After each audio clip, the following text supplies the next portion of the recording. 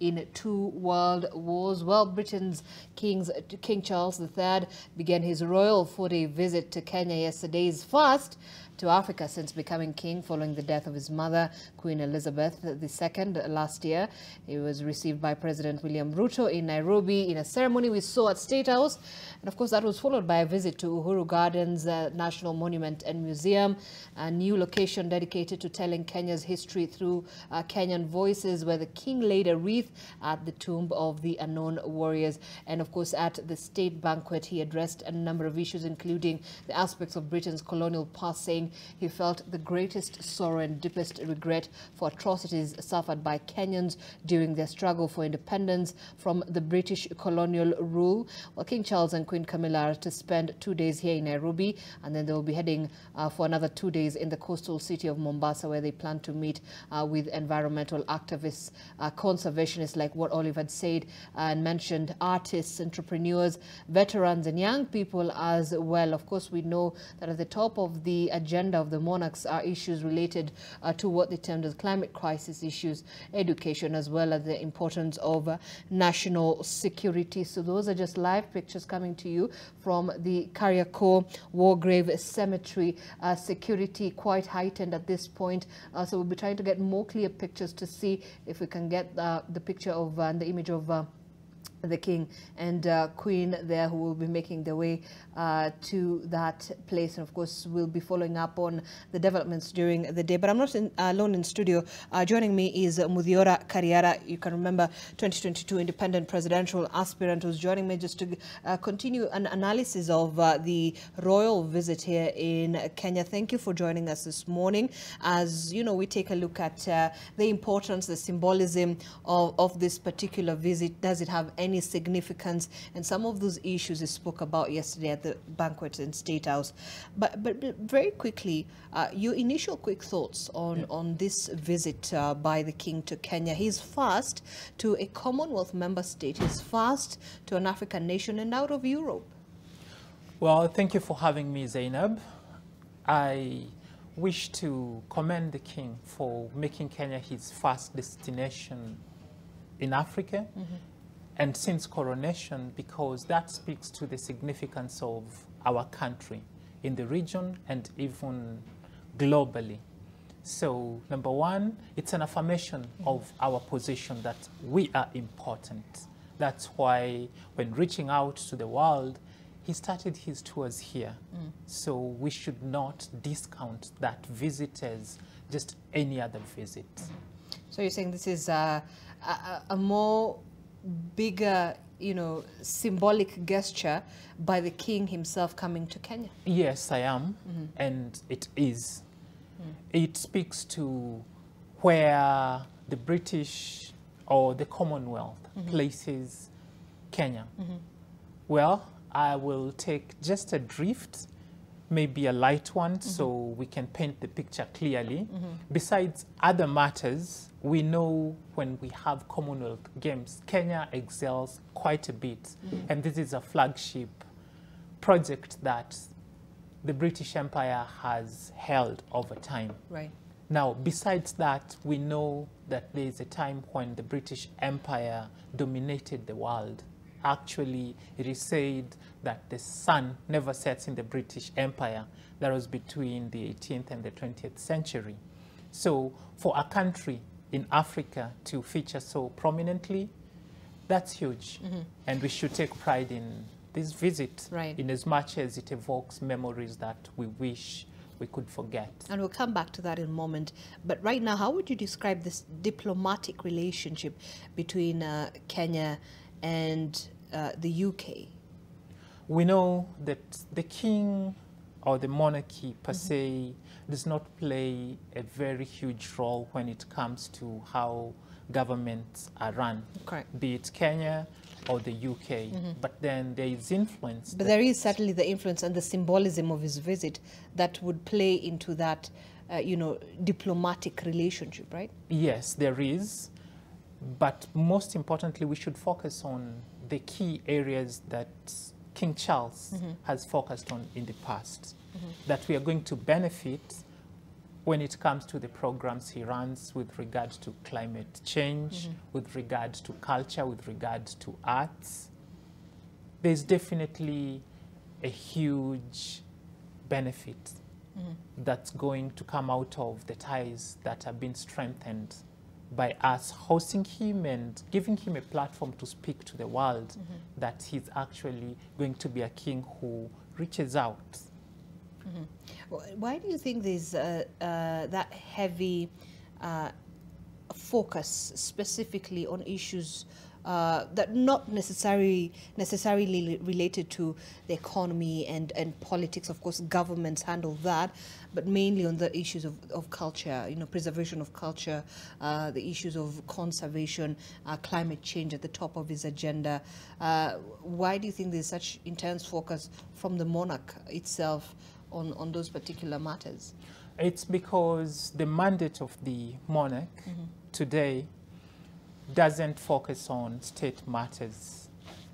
In the past, of course, they were everything. They ran governments. But we know currently the person in charge of that is the Prime Minister, voted for by the people.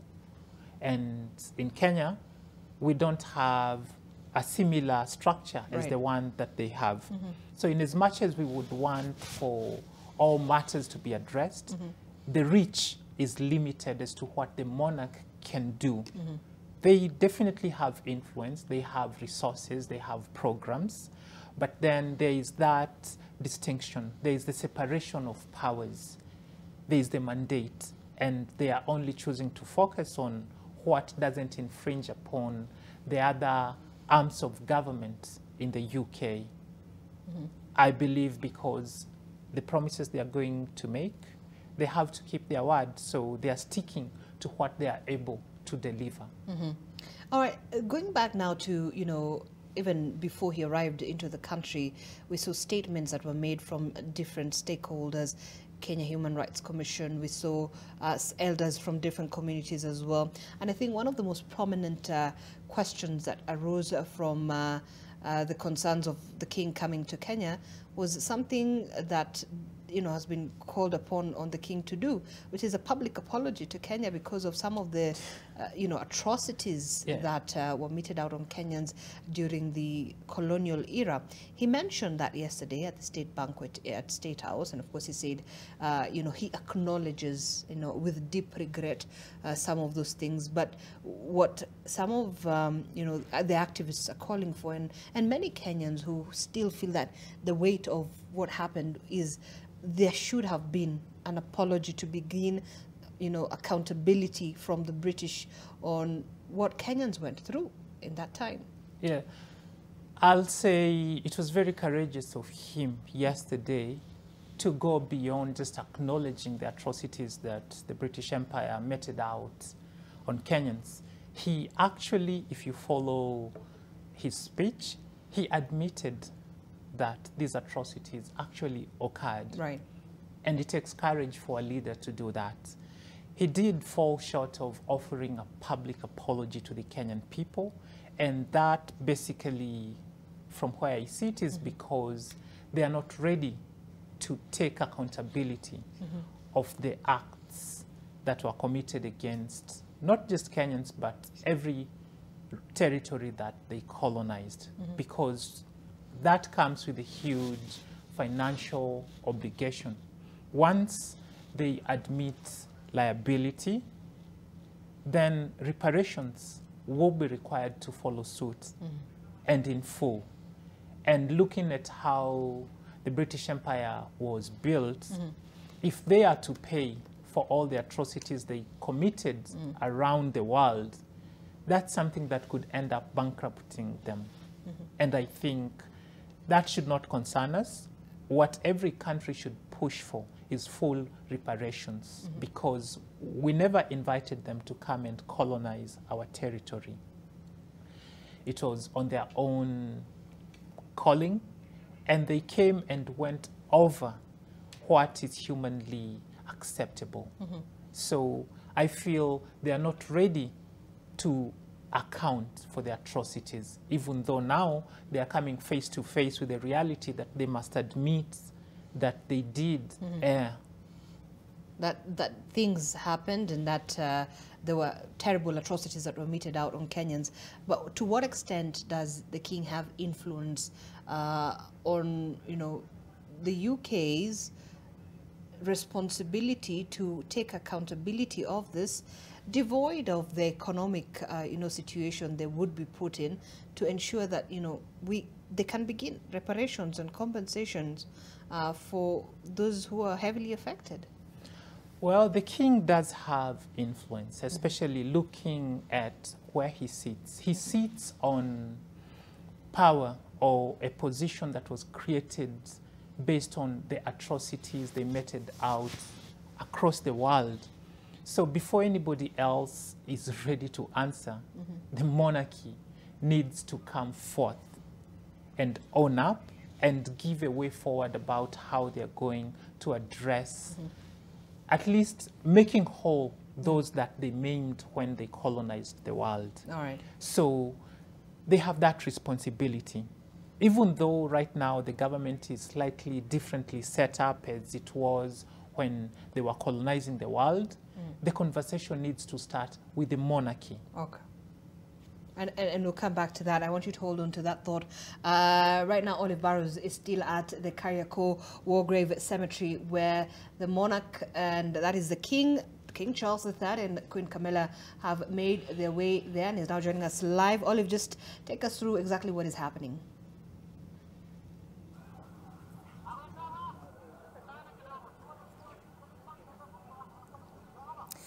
Thank you, Zainab Ismail. We are outside the Kariakor War Graves site, and this is the Nairobi Kariakor War Cemetery, and it is also one that has been gazetted by the National Museums of Kenya. That happened back in 2006. Just to give you a little bit of history around Kariakor, as well as this cemetery site in particular. Well, this site was houses 33 graves, and there are 33 Commonwealth burial sites, and they are gazetted and therefore are considered a heritage site. And during the Second World War, Nairobi was the headquarters of the East African Force and the base for the conquest of Jubaland, and it was known as Italian Somaliland. I don't know whether you've walked around the city center and you have the three, I don't know whether to call them statues but representations of the Kariakor. And just behind me, before I get into that, was what appeared to be Nairobi Governor Johnson Sakaja, looked to be flying the flag of Nairobi County.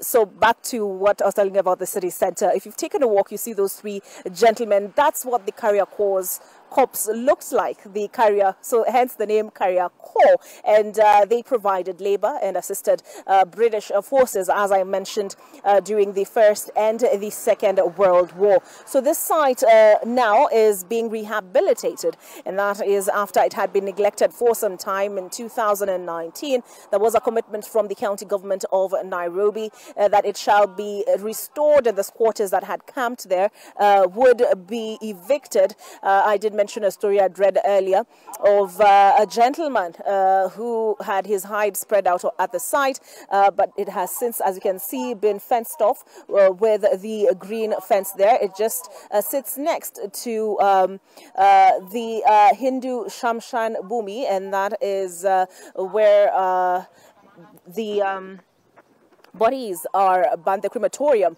so they sit right along each other. So as I was saying, the long history where Kenya and Britain is concerned on the defense front runs far back, as far as World War I into World War II. I see we have more people who are coming in for this ceremony here at the War Cemetery, and so as I said, this commemorates the sacrifice made by Africans in assisting the British fight the two world wars. And it was also a hospital center number 87, actually. I'm just reading from the Commonwealth War Graves website here. And it was the hospitals here between 1943 and 1945 at least. So it is the Nairobi Quarry Road Muslim Cemetery contains 33 Commonwealth burials of the Second World War. So the Carrier Corps was a labor corps created in Kenya during the First World War to provide military labor to support the British campaign against German army forces. And the British attempted to deploy Indian army troops and keep the King's African Rifles as internal security troops with limited success. Not only were they unused to the terrain, the need to feed a large body of foreign soldiers presented severe logistical problems as troops in the interior had to be supplied over long distances without rail or road lines of communication. I'm just looking at Wikipedia now, and so take the information there with a pinch of salt, but I can see that they ultimately recruited and conscripted over 400,000 African men for portage and other support tasks. And so this relationship, as I said earlier, has run a long time. There is the good, the bad, and the ugly that King Charles III said he would be acknowledging. But this particular site was gazetted under the National Museums and Heritage Act of 2006, Gazette Notice number 7 of 23rd of January 2015. The Commonwealth Graves Commission and the National Museums of Kenya are developing the land to be a public heritage site for remembrance of those who died serving in the Carrier Corps, the regiment whose name and legacy left its mark on the Kariokor district of Nairobi, and that is in the World Wars from 1914 and into the Second World War. As you can see, the area is heavily secured. Not a soul aside from the along this road here, not a soul other than you can see the military police and the National Police Service working together. So heavily secured area. As I said, after this, we expect the King Charles III, to make his way to the Karura Forest, but he may make a stopover or two on the way, because today is a day they have dedicated towards conservation efforts. They will be visiting Sheldrick at the Kenya Wildlife Service. I expect they will also take a tour of the Nairobi National Park. Aside from that, they will be holding a reception and meeting various thought leaders from the country. So he has a packed schedule begun yesterday, and yesterday we saw him visit the Nairobi garage as well, and in an effort to support and also better understand the advancements where technology is that Kenya is making where technology is concerned. In the communique they shared right before they came to the country, they did quote that Kenya is third leading on the continent where technological advancement is concerned. As you would expect, M-Pesa in particular was a marvel, and there have been attempts to replicate it in other jurisdictions. So he was at the Nairobi garage, also where education efforts are concerned. I did mention earlier that there was an MOU signed between the Kenya government and the British government. He also visited a library in Eastlands, and there he was hosted by Nairobi Governor Johnson Sakaja. So education is a big part of this trip, empowering the youth as well as efforts conservation. He also did give quite the long history between his family and Kenya. Not the first time that he has been here. He also spoke about last night meeting the late President Jomo Kenyatta. I do beg your pardon. And he referred to him as a towering figure. And he says on account of his age, this was the 70s, and he said on account of his age he was rather intimidated. So his family and Kenya, his family in particular, not just the British people and Kenya, have a long-running history. He spoke of the history that moved from generation to generation from his mother, who came to Kenya as a princess, and when she left, she was a queen. He spoke about himself and his history with Kenya and working with Wangari Maathai in conservation efforts. efforts. He did speak about meeting her. And aside from him, his children, he spoke of Prince William proposing to his now daughter-in-law about a decade ago, facing Mount Kenya as it were. So this visit is to celebrate 60 years of independence where Kenya is concerned. That is the reason he visited the Uhuru Gardens yesterday. In his speech, he spoke about standing under the Mugumo tree, where the first flag was planted. And when he was at Uhuru Gardens, President William Ruto spoke about the wall of shame and the wall of fame. So both parties have said they're not looking to deny the complicated history that the two countries share.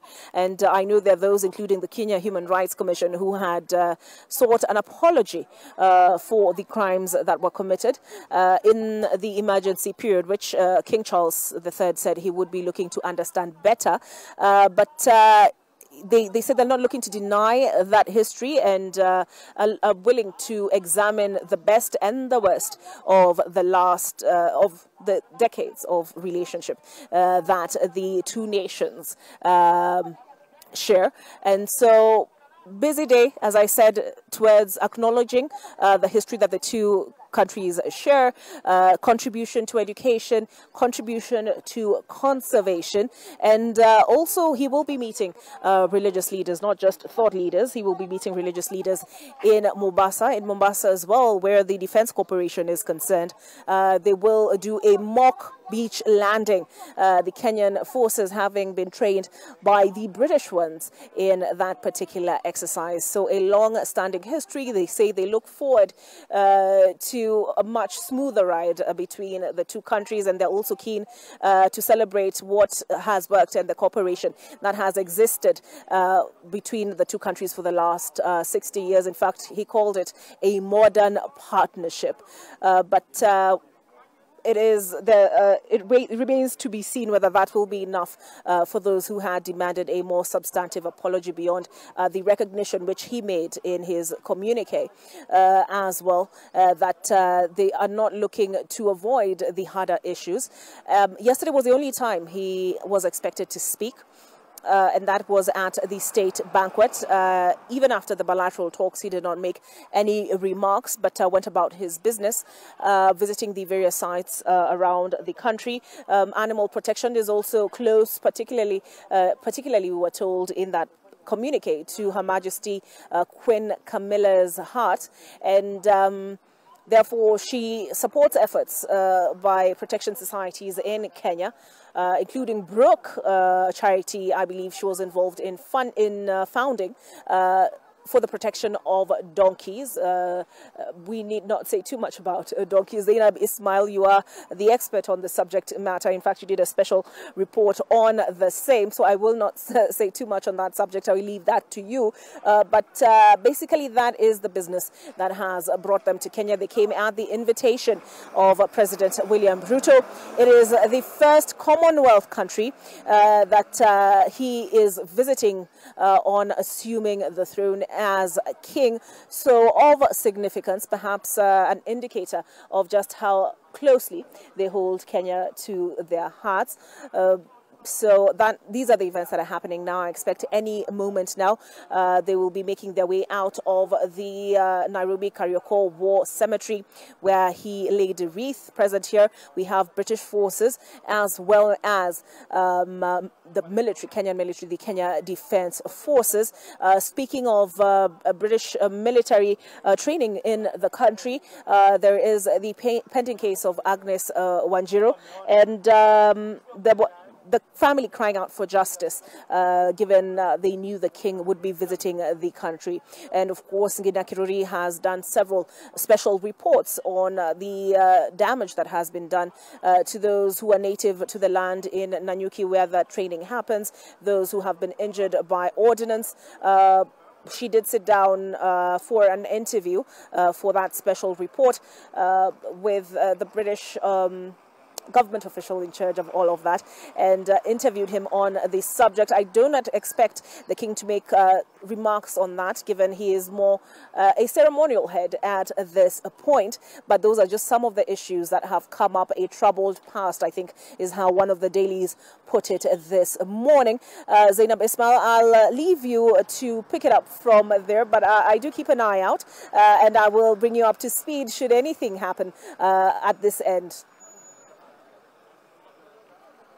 Barras there, who is going to remain on and is going to be our eyes and ears on the ground just to give us all the updates from the Kariakor War Graves Cemetery, who are expected, where we expect to see the monarch make their way there to pay their respects and honor Kenyans and other Africans who died in the 2 world wars. And of course, what will be a symbolic gesture as well.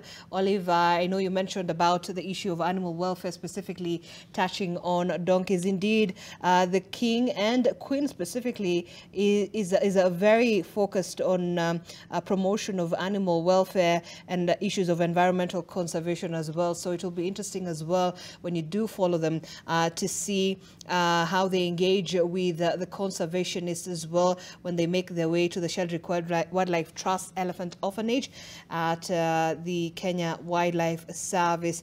And of course, that is particularly of particular interest for me as well. But anyway, we come back to our conversation with my panelists here in studio. Muthiora Karriara, 2022 independent presidential aspirant. We've seen, the itinerary by the British government for the king and queen here in Kenya. What then do you think Kenya is going to gain from this particular visit? Do we have anything to gain from it? Yes, we do. Like yesterday, if you may recall, there is a memorandum of understanding that was signed that's going to support programs in the education sector. Right. There are very many Kenyans who have benefited from the Chevening Scholarship Program. And this visit just went ahead to reinforce that. Of course, you were talking about the king's interest with regard to animal welfare. And we know they've given funds to support programs that ensure that animals' welfare is well taken care of. They've even gone to support legislation for the same. So there's a lot to be gained. You see the human rights activists out there bringing out what has been in the closet, like with regard to cases that have been outstanding. You remember the 2012 case of Wanjiru? Agnes Wanjiru, 21-year-old mother. Yes. Right. The king's visit has given us an opportunity to highlight on the fact that justice has still not been served. Correct. There is a time the military brigade, the Batuk, were conducting their drills and a fire broke out and gutted acres and acres in of land. Loldiaga, right. Yes. That has yet to be addressed, and the king's visit has given us an opportunity to look into what is going on to address that. Do you think we'd be able to hear from the king specifically touching on those particular matters which are quite of interest to many Kenyans, and especially on the issue of the unsolved murder of Agnes Wanjiru? All these years down the line, we've not had a substantive, statement from the British government on really the way forward. We already know a former British soldier is already a prime suspect in the case. No one has been charged. Is this something we hope to hear from the king? I don't think he will address it directly, but I know behind the scenes, pieces are moving to ensure that these matters are addressed. I will state for the record that the British Empire was built on violence. So they wouldn't come out to maybe offer apologies over things they have done, but I'm sure for civility's case, pieces have been moved to ensure that justice is served for those heinous acts that were conducted. But even if not touching specifically on those individual cases, there have already been intense criticism of the British troops here in Kenya on the issue of committing different crimes, getting away with them, including the issue of leaving unexploded ordinances in Samburu, for example. Yes. There's the issue of the environmental degradation issue as well, the fire that broke out. Perhaps, do you believe he'd be able, or is it within his own stature as a king to just give a mention, perhaps, on that? Well, the king at this point is more of a ceremonial head than anything else. Right. And him getting into these matters would bring conflict between how the monarchy runs and how the government itself, by the prime minister. Yes. Right. But then he did say that he's in Kenya to try and deepen his understanding of the atrocities that the British Empire committed against the Kenyan people and I suppose Africans and every territory they colonized. So him being here, he will come face to face with what people go through as a consequence of what his monarchy has done, what Britain continues to do even today, and through the channels that are available to him, he will seek to have these matters addressed. So I consider these visits a blessing because in a way, matters that were not being addressed will get to be addressed even though they may not be conclusively handled. All right, and I can see from the pictures on our screen right now, I believe that is the entourage that is accompanying the king and the queen, who are now making their way to the Kariakor War Graves Cemetery right now. And you can see the convoy of vehicles along that road, that is Kariakor Road, and quite a heavy contingent of security officials as well on just the sidelines of the road to make sure that everything runs smooth in this particular exercise. The King and the Queen expected to honor the Kenyans and other Africans who died in the 2 world wars. And that's live pictures from Kariakor.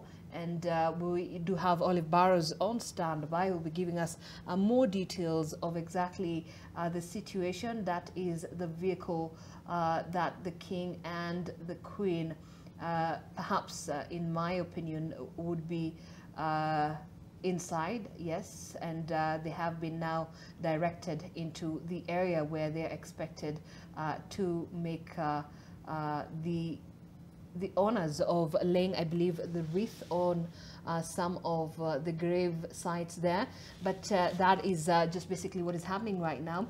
The vehicles that are accompanying the king, we can see a number of vehicles there, including some matatus that have been given some artistic works on them, just to symbolize the king's royal visit here in the country, and a number of dignitaries as well who will be accompanying the king and the queen as well. That is what we expect, and security is quite heightened right now in that particular area as they make their way to the Kariakor War Grave Cemetery. So we're going to continue looking at the pictures there live from Kariakor, just to get a glimpse of the situation and a glimpse of how that ceremonial activity will be taking place.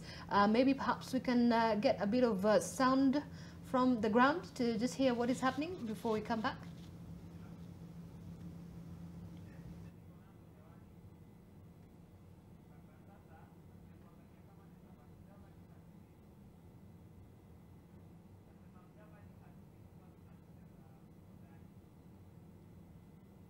All right, even as we get to hear the sounds from the ground there at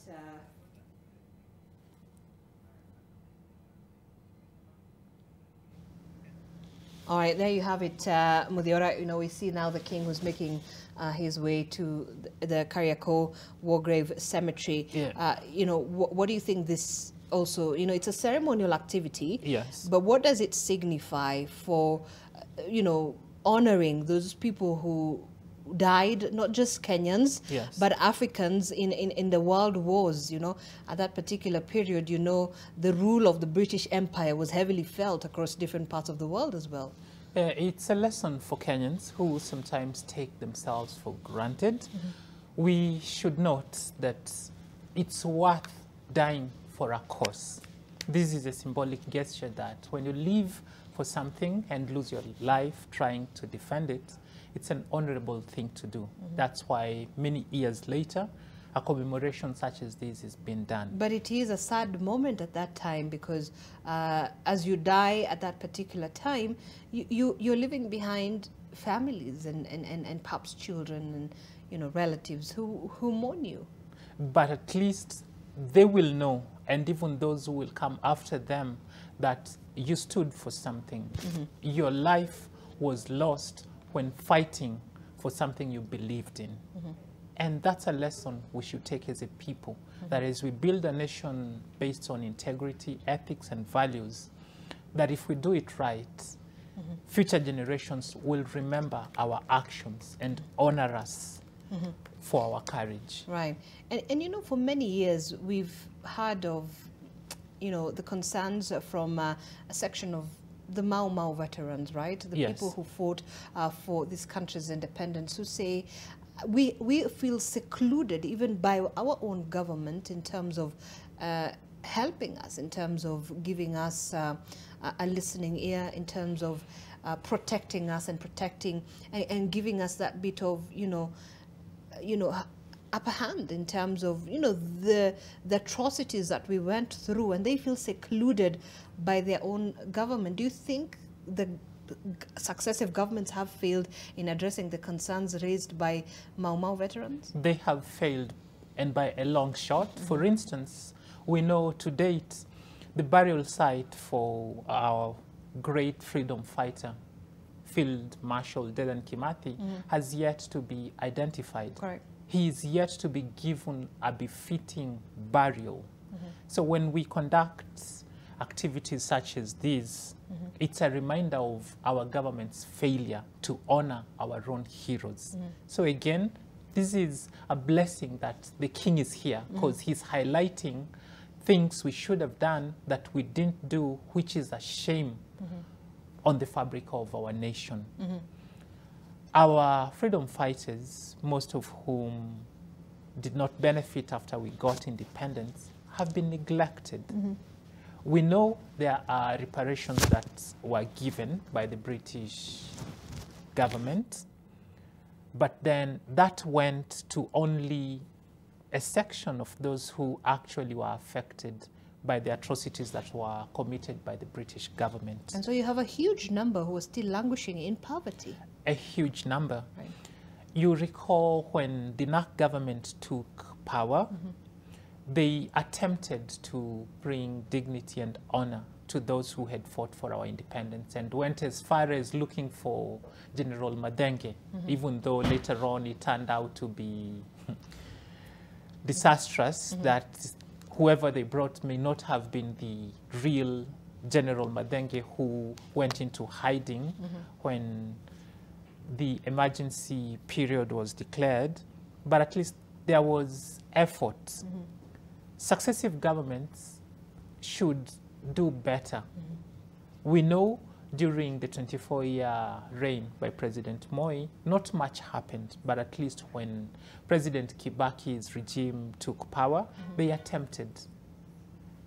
It's William Ruto's opportunity now to make sure that he makes whole all those who gave their lives so we can have independence and the dignity to be citizens of our own country.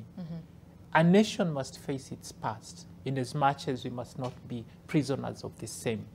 But then those lessons cannot be ignored. They should be acted upon. And honoring our freedom fighters is a thing that I believe Kenya can afford to do. All right.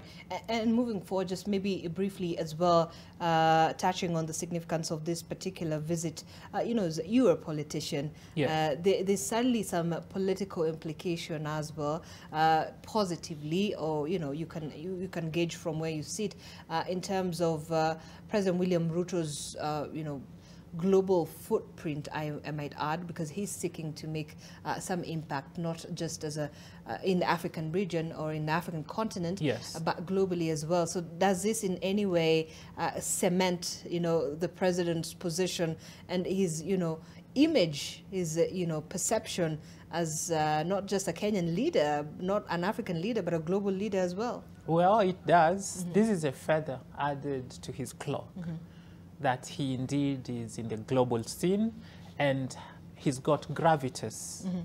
This visit will definitely open more doors for him, and I hope he's going to use that to foster stronger ties with other nations out there, maybe even bargain for better agreements than the ones that previous governments entered into with those other nations. Right. So he's been globe-trotting. We've beaten him up on the same, but then him being able to bring such guests to our country, it does help to improve our image globally. Right. And besides that, the party that traveled to Kenya is huge and has brought economic benefits to our hospitality industry. Right. And even for those who went to school, when I went to school and read about the British monarchy, we are getting to touch that which we read in books. We can see, we can visualize. And that's a good thing, even for our psyche as a nation. All right. All right. Thank you, Muthiora Karriera, 2022 Independent Presidential Aspirant, for joining me this morning just to take a look at that royal visit by the King and Queen of England. And of course, we'll continue with this rolling coverage for our viewers, and especially those who prefer Swahili. Well, the Swahili block will be coming up shortly in just a few moments. Nuru Abdulaziz will be taking us through the next stages of this visit. Olive Barrows is already on standby at the Kariakor War Grave Cemetery, where the King and Queen have already made their way there. If we can get to see just some live pictures of what is happening right now, if that is possible. And of course, this is what they're doing is to honor the Kenyans and other Africans as well who died in the world wars. And Olive gave us a bit of a history in terms of even the name Kariakor. What does it mean, Kariakor? Mispronunciation, but that's what happens when we assimilate a different language. But this is where I leave it at this point. The royal visit continues. It's a 4-day royal state visit by King Charles III and Queen Camilla here in the country. They're also expected to head to Mombasa County for another 2 days. They'll be meeting a number of people, conservationists, artists, leaders, young people as well, and we'll be giving you details of some of those statements that will be coming out from the meetings then, of course, also on what will be happening later on in the afternoon when the monarch goes to visit the Kenya Wildlife Service. All right, my name is Zainab Ismail. Thank you so much for your valued company from 6 a.m. We do appreciate it, and have yourself a good day. Enjoy the rest of your viewing. In a moment, Noor Abdulaziz will be taking us through the next phase of this live coverage. Stay with us.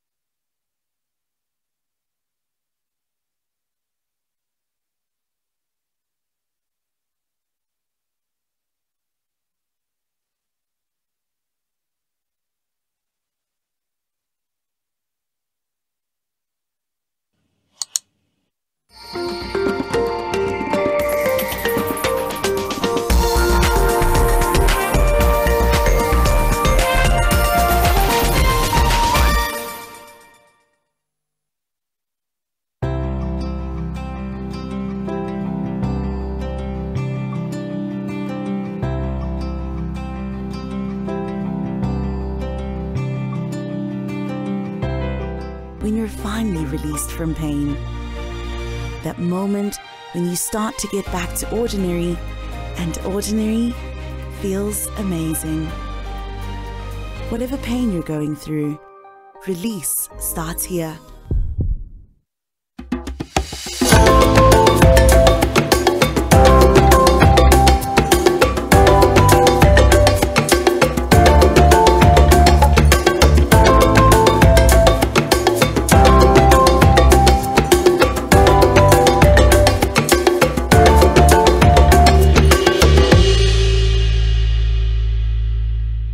Going back into European competition, and into the Champions League no less, was a long time coming for Newcastle fans. The chance of a run into and through the knockout stages might leave some of them feeling a little greedy.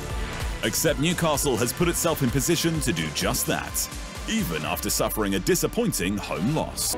Being consistently competitive, beating the elite teams and rising to the top of the Champions League might be one of the hardest tasks in football. Now consider Newcastle's place in the Champions League. Returning after a gap of 21 years and drawn in Group F with PSG, Borussia Dortmund and AC Milan.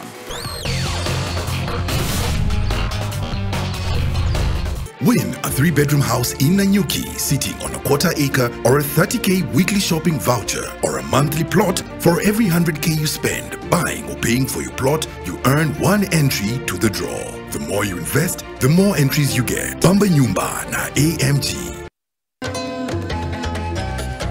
We'll be having that conversation with experts on just what is the role of science, technology and innovation in improving agriculture and food security. We know what we have. We know what we lack.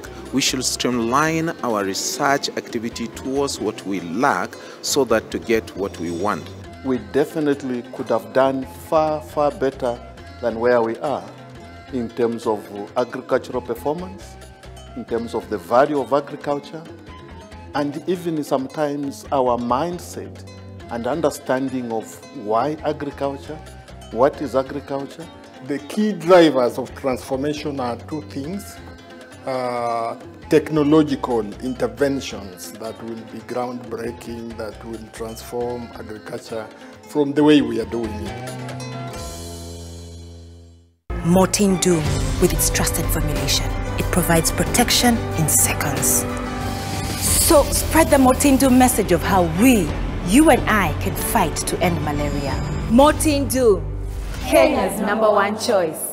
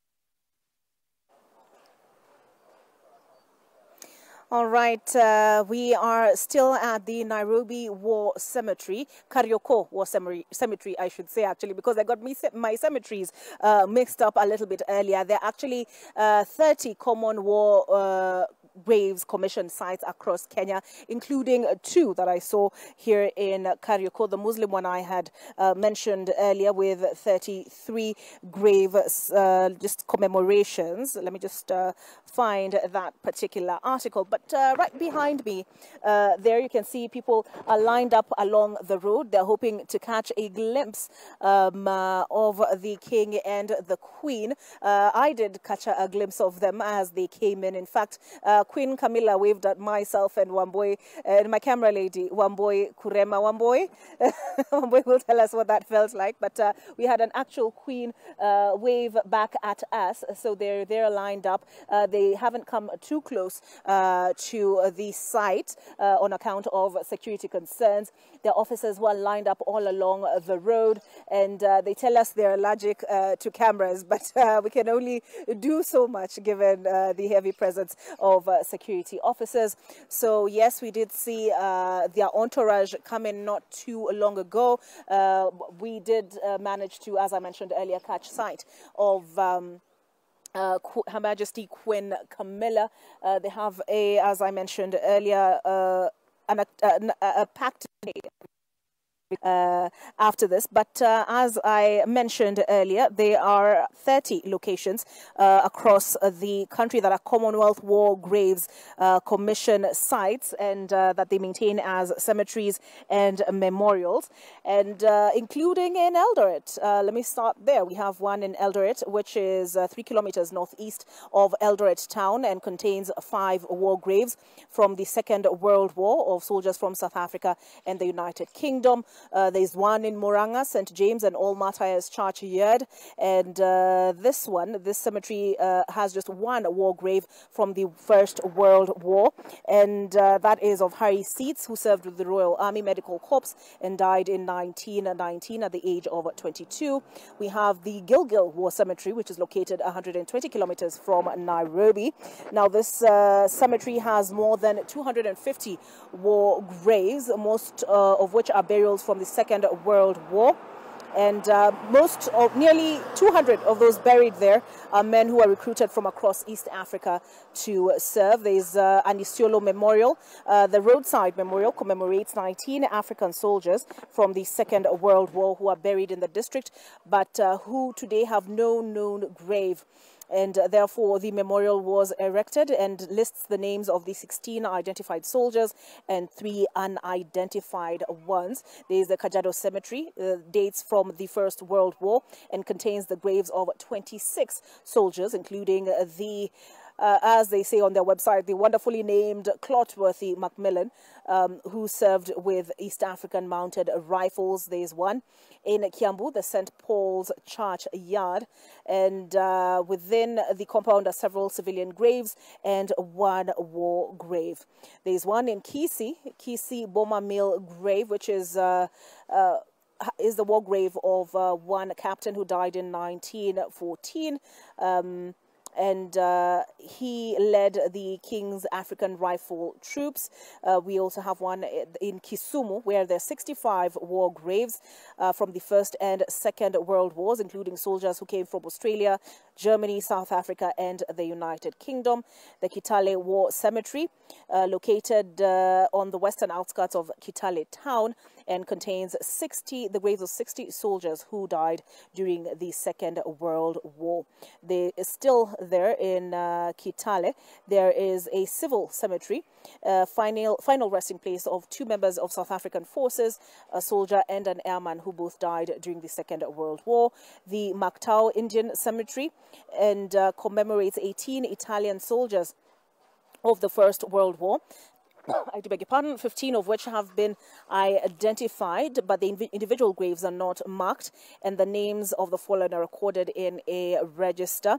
There's one in Marsabit, and it's part of a civil cemetery, and contains the graves of 25 East African soldiers from the Second World War.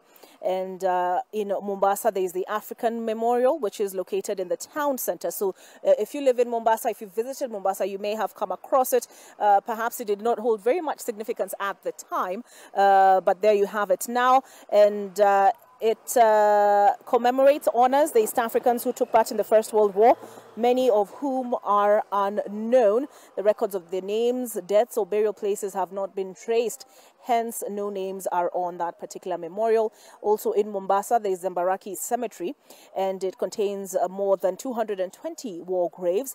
And aside from that, in Mombasa again, there is the Manyimbo War Cemetery, which is located in Chuda area of Mombasa, and has more than 200 war graves from the Second World War. And Mombasa, it appears, has several. But looking at Mumias, this has just one war grave, and this is at Mumias Sem ACK Church. And this is of a captain who died while serving as an assistant district commissioner. There's one in Mwelendogo as well. Just scrolling through, there's the Nairobi African Memorial, which I had already mentioned. If you're in the city center, perhaps if you take a walk, you will come across it. And this is located along Nairobi's Kenyatta Avenue, and honors East Africans who took part in the First World War, many of whom are unknown. The records of their names, deaths, or burial places have not been traced. Hence, there are no names on on that memorial. It's quite eye-catching. I don't believe you would miss it should you keep your eye out for it.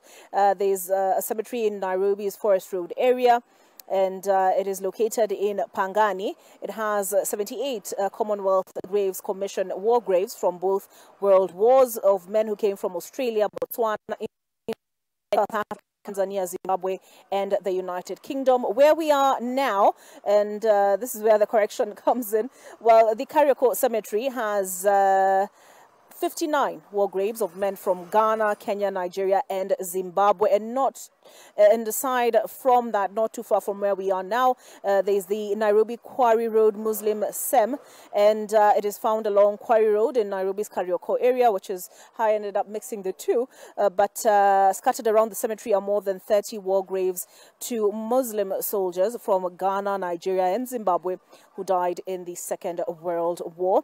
There's also the Nairobi Park Cemetery, and the City Park has just one Commonwealth burial slot from the Second World War. And again, if you take a walk in the city, turns out there are a lot of historical sites, be you in Mombasa or Nairobi. There's also the Nairobi South Cemetery, and it is located close to Bunyala Road. So you may have seen it. I know I have.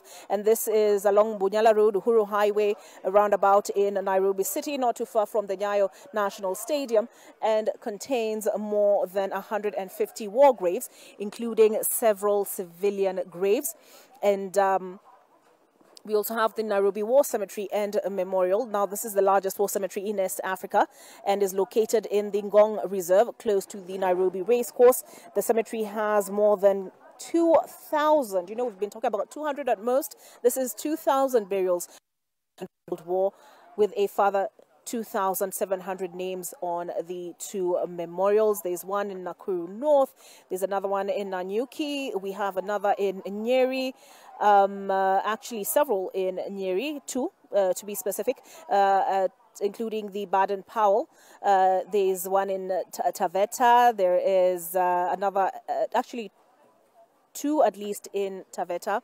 There is the Thika War Cemetery, the Voi Cemetery, which is last on my list. So those are the Commonwealth War Graves Commission cemeteries that can be found in Kenya. As I said, they were established to honor the sacrifice of the Africans who fought in the world wars, World War I and World War II. And that is what King Charles II is doing here at in Kariokor. He will lay a wreath and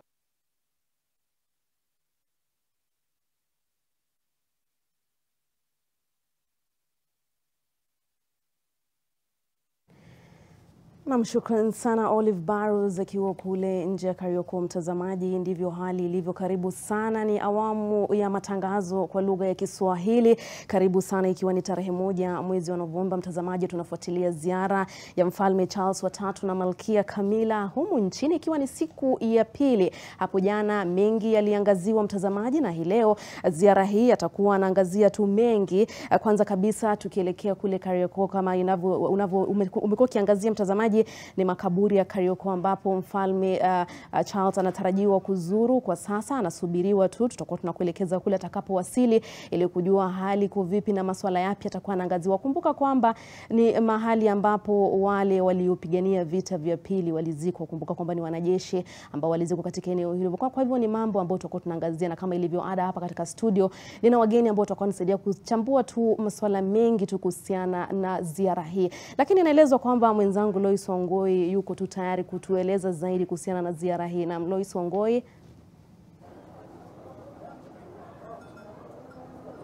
Asante sana mwenzangu Nuru. Mtazamaji, ni siku ya pili ya ziara ya mfalme wa Uingereza Charles wa 3 ama Charles III, akiwa amefika na mkewe Malkia Camilla, na huku Wakenya wakiendelea kufuatilia ziara hiyo kwa karibu. Hapa Uasin Gishu hatujabaki nyuma. Nitaje tu pia sisi ni kaunti ya kifalme, manake rais wa 5 wa nchi anatoka katika kaunti hii ya Uasin Gishu. Sasa tuseme na wenyeji tuweze kujua wanaendelea kupokelea vipi uwepo wake mfalme Charles hapa nchini. Tuanze kwa majina yako tafadhali. Kwa majina yangu naitwa Rogers Maloi, mkazi wa Uasin Gishu, Eldoret hapa kikazi. Naam. Tumefuatilia kwa umakini mtembeleo wa Mfalme Charles na mkewe Camilla. Asema kitu ambacho ilitufurahisha jana katika maongezi yake kule Ikuluni. Nini ambacho alisema kikakufurahisha wewe kama mkazi? Aliungana na ziara ya rais ya kuweza kuzingatia kuhusu mazingira, kwamba climate change, vile rais alikuwa ameweka mpangilio ili tuweze kupreserve environment ama climate ambayo rais anachangia kwa sababu ya global. Nasema at least naona mfalme aliongeza something ambayo ita push for the president. Mfalme alisema amepata motisha kutoka kwa rais. Manake rais anapania kupanda mabilioni ya miti hapa nchini. Wewe mara ya mwisho ulipanda mti ni siku gani? Ama sasa ndio utachukua jukumu pia nawe? Tumepanda miti, hata mimi naendelea kuchukua jukumu vile rais anaendelea kupanda. Yeah. Asante, tupate mwenzetu hapa. Karibu katika NTV, tueleze majina yako na je unafanyanga shughuli gani ya ujenzi wa taifa? Kwa majina ni Kimaru Philip Cherop, nafanya kazi ya bodaboda hapa Uasin Gishu. Umeshuhudia ziara ya Mfalme Charles wa tatu, leo ni siku ya pili. Nimeshuhudia, niliweza kuona pale kwenye runinga akiwa ameketi chini pale na rais wa Jamhuri ya Kenya. Na sasa kuna swali nataka nikuulize. Hapa nchini, pia hapa Uasin Gishu, tumeona watu wengi wamekuwa wakiondoka kuelekea mataifa ya nje. Wengine wanaenda Canada, wengine Australia, lakini kuna wengi tu wanaenda taifa la Britain, haswa hawa akiwa ni madaktari au nurses, wauguzi. Kwa mtizamo wako, ni nini huwa kinachangia Wakenya ambao wana taaluma nyingi, wana ujuzi mwingi kuondoka hapa nchini na kuelekea nchi kama Uingereza kutafuta kazi huko? Kulingana na mimi binafsi ninaona ya kwamba kile inawachangia sana kuenda nje ya nje ni kwa sababu ya shilingi, bei ya shilingi compared to ile ya Uingereza. So na pia nafasi za kazi humu nchini zimekuwa nadra. Pale nje wanaweza pata nafasi za kazi sikiwa at least inapatikana kwa urahisi. Sasa wewe umesema mwana bodaboda, ndo kazi uliopanga tangu utotoni mwako, ama pengine ungepata na nafasi hata wewe ungetoka kama Wakenya wanaoelekea Uingereza kusaka mazuri? Kwa sasa nikiwa mdogo, nikiwa pale shuleni ningependa kuwa wakili, lakini lisilobudi utendo. Nilijipata nikiwa ninaendesha pikipiki. Hamna tatizo, sasa unasema kazi ni kazi. Shukran. Tupate mwenzako. Pengine majina yako, alafu tueleze unafanya nini kwa ujenzi wa taifa? Asante. Kwa majina naitwa Kevin. I'm the youth president hapa Uasin Gishu County. Mimi ni kiongozi wa vijana hapa Uasin Gishu County. Sasa wewe kama kijana, hata ni vizuri nimekupata. Tumeweza kuona hapa Uasin Gishu vijana wengi wamekuwa wakitoka na kuelekea mataifa ya nje. Wengine wanaenda Australia, wengine Canada, wengi tu wanaenda katika taifa la Britain. Hasa wale ambao ni nurses, wauguzi na madaktari. Kama kijana ambao unatangamana na vijana, maana umesema wewe ni kiongozi, ni nini kinachangia taaluma hizi kuenda kutafuta nafasi katika nchi kama Britain? Okay, asante. Tunavyojua, mimi kama kiongozi wa vijana hapa Uasin Gishu County, mimi najua kuna ukosefu wa kazi hapa Kenya. Na venye rais anavyosema, anasema vijana waende nje watafute kazi. Na kama venye governor na rais wetu walikuwa wameahidi kwamba wataenda huko nje watafutie kazi vijana, na hivyo ndivyo vijana wetu hapa Uasin Gishu County wanavyofanya. Wanaenda huko nje kutafuta kazi, na ni mzuri kwa sababu ni vema na inakubaliana kwamba vijana waende huko nje watafute kazi, na unajua wanavyoenda pesa inarudi Kenya, maendeleo tunaona wenye wametoka nje maendeleo imefanyika, manyumbani kwao imebadilika, mtu amenunua shamba, mtu amejenga nyumba mzuri, mtu amenunua gari mzuri nyumbani, wazazi wamefaidika kutokana na ile vijana wetu wakitoka nje kutafuta kazi. Sasa nikuulize swali. Waswahili wanasema ujana ni kama moshi, ukienda haurudi. Ikiwa vijana wetu wengi watakuwa wanaenda ughaibuni kupeleka taaluma hizo, je, katika siku za usoni huoni kutakuwa na hali ya hatari kidogo ambapo tutakosa taaluma hizi kwa wingi? Unajua sio vizuri kwamba vijana wanatoka nje. Sio vizuri sana, lakini unajua sisi pia kama vijana tutajikaza kuzaa watoto wengi ili tutakuwa tunapata vijana wengi hapa nchini Kenya. Inakubalika watu waende nje watafute kazi, kwa sababu wakikaa hapa watatezeka bure. Unaona vijana, tunapata vijana over 52,000 per year wana graduate. lakini pia hawakuji kupata kazi. So ni vema watoke nje watafute kazi kuliko wateseke hapa nchini Kenya. Na unajua Kenya pia unavyoona rais amesema anatoka nje kutafutia ziara za kazi. Na tunakubaliana na rais kwamba aende huko nje na vijana wetu wapate kazi ili wasaidie familia zao. Asante. Asante Nuru, bila shaka mtazamaji wangu umepata mawili matatu kutoka kaunti ya Uasin Gishu. Wengi wanasema ziara yake Mfalme Charles imeweza kufungua nafasi za ajira, lakini wanasema zile nafasi ambazo zimekuwa tayari Wakenya wamekuwa wakitoka nje. Kisa na maana wanasema hamna mazuri, hamna cha kujivunia sana katika sekta ya kuajiri wauguzi wetu hata na madaktari wetu. Kwa sasa nakupokeza katika studio zetu za mjini Nairobi, Nuru. Na shukran sana Lois akiwa kule Eldoret. Mtazamaji, ni mengi ambayo wamesema tu kuhusiana na ziara hii ya Mfalme Charles wa tatu na mkewe Camilla au Malkia Camilla. Na mtazamaji, kama ilivyo ada mtazamaji, leo ni siku ya Jumatano, na mbali na kwamba tunaangazia ziara hii ya Mfalme Charles wa tatu, pia tutakuwa tunaingizia ndani masuala tu ya afya. Kumbuka kwamba sekta ya afya imeathirika pia sana humu nchini. Wengi wahudumu wa afya wamekuwa kilalamika kuhusiana na sekta hiyo. Kumbuka pia mtazamaji, kuna uhusiano wa Uingereza na taifa hili kuhusiana na sekta hiyo ya afya. Ni moja tu ya mambo ambayo tulikuwa tunaangazia hii leo hapa katika studio na wageni wangu ambao watakuwa wananisaidia kuangalia. Lakini mbali na hayo mtazamaji, pia katika mambo ambayo yanaendelea humu nchini hii leo, tunaangazia ziara ya Rais William Ruto kule Pwani ambayo imeanza hii leo, na kwa hivyo atakuwa ziarani kule kwa siku 5 kuangazia tu mengi haswa kuhusiana na masuala ya maendeleo mtazamaji. Pia kuna mtihani wa KCPE na KPSEA ambao unatarajiwa kukamilika hii leo. Kumbuka kwamba watahiniwa milioni 2.6 walikuwa wamejiandikisha kufanya mitihani hiyo mtazamaji. Ni baadhi ya mambo ambayo yanaendelea, na tumekuuliza tu swali leo kuhusiana na swala hili zima la ziara ya Mfalme Charles wa tatu. Je, kwa nini wataalamu wengi wa Kenya hasa wa afya wanahamia nje kama vile Uingereza? Je, kwa nini wataalamu wengi wa Kenya hasa wa afya wanahamia nje kama vile Uingereza? Wasiliana nami @nuru_Abdulaziz@NTV Kenya #NTV sasa, na nitakuwa naangazia maoni yako kabisa mtazamaji. Karibu sana tena iwapo unaungana nasi unatazama NTV sasa. Tunaangazia ziara ya Mfalme Charles wa tatu na Malkia Camilla. Hapa katika studio nina wageni wangu profesa kupitia kwa njia ya Zoom. Kwanza nina Profesa Macharia Munene ambaye ni mtaalamu wa historia na masuala ya kigeni. Hapa katika studio nina Daktari Kennedy Moindi ambaye ni mwanahistoria kwea, na nina mgeni pia Aziza Wafula, muuguzi hospitali kuu ya Kenyatta KNH. Nina Peterson Washira ambaye ni mwenyekiti wa kitaifa muungano wa matabibu huko, na Daktari Miskela Mbega, naibu katibu mkuu KMPDU. Karibuni sana. Na tumeona kwamba leo hii mfalme anatarajiwa kuzuru maeneo tofauti ikiwa ni siku ya pili ya ziara yake humu nchini. Hapo kesho anatarajiwa kuwa kule Mombasa kuzuru kwa siku 2 ili kutamatisha ziara yake ya siku 4 humu nchini. Hii leo anatarajiwa kuwa katika makaburi ya Kariokotu, na anatarajiwa kwa sasa, na iwapo atafika mtazamaji tutakuwa tunarejea kule.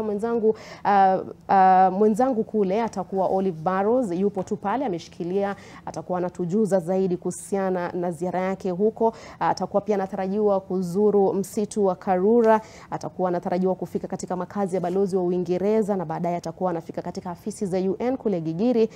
Pia kutakuwa na ziara yake hapa tu Nairobi Street Kitchen, na natumai tutakuwa tunaangalia ni kuhusiana na masuala yapi atakapofika wakati huo. Pia atakuwa anazuru Sheldrick ambayo ni hifadhi ya ndovu mayatima. Pia atakuwa anaelekea eneo la kuteketeza pembe za ndovu kule KWS. Ni kati tu ya mambo ambayo atakuwa anafanya hii leo ikiwa ni siku ya Jumatano.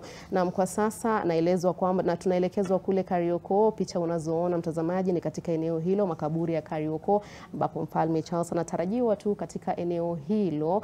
Kumbuka kwamba ni maeneo au eneo ambapo wanajeshi waliopigana vita vya pili vya dunia ambapo walizikwa katika eneo hilo mtazamaji. Kwa hivyo mfalme anatarajiwa kufika katika eneo hilo, na tunaelezwa kwamba tu tutakuwa tunakufuatilia na kujuza zaidi kuhusiana na ziara hiyo. Kama nilivyokueleza hapa katika studio nina wageni ambao wananisaidia sana kuchambua swala hili. Nikianza tu moja kwa moja na Daktari Kennedy Moindi. Tunaona kwamba ziara hii haswa tukiangalia ratiba ya leo tunaona kwamba anazuru Karioko. Tukiangalia hali kama hiyo ina maana gani hapa nchini? Asante sana kwa mapokezi mazuri tuliyopata hapa. Na kwa kuangazia hasa tukirudi nyuma kihistoria. Katika historia. kule Kariakoo ni mahali ambapo walizikwa wanajeshi ambao walichangia katika vita vikuu vya pili katika mwaka 1939 up to 1945 na tunaona kwamba wale ambao walizikwa pale ni watu walikuwa wamejitolea, wengine walikuwa ni wa Kenya, wengine hata kuna watu raia wa nchi tofauti tofauti. Kwa hivyo katika ule mchango wa vita inaleta uhusiano ambao uko kati ya Kenya kama wakati huo ilikuwa koloni ya Uingereza na Uingereza kwa jumla ambayo ilikuwa na makoloni tofauti tofauti. Ndio.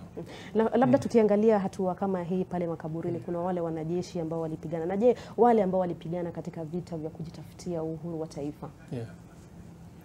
Sasa wale ambao walipigania vita vya uhuru, wengi wao wakati huo wa vita vya pili, wengi wao walikuwa wachanga, labda wengine wakati huo ndio walikuwa na ule uzoefu, yale matatizo ambayo Kenya kama koloni ilikuwa inapata wakati huo wa vita vya pili vya dunia. Matatizo ambayo yalikuwa yanaendelea hapa wakati huo ndio yalikuwa yanaendelea kupamba moto. Sasa baada ya vita vya pili vya dunia ndio sasa hii mzozano, hii vuguvugu la Mau ndio likaanza. Vuguvugu ambalo sasa wengi waliingia katika msitu wa Nyandarua kule, wakaanza vita, ndio baadaye sasa Kenya baadaye ikapata uhuru mwaka wa 1963. Naam. Profesa Macharia Munene, iwapo unanipata, tukiangazia swala hili la Kariokoo, makaburi kule Kariokoo ambapo wanajeshi hao wa vita vya pili walizikwa katika eneo hilo, tunakwambia tunataka kuipa kipaumbele haswa kwa njia gani, haswa kwa vizazi vijavyo?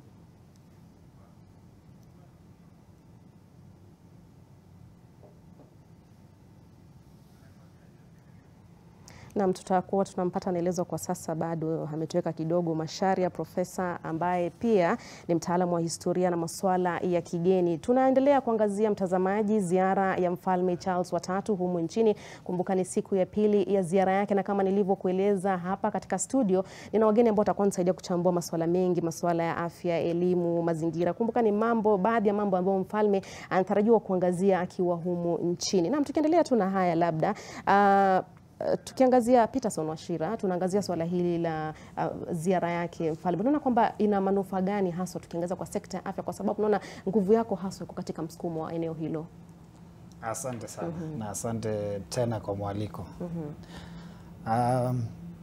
Ziara yake mfalme, nadhani kuna mambo mengi tu tunaweza faidika. Na nitaanzia tu hapo kwa mazingira. Kuna uhusiano wa mazingira na afya. Wakati tunaharibu mazingira, kuna mambo mengi sana yanaweza yakatokea ambayo yanaweza yakaathiri afya.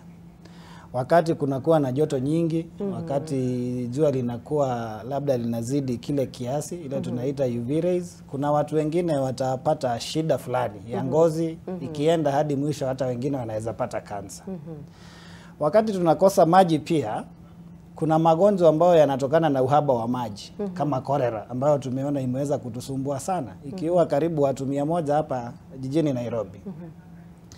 Na pia mafuriko ambayo hutokana na uharibifu wa mazingira kama yale ambayo tulikuwa tunatarajia. Wakati huu tulikuwa tumeelezewa El Nino inakuja, sijui kama bado inakuja. Bado kuna mvua nyingi tumeelezwa. Kuna mvua nyingi.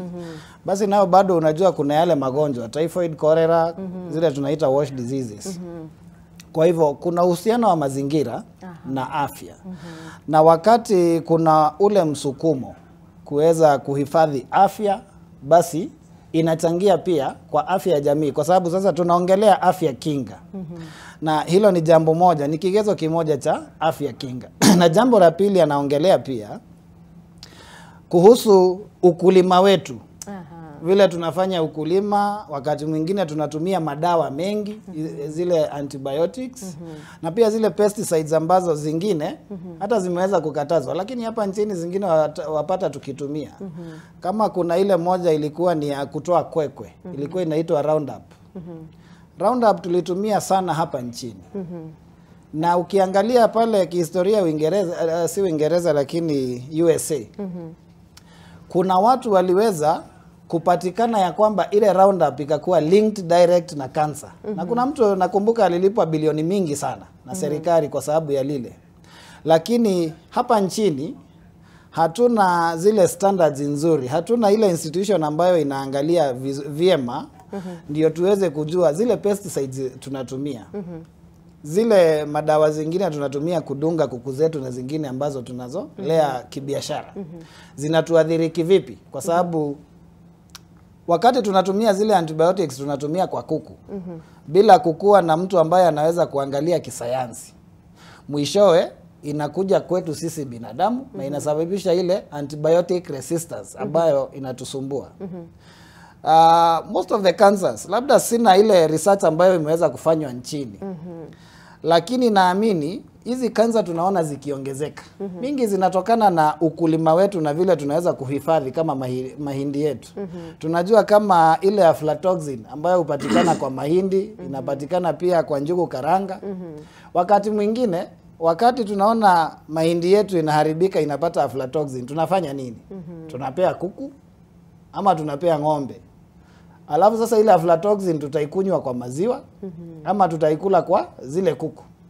Na wakati mwingine tunaweza kuwa tukisema kansa inaongezeka, tuna blame watu wengi sana, lakini ni kwa sababu sana sana pande ya ukulima, pande ya agriculture, hatujaweza kukuwa na mikakati kabambe ambayo inaangalia kuhakikisha kuna njia ya kuangalia kila kitu tunachokifanya. Ile ukulima ambao tunafanya basi pia iendane na ile lengo letu la kukua na ile afya kinga, kuhakikisha pesticides zetu hazikuji kutuadhiri, zile dawa tunatumia kwa kuku zetu na mifugo yetu haikuji kutuadhiri. Vile pia tunaweza kuhifadhi zile grains zetu ambazo tunaweza kupata, na sana sana unajua wakati mwingine ni elimu tu. Kwa sababu pale kijijini yule mzee hajui ya kwamba nikipatia hizi mahindi zimeharibika ng'ombe ama kuku itarudi kuniadhiri mimi mwenyewe. Kwa hivyo kuna mengi tunaweza tukasoma kutokana na yale mambo mfalme amekuwa labda akisukuma, iwe ni hapa ama iwe ni kule England, na ambayo inakuja pande nyingine kuadhiri afya.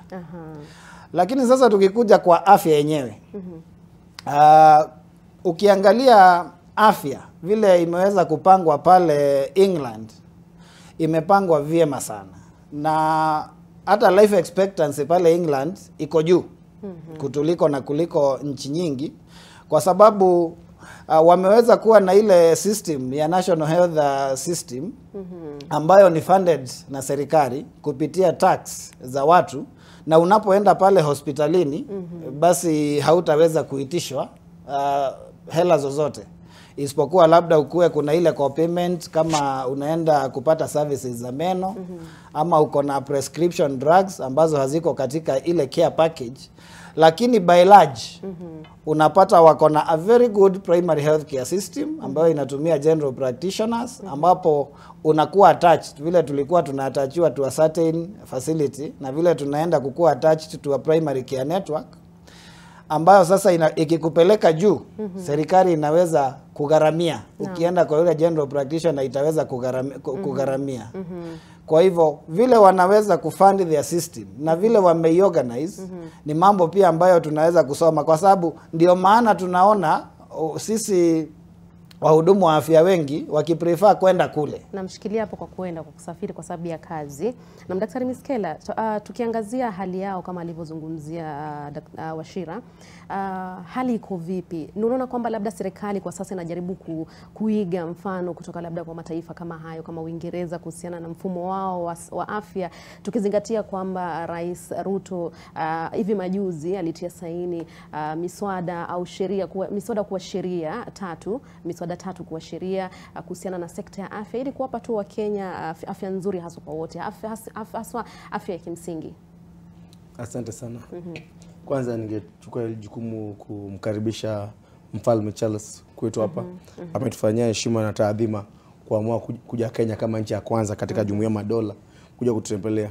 Hii ziara yake kwanza inapatia Kenya ile chance ya tourism, ama kwa nchi za dunia waone kwamba nchi kama Kenya ipo na kuna jinsi tulivyo. So hiyo heshima tumefurahia sana.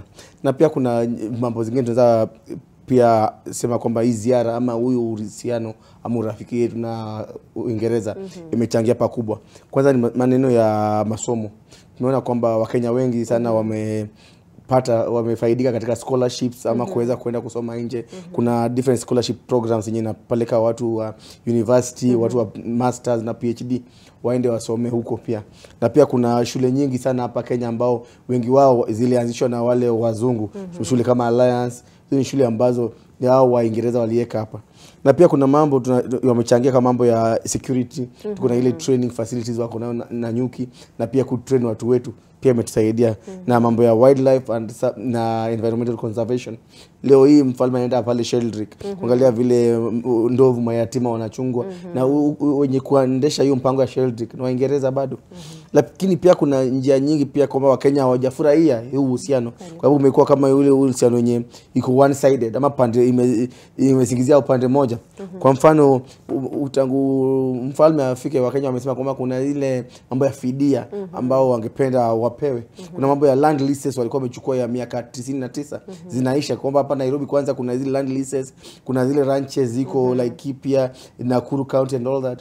Watu Kenya bado hawajajua kwamba hiyo lease ikiisha wenyeji watafaidika kweli. Ama tuseme kwamba wale waliopigania uhuru wetu kina Mau Mau, kuna kama Dedan Kimathi aliyezikwa ile kaburi yenye haijulikani. Kwa hizi ziara tungefurahia kwamba at least angalau tungeambiwa kwamba Dedan alizikwa wapi na tupate kumpatia ile heshima ama ile mazishi inayomfaa kama our national hero. So na pia kuna mambo ya sports and arts and entertainment, kwamba ukiona vile hapa Kenya nchini kila weekend mechi za Premier League ni mechi ya Uingereza, Wakenya wanafurahia. Na pia kuna zile arts na entertainment kwa njia zingine yenye tumefurahia. Lakini pia Kenya imewasaidia sana Waingereza, kwa mfano mambo ya afya. Leo hii serikali ya Kenya ilifanya ile maktaba na Waingereza kupeleka wauguzi 20,000 kwenda huko. Na unajua kwamba tunapowatuma huko 20,000 si ati hapa nyumbani tuko na wauguzi wa kutosha. So ni kama tunaamua kujichoma ili kuwafanya Waingereza hizi joto. We are sacrificing our own comfort. Na hiyo ni kitu kingine kama chama ya madaktari. Tumesema kwamba ndio ni vizuri kwamba tuweze kupeleka wale wafanyikazi wa afya ambao hawana kazi hapa nchini huko nje. Lakini jukumu kuu la serikali lolote ni kutafutia wafanyikazi wao kazi hapa. Rais Ruto akitafuta kazi alisema kwamba zile milango imeandikwa hakuna kazi, itaandikwa kuna kazi, we are hiring. Lakini leo hii tumeshtuka sana tukiona kwamba wale wenye hawana kazi, kwa mfano madaktari, tuko na madaktari 4,000 wenye hawana kazi leo hii. Kuna wauguzi wamepita 50,000 hawana kazi nchini. Lakini badala ya kutafutia kazi hapa hospitali, leo hii kuna ile shortage ya wafanyikazi wa afya. Ukienda kwa dispensary unapata ni muuguzi mmoja, haizi enda leave akiwa mgonjwa, hospitali imefungwa, usiku imefungwa. Health center kuna wauguzi wawili, inabidi wale jamaa na familia wa wagonjwa walale pale ndio wauguze mgonjwa wao. Unaelewa? So ni haja gani leo hii tupeleke, kwa mfano wewe ni mzazi unapatia wageni chakula, unapeleka chakula huko nje, lakini nyumbani kwako watoto wako walala njaa. Na ndio maana kama KMPDU tunasema kwamba kabla tujapeleka wauguzi, kabla tujapeleka wafanyikazi wa afya nje, tujiangalie kwamba kwa nini nyumbani hapa tusiwapatie kazi. Na usifikiri kwamba wanachukua wale wafanyikazi wenye wametoka college. Uingereza inapochukua wafanyikazi wa afya, wanachukua wale wamehitimu wamepata ile experience. Kwa mfano kwa mwaka jana nurses 3,339 wali apply kwa hii mpango ya kwenda Uingereza. Out of 3,000 only 19 ndio walipewa hiyo chance. Kwa nini? Wameka ile rigorous criteria, ile wanachukua the best of the best. Nchi kama Ghana, nchi kama Nigeria leo hii wamejipata katika shida kubwa. Sababu gani? Wale wauguzi wao specialists, critical care, ICU, renal nurses wako na ile experience, wote walienda ngambo. So hospitali zao zimebaki bila wauguzi wenye kuna experience. Naam, shukrani sana Miskela. Naam, tukirejea kwa Profesa Macharia, anaeleza kwamba tumekupata kwa sasa, tukiachana kidogo na masuala ya afya, tukiangazia historia ya Kenya na Uingereza. Labda kwa sasa ziara hii ya Mfalme Charles wa 3 ina umuhimu gani sana kwa vizazi vijavyo? Useme ina umuhimu wa kibinafsi, wa kiinchi, na inamfaidi sana Rais Ruto. Maana yeye ndiye mwenyeji, ndiye alimualika kulingana na vile tunasikia. Na ziara yenyewe inampa mfalme sifa kidogo, na utakuwa mfalme wa kwanza kutembelea makaburi ya Waafrika. Unajua kuna ile kaburi ingine huko pande ya karibu na Lenana School. Sasa hii ya Kariakoo ni wale watu ambao walikufa wakibeba mizigo ya wazungu kupigana. Ndio ilikuwa ikiitwa Kariakoo. Na mahali wa Afrika waliwekwa pande hizo, wakifa wanapelekwa hapo hivyo. Wazungu walikuwa wakipelekwa pande hiyo ingine huko karibu na Lenana School. Na ni ilikuwa vita moja. Vita kuu. Sasa kwa Charles kuja kujikumbusha mambo mengi ambayo yalifanyika wakati alikuwa mtoto na mamake, na kuona mali yake, maana wana mali hapa, wana mashamba makubwa hapa. Kwa hivyo ni mwekezaji hapa mwenyewe na familia yake, na kuhimiza uhusiano mwema wa Kenya na Waingereza. Hata ingawa kuna wakati huwa na msukosuko hivi pande zote mbili, sasa tunarudishiana maneno, lakini sasa turudishiane maneno, tunajaribu kusikizana na kuenda mbele. Kwa hivyo ziara yake hii ni kuonyesha kuna hamu ya kupunguza kutofahamikiana. Lakini njia hii ziara ilikuwa ya kwanza yeye kama mfalme kutoka nje ya Ulaya, maana ameshazuru nchi za Ulaya kama mfalme, lakini kutoka kwenda nje ya Ulaya itakuwa mara ya kwanza, na hasa akizingatia ati anataka nchi zote ambazo zinashiriki kwa Jumuiya ya Madola, maana yeye ndio kiongozi wa Jumuiya ya Madola, basi atembelee nchi zote ambazo zinamtambua kama kiongozi wa nchi za madola. Hiyo ni hiyo. Kuna matarajio tofauti, na nafikiria kama nilivyomsikiliza jana wakati walikuwa wakila chakula kizuri huko na watu ambao walikuwa wameteuliwa vizuri. Kuna wengine hawakwenda, sijui ni hawakupata habari ya nini ilifanyika kama Gachagua hakuwa. Kwa hivyo hivyo vyakula si vibaya, wale watu walipewa. Lakini ukiangalia kunaonekana ni labda kuna watu walikuwa wanatengwa, hawafai kuwa hapa. Hata kama ni watu mashuhuri. Tunaona sijui familia ya Kenyatta haikuwako. Na tukiachana na hayo, kwa hasa kwa wale wageni. Rais wa zamani ni mtu mashuhuri katika nchi. Sitaki kuongea juu ya mamake.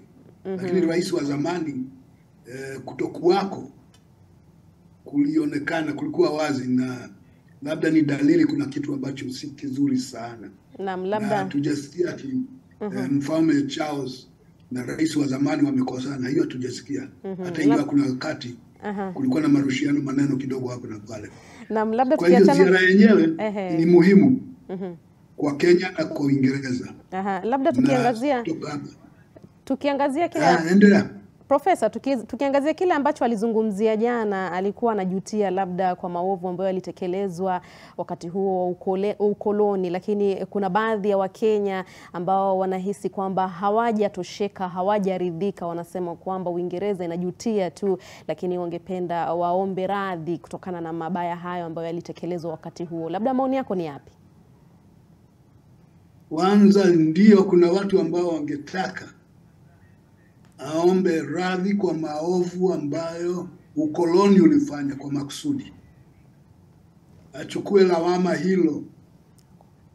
Na kisha achukua lawama, basi mnaweza ongea juu ya fidia na kulipa kwa nini na nini na nini. Na hiyo hangefanya na hakufanya. Vile alijaribu kusema labda kulikuwa na makosa hapa na pale, na makosa mengine haikubaliki, lakini ilikuwa na makosa. Hakusema ati anaomba msamaha kwa lolote.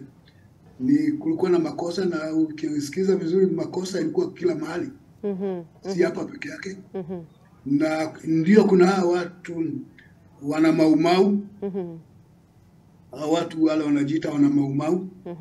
Na wengine washika mbavu wakisema sasa si tuombe msamaha alafu tufidie.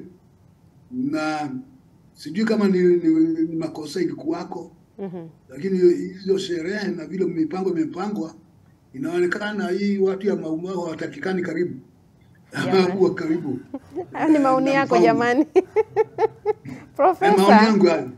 Sasa lakini labda atakutana na wengine hapo na hapo hivyo. Profesa, ni maoni yako sio? Ndio maoni yangu. Ya shukran sana Profesa. Mtazamaji, naelezwa mwenzangu Margaret Kimathi akiwa kule Nyeri tu atakuwa anatupa tu maoni ya watu kuhusiana na ziara hii ya Mfalme Charles wa 3. Naam Margaret.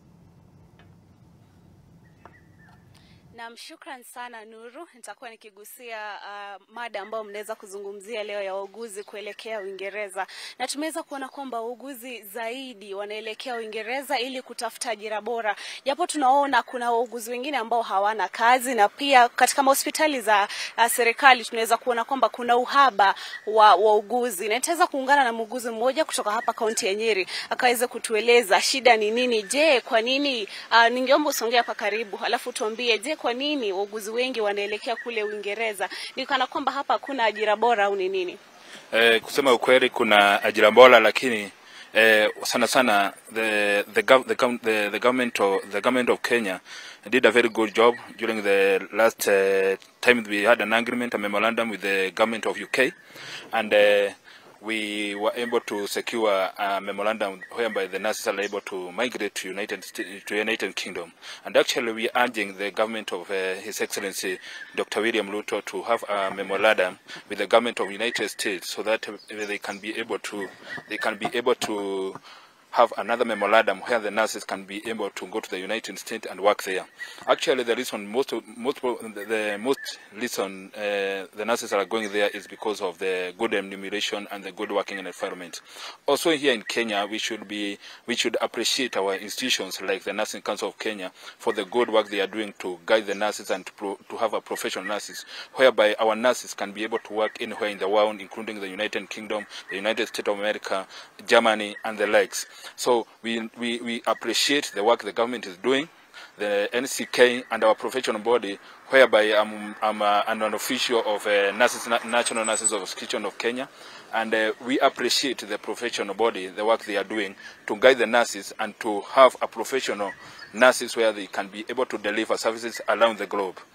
We should also appreciate our learning institution, whereby the government and the government institution, the KMTC, the universities, and the other institutions like the missionary institution and the private institution, that they are able to uphold a professional nurse, whereby we can be able to sell our nurses globally. Over and above that, we are looking at a situation whereby many nurses in Kenya are well and professionally trained, but until now the government has not been able to employ enough nurses. And putting into perspective, they have an open and a ready market outside there. We sincerely appreciate that our nurses are able to work anywhere in the world and be able to deliver to the best level. This is the best sell out of the government, that we are not able to sell gold or something like that. We are able to sell professional nurses who are able to work outside the country and able to deliver and be able to uphold to the professionalism of the nurses. Right now I work at Mukurweini Hospital. I'm an executive official of Nurses Association of Kenya, and we appreciate this professional body for the good work is done to the nurses, that our nurses are recognized and are a member of International Nurses Association or ICN, that any nurse coming out from Kenya is able and recognized worldwide as a professional nurse who can be able to deliver and work professionally around the globe. Pengine wewe umekuwa muuguzi kwa miaka ngapi na kwa nini haujaenda Uingereza? I have been a nurse for the last 15 years. I graduated in the year 2008. And being that I'm working with the government, we have to be at least patriotic enough to work for our people. I'm happy today that I'm able to deliver nursing care to the people, to our brothers and sisters around Nyeri County and around the globe. It's not that outside is not good, but we have to uphold our government and support our people. predominantly that's the reason. Yeah. Na shukran sana. Na Nuru, wiki mbili zilizopita kulikuwa na kongamano la wauguzi hapa katika kaunti ya Nyeri, na waliweza kusema kwamba serikali kuu na serikali za kaunti zikaweza kushirikiana ili kutatua swala la uhaba wa wauguzi katika mahospitali za serikali, na pia wakaweza kusema kwamba serikali inafaa kuunda tume ili kushughulikia maslahi ya wauguzi. Ni hayo tu kutoka kaunti ya Nyeri, kwako Nuru. Naam, shukran sana Margaret Kimathi akiwa kule Nyeri. Na tumeangazia tu masuala ya uuguzi, haswa tukiangazia mkataba ambapo serikali ilitia saini na Uingereza ili wauguzi waweze kusafiri kuelekea huko kufanya kazi. Mtazamaji, ni swala ambalo limekuwa likitekelezwa hadi sasa, linaendelea kutekelezwa. Mtazamaji, ni baadhi ya mambo ambayo tunaangazia hii leo katika ziara ya Mfalme Charles wa III na Malkia Camilla humu nchini. Kumbuka kwamba wako ziarani huku kwa siku 4. Hapo kesho wanatarajiwa kwenda Mombasa kwa ziara ya siku 2. Mtazamaji, tunaenda mapumzikoni. Kumbuka unatazama NTV sasa. Matangazo ni kwa lugha ya Kiswahili kwa sasa hadi mwendo wa saa 7 kamili, mtazamaji. Kwa hivyo tulia papo hapo na rejea, usiende mbali.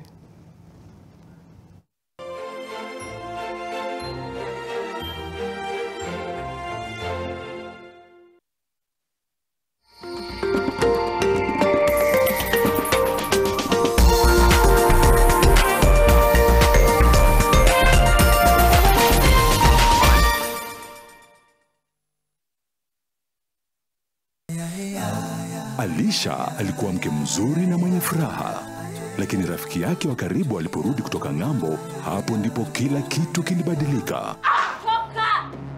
Toka! Unaona amevaa apron yangu? I feel like a heroine in a very romantic movie. Rudi! Nancy! Nataka hii nyumba iwe nyumba yako ya pekee. Ashajua ukweli. Njoo mwambie roho yako imepata makao mapya. Na usirudi huku tena. Atafanya nini? Unaenda wapi? Leave me alone.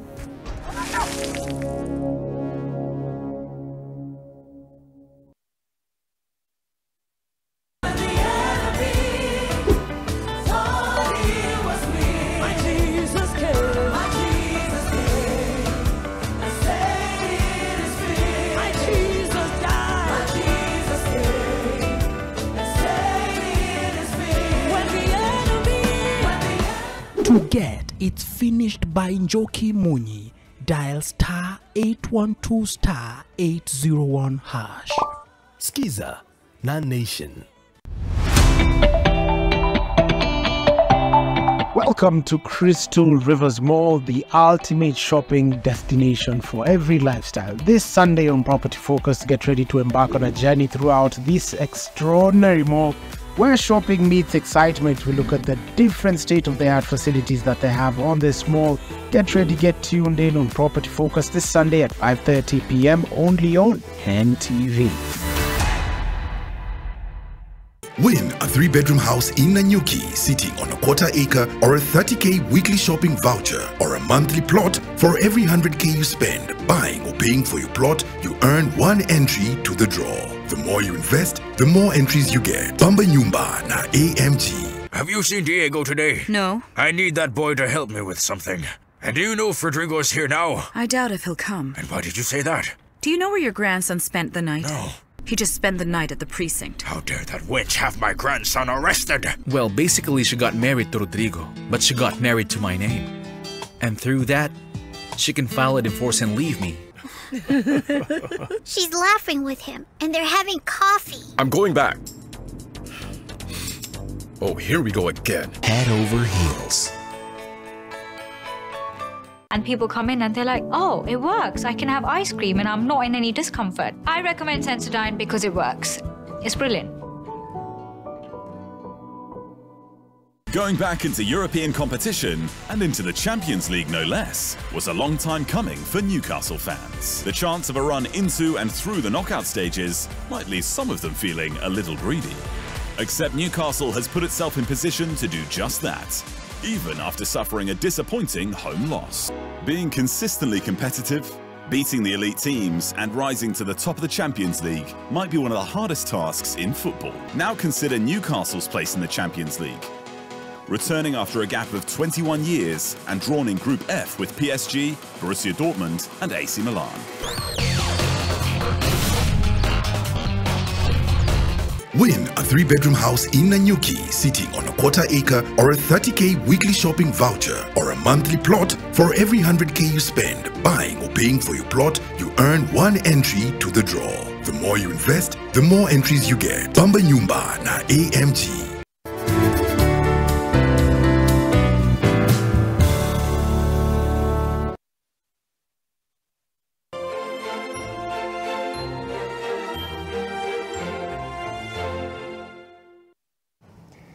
Shukrani sana kwa kuendelea kuwa nasi. Unatazama NTV sasa mtazamaji, tunaangazia ziara ya Mfalme Charles III na Malkia Camilla mtazamaji.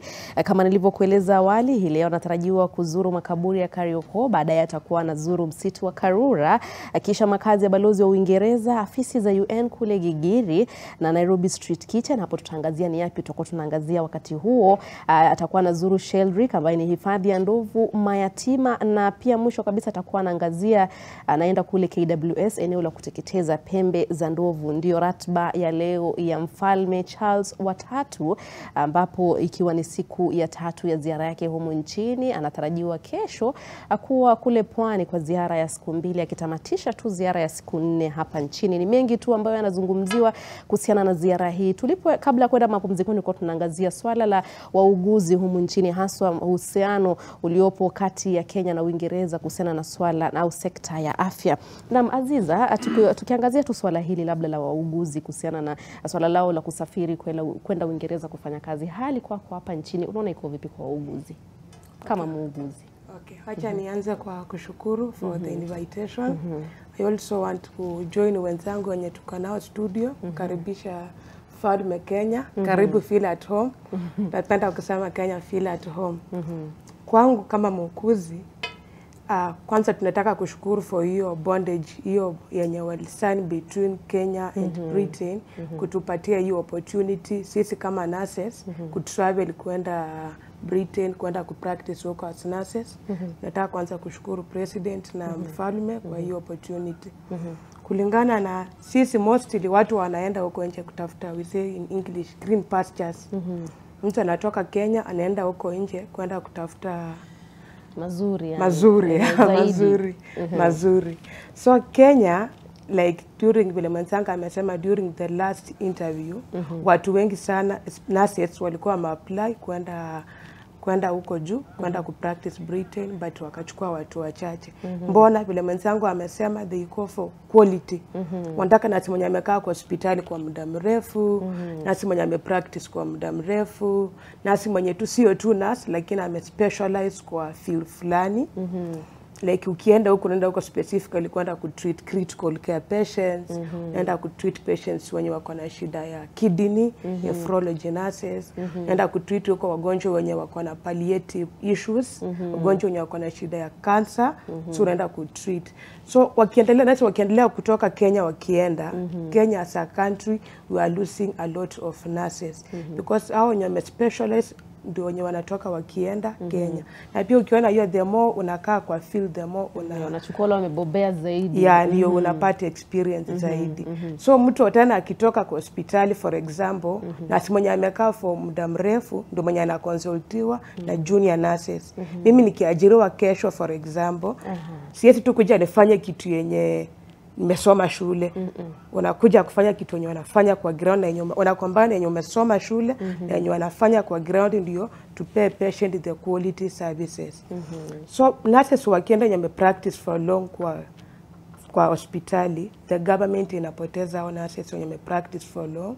Hao wenye wanaingia kwa field kutoka nyuma, tunapoteza mentors wenye watakuwa na mentor up to bring to the capacity yenye pia wako.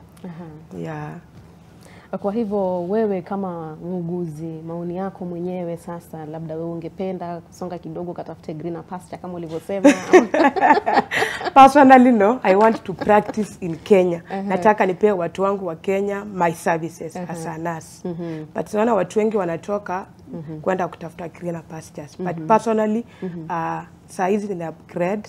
Nataka ni specialize na ku deal patients with specifically kidney issues.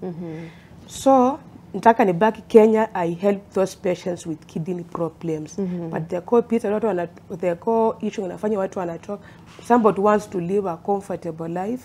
Mtu anataka after amesoma, amemaliza kusoma, anataka mshahara yake ikuwe mahali fulani, anataka watoto wake waishi maisha fulani, anataka familia yake ikuwe mahali fulani. So watu wanatoka kwenda kutafuta hiyo greener pastures. Naam, shukrani sana. Naam. So if the government could do in a way where maybe working environment ikuwe smart, I don't feel kama watu watatoka waende. Naam, shukrani sana. Daktari, tukirujia swala la labda historia, Daktari Moindi, tunaona kwamba imekuwa ni inachukua hatua baada ya hatua uhusiano kati ya Uingereza na Kenya tangu wakati wa ukoloni. Hatua hiyo labda tukiangazia moja tu kwa moja, labda kutoka pale Mau Mau, vita hivyo, ilichukua nafasi gani? Ilichukua safari gani hadi hapa tulipo kwa sasa ambapo uhusiano uko bora zaidi? Tukiangazia labda nikikuuliza tu, wakati huu labda Mwenyezi Mungu aseme nataka nimfufue mmoja Mau Mau aliyepigana, nimfufue aone hali ilivyo kwa sasa, tumemkaribisha mfalme nchini, atafanya nini? Atarudi kaburini asema afadhali nirudi nilale, ama atafurahia? Sasa kulingana na vile tunaangalia kama wanahistoria, uhusiano uliopo baina ya Kenya na Uingereza ni kwamba Kenya ilikuwa koloni la Uingereza, na tunaelewa kwamba wakati wa ukoloni Waafrika walidhulumiwa, walikuwa wanalazimishwa kufanya kazi, walinyang'anywa mashamba yao, hawakuwa wanaishi vile ambavyo wazungu walikuwa wanaishi katika nchi ya Kenya. Kwa vile tunaona wakati wa ukoloni, kwa mfano, hata Waafrika kusafiri kwenyewe katika koloni la Kenya ilivyokuwa katika hata makoloni mengine ilikuwa ni vigumu sana kwa Waafrika, na kwa hivyo kwa sababu ya haya matatizo yote ndio tukapata kwamba Waafrika wakaanza kuwa na ile nia, ile hamu ya kupata ule uhuru. Na ndio sasa mwishowe wengi wakaingia katika hizi vikundi hizi wakaungana ndio wakaanza sasa mambo ya Mau Mau. Kwa hivyo kwa maoni yangu na kwa maoni ya historia wengi ni kwamba uhusiano baina ya Waafrika na wazungu katika koloni la Kenya ulikuwa ni uhusiano ambao haukuwa equal. There was no equality. Hakukuwa na ile equality katika ule uhusiano. Lakini sasa tukiangalia katika Afrika mzima tunapata kwamba ilipofika wakati wa Mau Mau, vile Mau Mau ilianza kule 1952, nafikiria wazungu wenyewe, serikali ya Uingereza ilifika mahala ambapo ikaamua kwamba turuhusu Afrika wapate uhuru wao. Ndio sababu tukaona kwamba tukakuwa na kikao kule Lancaster. Lancaster tukaanza kufanya mabadiliko, mwishowe tukaandika katiba mpya, the new constitution, the independence constitution. Ndio mwisho sasa tukapata ule uhuru. Sasa tulipopata uhuru 1963 tukapata kwamba ukijaribu kulinganisha Waingereza kwa mfano na Wafaransa, utapata kwamba kwa mfano Wafaransa kule Afrika ya Magharibi hawako tayari kuwapatia Waafrika uhuru kwa urahisi. Lakini Waingereza kwa upande wao walikuwa na mipango mikakati, walikuwa na mikakati ambapo waliita Waafrika akina Jomo Kenyatta, akina Tom Mboya, Jaramogi Oginga Odinga wakaenda kule Uingereza, tukajadiliana mpaka tukapata uhuru. Na hata tulipopata uhuru tunakumbuka kwamba mzee Jomo Kenyatta mwenyewe aliwaita wale wazungu, wale wakulima, wale farmers akina Lord Delamere kule Nakuru, aliwaita katika kikao kule Nakuru, akawaambia kwamba hata kama Kenya imepata uhuru bado mko na uhuru, mnaweza mkaendelea kukaa hapa Kenya ama mkaamua kuhamia kule kwenu mlikotoka. Na tukapata kwamba kuna wazungu wengine ambao waliamua kukaa, akina Mackenzie ambaye alienda mwishowe akakuwa hata minister, he became the minister for agriculture in independent Kenya. Kwa hivyo ukiangalia serikali ya Jomo Kenyatta haikuwa na ule mshikamano kwamba lazima wazungu wote watoke. Labda ilikuwa ni yule ambaye alikuwa anataka atoke, lakini yule ambaye alikuwa anataka aendelee kuishi hapa Kenya aliruhusiwa aendelee kuishi, na wengine wakakuwa wakulima, na wengine hata wakauza mashamba. Kwa hivyo hatua hiyo imesaidia katika maendeleo huko nchini kutoka wakati huo. Kwa hivyo tunaona ile transition ambayo imefanyika kutoka kwa Uingereza hadi kwa Afrika, it was kind of ilikuwa transition ambayo ilikuwa ni smooth, na hatukuona yale ile hasira kali ambapo ungetarajia Mzee Kenyatta kuwe nayo dhidi ya wazungu, kwa vile walikuwa wamemweka katika jela kwa miaka 7 mzima. Lakini yeye aliwaruhusu waendelee kuishi hapa Kenya. Na tunaona kwamba hata baada ya Kenya kupata uhuru, ule uhusiano baina ya Kenya na Uingereza uliendelea kwa njia nyingi. Kwa mfano katika judiciary for example, waliendelea kuhudumu katika police, katika sekta nyingi. Na uhusiano huu umeendelea kunawiri. Vile tunaendelea katika enzi ya uhuru, tunaona kwa mfano kuna maktaba for example Macmillan bado iko hapa Nairobi. Tunaona kule Moi University for example, Bi Margaret Thatcher mwenyewe alikuja akafungua library mpya, wanafunzi wanasoma kule. Kuna British Institute wana support vitu nyingi. Kwa hivyo uhusiano huu bado uko. Ni vile tu inategemea vile sisi wenyewe tutauchukulia. Na katika kikao hiki kwa mfano tunaona kuna hili swala la Manasseh kwenda hii brain drain kutoka Kenya. Labda kama wa Kenya sasa kitu ambacho tunatakana kufanya ni kujaribu kuona kwamba sisi kama wa Kenya tutachukua mikakati gani kwa mfano ndio tuweze ku establish structures and institutions ambazo zitatuwezesha sisi wenyewe kujisimamia badala ya kuogopa kuwa na ule uoga kwamba watu wote wanaenda. Tunaweza tukatengeneza hiyo mikakati tukahakikisha kwamba nchi yetu imeendelea badala ya kufikiria kwamba hatuna uwezo wa kujiendeleza sisi wenyewe. Na shukrani sana. Profesa Macharia, labda tukiangazia swala hili ambapo Daktari Moindi amezungumzia akisema kwamba maendeleo yameleta manufaa kiasi humu nchini, lakini kuna masuala moja au mbili au mawili ambayo yanaangaziwa ambayo wanasema ni madoa katika swala hili nzima, haswa tukiangazia swala la wanajeshi wa Uingereza. Naeleza kwamba profesa amepotea kwa sasa na tutarejea tu kwake baadaye. Na Wachira, tukiangazia swala hili la madaktari, wanasema kwamba taaluma haswa si madaktari tu au wauguzi tu au wataalamu wa afya, pia kuna wengine tu baadhi ambao wangependa kusafiri katika mataifa hayo. Huoni kwamba labda itakuwa ni ukoloni mambo leo, ingawa kuna maendeleo kwa masuala kama hayo? Ni kweli. Na kwanza niseme hakuna mhudumu wa afya ambaye angetaka kutoka nchini aende nchi nyingine. Lakini ukiangalia kwa sasa kama vile dadangu alivyosema, kuna wahudumu wengi sana wa afya wameweza wakahitimu, lakini hawana kazi, hawana ajira. Kama maafisa tabibu ama clinical officers, wale ambao ni registered hivi leo ni 30,000. Walioajiriwa kwa serikali ni 8,000. Na labda kuna wengine ambao wameajiriwa pale kwa private, na kuna kadhaa ambao hawana ajira kabisa, wanafanya zile tunaita locums, ambayo ni unapata ajira kwa muda fulani, muda fulani hauna ajira, unaendelea vile. Kwa hivyo huyu mtu akipata nafasi, aambiwe kuna mahali utaweza kupata kazi nzuri, uweze kupata maisha mazuri, basi kila mtu ataenda, kwa sababu tunaishi maisha moja tu. Na una nafasi moja ya kutengeneza maisha yako. Hauwezi ukangoja hadi wakati serikali itaweza kuweka mikakati. Shida yetu kuu kwa hii serikali ni ati, na niseme tu, shida kubwa yetu ni disorganization. Kwa sababu ukiangalia hii huduma ya afya, kuna hela mingi sana ambazo sisi ulipa pale nje kando na ile bima ya afya kulipia huduma za afya. Na tungekuwa na njia ambayo inaaminika, tuweze kuhakikisha hizi pesa zote zinaweza kuletwa pamoja kama vile wanafanya kule England, ndio tukue na huduma za afya ambazo ni bora pale mahospitalini za umma. Basi kila Mkenya angeweza kwenda pale bila tashwishwi, na tungeweza pia kukuwa na hela za kutosha kuajiri madaktari wa kutosha, maafisa tabibu wa kutosha, wauguzi wa kutosha, kwa sababu hakuna huduma ya afya bila mhudumu wa afya. Kile tunafanya kwa sasa ni ati pande yetu sisi kama wahudumu wa afya tunaathirika, hatuna kazi, tunatafuta kazi nje.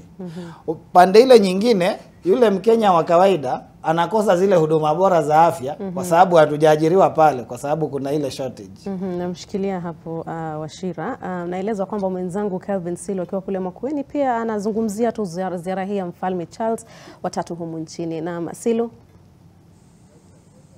Asante sana. Kama vile umesema Nuru, kweli niko katika kaunti ya Makueni, na ambapo hapa nitaungana na wakaazi hapa wataweza kutueleza labda kuzuru kwake mfalme wa tatu wa Uingereza Prince Charles kuna ashiria nini katika nchi yetu ya Kenya, tukizingatia kwamba kuna masuala tofauti ambao hata tukianza na masuala ya afya, ambapo kuna ule mkataba wa uguzi kutoka nchini kuweza kufanya kazi katika nchi ya Uingereza. Moja kwa moja tuungane na baadhi ya wakazi hapa, tueleze. Tumeona kwamba mfalme wa tatu Prince Charles amefika nchini siku ikiwa ya pili kwake kuzuru umu nchini, na yuko hapa hadi Ijumaa. Labda kama mkazi wa Kenya na kama mkazi pia wa Makueni, hii inaashiria nini? Kwanza nishukuru sana kwa kuja kwake kwa mfalme wa tatu King Charles ambao amezuru hii nchi, ikiwa ni nchi ya kwanza tangu akuwe mfalme, na sasa katika zile zinaitwa Jumuiya ya Madola, Kenya ikiwa ni member moja. Uzuri ambao tunaona ni kwamba vile amekuja huku Kenya, na tukiangalia kumbukumbu za hapo nyuma, Kenya tulikuwa chini ya kolonia ya nchi ya Uingereza, ambapo watu wengi walipoteza maisha, na tukaona changamoto nyingi zilikuwa kutokana na mambo ya koloni. Kuna watu ambao wengi walifariki wakati hiyo mapigano, sana sana Mau Mau. Tukiangazia kule Mount Abadias, watu wengi walikufa. Masai pia walipokonywa mashamba yao, zile agreements zilikuwa ya Masai ya 1904 na 1911. Tukawa tu Kenya tumepoteza sana. Kwa hivyo kuja kwake na kutambua kwamba wakoloni walifanya mambo ambayo yakuwa si ya kibinadamu hapa Kenya, tumeona amekubali, na pia akasalute wale ambao walifanya hiyo kazi kwa kupigania wakoloni. Hiyo ni jambo mzuri sana. Kile nataka kuangazia ni kwamba kuna baadhi ya zile zinaitwa historical injustice ambazo hazijapatikana tangu siku zile. Kwa hivyo tunauliza serikali ya Uingereza kupitia kwa mfalme ambao amezuru hii nchi kwa siku 3, waangalie ni nchi gani ambao watafanya compensation na zile familia. Watu wengi walikufa, wakapoteza maisha, na pia wakapoteza mali yao. Kama vile huko Kambani kulikuwa pia na wapiganiaji wa uhuru kama akina Polongei, akina Mwindi Bingu, ambao walikuwa wanapigania sana walikuwa wanasemekana ile ilikuwa inaitwa de-stocking policy. Na Mkamba unajua yeye kazi yake ilikuwa ni kulisha ng'ombe, na pia walikuwa wanaambiwa wasilishe ng'ombe kwa sababu ya mmomonyoko wa udongo. Kwa hivyo hizo ni baadhi ya hiyo serikali ya Uingereza iangalie na ifanye compensation kwa watu. Kile kingine tukiona, tunatambua kwamba kuna wakati yule alikuwa anaitwa Koitalel Arap Samoei aliuawa kinyama. Alikuwa mpiganiaji wa uhuru wa hapa Kenya. Mwaka wa 1905 akauawa, na yule alikuwa mkoloni akampiga risasi akauawa. Juu alikuwa amedanganywa wakuje wasalimiane ili wakomeshe zile vile zilikuwa zinaendelea. Kile kingine tunataka kusema ni kwamba kuna baadhi tumeona kupitia British Council, kuna mambo wamekuwa wakishirikiana na Kenya, sana mambo ya elimu. Tunashukuru sana vile tumeona wamefadhili mambo ya elimu, wamepeana pesa kiwango cha 83 million. Hizo zitasaidia, lakini tukiangalia jinsi tunataka, hizo pesa ni kidogo. Uingereza kwa sababu sisi tulikuwa chini ya ukoloni na tumefuatilia hizo sheria za Commonwealth na tumeshirikiana kwa miaka mingi na mambo mengi. Inafaa tu ile ushirikiano na sana kuja kwake. Kuangazia mambo ya afya sana, yaangazie mambo ya elimu, na pia wale ambao walipoteza maisha wafanyiwe compensation. Kuna mpango ambao unaweza kuwekwa kupitia bunge zetu za Senate na bunge ya kitaifa na bunge ya kule ya House of Commons. Wakae chini waone ni vipi watafanya hiyo compensation, sababu pia tunalia, na kama Wakenya hiyo ni historia. Sawa, hiyo kurasa tulifunga, lakini wazingatie mambo. Kwa hivyo hayo ndio nataka kusema, na kuja kwake ni kwa maana sana, lakini bado kuna mambo tunastahili tuone yakifanywa na serikali ya King Charles kutoka Uingereza wakifanya hapa Kenya. Asante. Naam, asante sana. Pia tunaye jitambulisha kwa majina na utueleze. Tumeona kwamba mfalme wa tatu amefika nchini kutoka Uingereza. Unalipi la kusema? Kwa majina ni Yusufu Kioko kutoka eneo bunge la Makueni, wodi ya Kitise. Ili nataka kusema kwanza ni kupea Mfalme Charles shukrani sana kwa kutembelea huku nchini. Tuliona jana alipeana pesa ya miundombinu ya mashule. Sana sana hii wakati huu tuna implement CBC. Tunasema ni asante juu miundombinu za mashule nyingi hazijatimia standard ya CBC. Kwa hivyo ile tunaweza muomba hata akipata zingine nyingi juu tumekuwa loyal sana kwa Uingereza. Hata tunajua tumetengamana kwa muda mrefu sana. Tunaomba akirudi huko Uingereza atafute, tunajua yeye pia anapenda sana mambo ya farming, organic farming. Na tunaelekea ile mambo ya kupreserve tabia hinji. Tabia hinji tuimarishe ili pollution iache kuwa nyingi sana katika mazingira. Tunaomba akipata hela anaweza support mambo ya tabia hinji apeane ili Kenya isaidike juu tunajua wao ni developed countries, sisi tunaendelea tu, we are developing na tumekuwa loyo sana. Kwa hivyo akitupea fedha zaidi za kutengeneza miundombinu ya mashule, sana sana hii CBC, juu mashule nyingi za msingi za public hazina infrastructure za kutosha. Apeane support sana na tutashukuru sana kama nchi. Naam, tuzungumze na wa mwisho kabisa. Tueleze, labda tumeona Prince Charles amefika Kenya. Wewe kama mkazi wa Makueni unalipi la kusema kuhusiana na kuzuri kwake huku nchini? Kwa majina naitwa Daniel Mutunga. Mimi ni nashiriki katika organization inaitwa Makueni Civil Society Network. Na vile mimi naweza sema kwa niaba ya Makueni ni kwamba King Charles amefanya vizuri sana kukuja Kenya, na hiyo ni kutambua Kenya kama nchi ambayo inawasupport huku bara la Afrika. Na hivi nasema ya kwamba tukiangalia mambo yaliyotokea wakati zile nyakati za zamani 1901 1904, vile watu walikufa wakipigania uhuru na watu wengi walikufa. Na sasa vile nimeona amekuja huku na akapatiana ile msaada ya elimu, ni kitu nzuri sana ya kwamba ameona Kenya ni nchi iko na ukarimu sana kwa nchi ya Uingereza. Hivi ni kusema namna gani? Hii ni kumaanisha ushirikiano wetu wa Kenya na nchi ya Uingereza, tuko pamoja na tunashirikiana kufanya development hapa Kenya kama washikadau wa Commonwealth. Ile ingine ni kusema kwamba sasa kama watu wa Kenya vile nimeona ana mafikira mazuri kuhusu sisi tunafaa tushikane na Uingereza to develop hii country yetu ya Kenya, tuende mbele, tutoke ile level tuko tuende level ya juu. Na hii itakuwa sasa tuseme Kenya itakuwa tu kwa kibaumbele kama nchi za Afrika. Sina mengi ya kusema kuhusu King Charles. What I can say is that King Charles akirudi Uingereza aende aongee na serikali yake na tuwe na ushirikiano mzuri, na sana sana kama hii climate change watusaidie sana kuimprove. Kenya imeharibika, tunaona kila mahali hakuna miti, hakuna inya, ni janga la jatu. Kenya tukishirikiana na Uingereza tunaweza improve our climate change na tukue na environment mzuri. Thank you. Na kuna mkataba kati ya nchi ya Uingereza na Kenya wauguzi waweze kufanya kazi nchi ya Uingereza kutoka hapo nchini Kenya. Labda una maoni yapi kuhusiana na hilo? Hii ni mpango mzuri sana. Sasa wauguzi wa Kenya wakienda Uingereza ama Waingereza wakuje Kenya, itakuwa na ile exchange program na kutakuwa na development in terms of academic and also performance ya mambo ya kisayansi. So tuseme tumeona mambo mingi kitokea Kenya, watu wa Kenya wakienda Croatia, wengine wakienda Juba, wengine wakienda South Africa, wakirudi Kenya wanakuanga na wako na ile umaarufu inakuwa juu. Na hiyo ni maendeleo kwa nchi yetu. Yeah. Asante sana Nuru. Wamekuwa ni maoni ya wakazi kutoka kaunti ya Makueni wakizungumzia kuzuru kwake Prince Charles kutoka Uingereza. Kutoka hapa kaunti ya Makueni sina la ziada Nuru ila kukupa usukani. Naam, shukran sana Silo ikiwa kule Makueni. Wamezungumzia mengi sana wanaofahamu wa ziara hii ya Mfalme Charles watatu humu nchini. Mtazamaji, tunaendelea kufuatia ziara hiyo. Awali nilikuwa nimekupa ratiba ya mfalme na kwa hivyo tuko tunaendelea kufuatilia, wanahabari wetu wanafuatilia tu.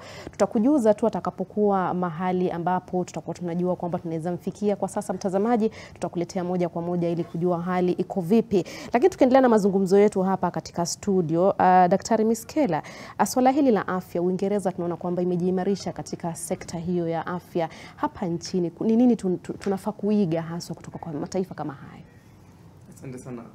Nchi ya Uingereza imekipa kipaumbele sana mambo ya afya na mambo ya masomo. Hivi mpaka kwamba serikali inasimamia masomo ya watoto kutoka shule za chekechea mpaka university, na bado kuna ile National Health Service where kama uko na ni mwananchi wa Uingereza mko na papers wa kuishi huko, then unaenda kwa hospitali tu ile karibu na wewe. Kwa kuna zile ward wanaweza boroughs, so kila borough iko na hospitali yake, na unapoenda pale unaonekana unapewa appointment, unapanga appointment, alafu siku yako ikifika unaenda daktari. Kama kuna haja ya kutuma hospitali ya unaenda. Hata hizi hospitali ward ama hizi boroughs ni hospitali kubwa iko na kila kitu, hata heart transplant unafanya hapo. So unaona kwamba wananchi wa huko hawateseki sana kwenda hospitali kama kuu. Kwa mfano hapa Nairobi unapata kwamba hospitali yenyewe kusaidia labda ni Kenyatta peke yake, unaenda unakaa huko siku mzima. Lakini wangeweka kwa hospitali katika kila ward huko na level 4 ama level 5 katika kila ward. So watu wa hiyo eneo ama hiyo estate wanaenda hapo, alafu ndio kama imeshindikana hapo ndio wanakuwa referral. So Kenya inaweza iga hiyo mambo ya NHS. Na ni tax based funding ambapo ile ushuru unapolipa inakufanyia kazi. Lakini unaona Miskela utatuongezea ushuru jamani. Hapana. Kwa ile tu ushuru tunalipa kwa sasa kama wa Kenya, hiyo pesa imetosha kufanyia mambo ya matibabu. Hapa Kenya hivi vile tuna finance UX yetu, tunasema ni insurance based. Kwamba watu wanatuma pesa kama riba ndio ulipe healthcare. Lakini kwa nchi kama Kenya ambapo 80% hawana ajira, wamejiajiri.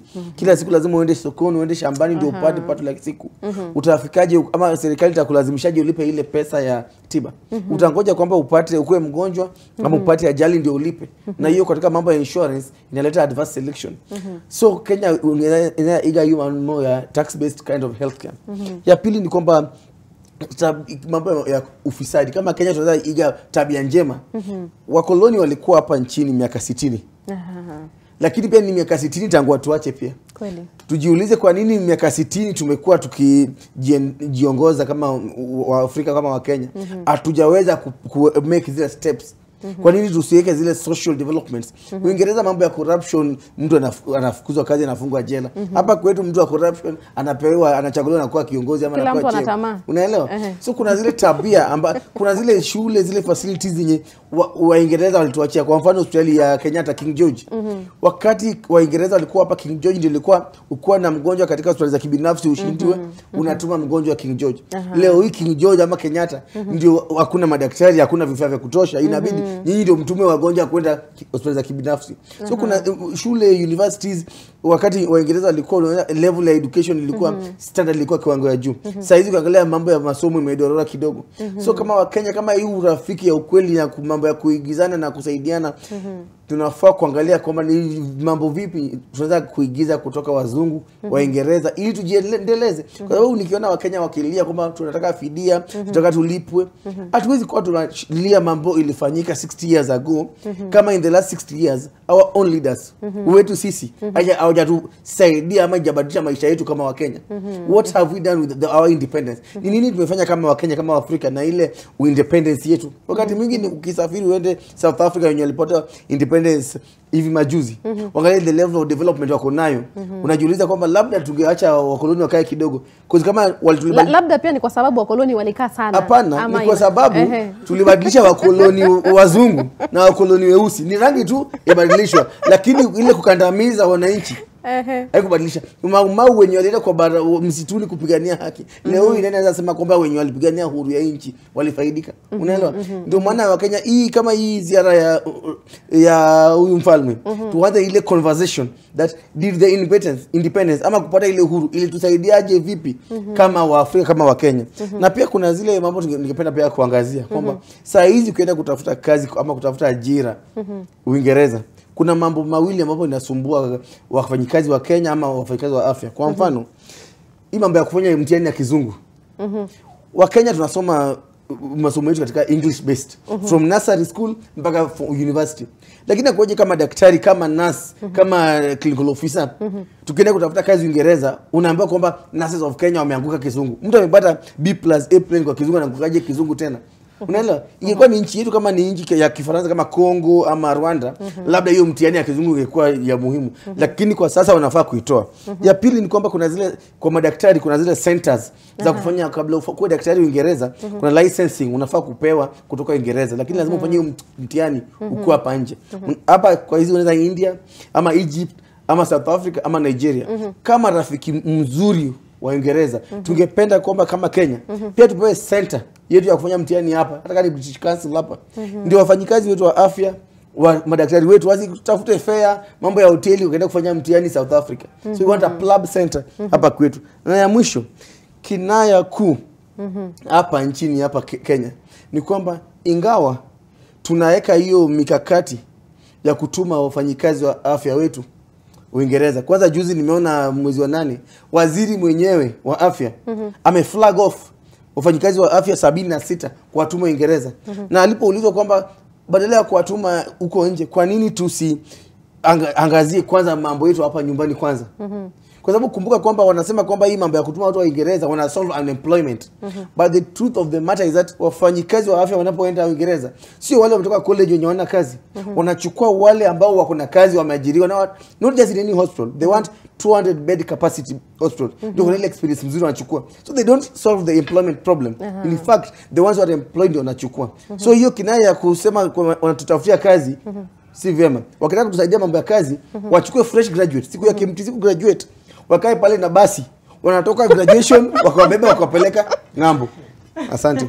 Na Mazizo ungependa kuchangia swala hilo? I'm still laughing. Wale ambao wamegraduate wachukuliwe na Uingereza, wale ambao hawana kazi sawa. Wale ambao wamegraduate ndio wachukuliwe wakafunzwe kule Uingereza waanze kufanya kazi.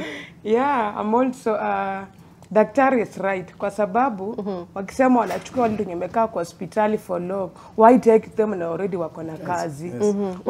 Why should you employ somebody mwenye who is already na kuna yule anatatizika anatafuta. Yeah, kuna mtu ametoka shule for example graduate December anatafuta kazi achapata graduate December, sasa we are in November, almost 1 year, hajapata job. So why should you take me mwenye nimeshakuwa kwa field, already niko na job, na tuache mwingine mwenye hana kazi. Na pia yule ametoka shule pia na kizungu vizuri, ndio anakielewa vizuri exactly.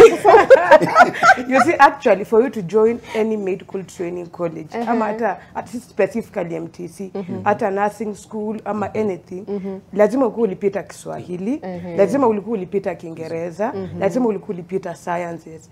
Sasa ninashangaa wacha tage nienda nifanye exam nyingine ya English na mwenye ulifanya Kiingereza jamani. Nilipita English.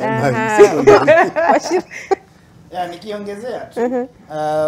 Nadhani nimesema mara nyingi ya kwamba mwenyewe na wajua nesi ambaye wameweza unaita kubombea. Wako na experience. Kunao tulienda nao, tuliweza kwenda wakati wa Ebola kule West Africa, tukapigana na Ebola tukarudi. Tukapewa commendation mzuri sana. Wakati wa COVID-19 pia kulipeanwa Uzalendo Awards. Najua wenyewe walikuwa kwa hospitali ya Kenyatta ambao wameweza wakaondoka. Hiyo ni experience ambayo ingekuwa ni nchi nyingine ingefanya lolote kuhakikisha hatuwezi kuiondoa. Tunajua kwa kaunti mingi kama kaunti ya Kajiado, nasikia kuna mwaka mmoja waliweza kupoteza nurses 60 kwenda nje. Na pahali ambapo tunaelekea ni kumaanisha ya kwamba sisi mahospitali zetu zitakuwa ni internship centers. Utakuwa unaingia pale, unawachilia. Unapata yale mafunzo, unapata experience. Na kwa sasa ukiangalia, kwa sababu ishaanza, ukiangalia nurses wengi sasa wanataka wanapotoka pale, hata wanaenda kuvolunteer kwa hizi hospitali kubwa, kwa sababu hiyo ni condition moja. Akijua nikivolunteer miaka 2, basi nitaweza kwenda kufanya kazi kwingine. Lakini jambo lingine ambalo tunafaa kusoma, kuna mambo mawili muhimu sana tunafaa tusome kutokana na Uingereza kuhusiana na afya.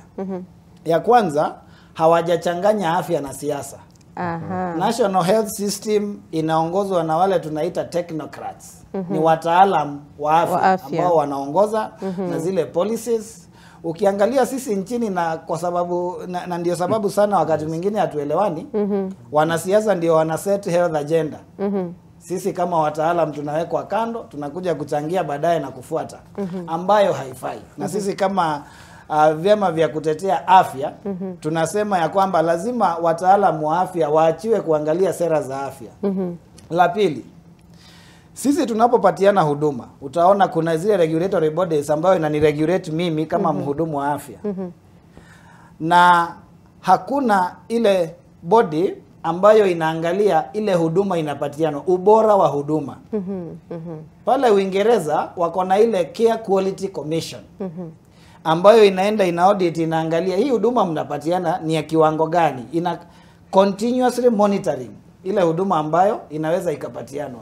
Na tungekuwa na yenyewe nchini, ingeweza basi kutoa dosari pale chini, kwa sababu wakati mwingine tukisema hatuna hudumu wa kutosha, hakuna facilities za kutosha, watu wetu wanapotea mahospitalini za umma kwa sababu hakuna huduma bora, tunaonekana ni kama tunapiga siasa. Yaani mmezidi. Lakini tungekuwa na ile commission ambayo inaangalia quality ya ile huduma ambayo inapatianwa kwa mwananchi wa kawaida, basi wangeweza kuona ile need ya kuhakikisha kila kigezo ambacho kinatengeneza good health system kinawekwa sawa sawa.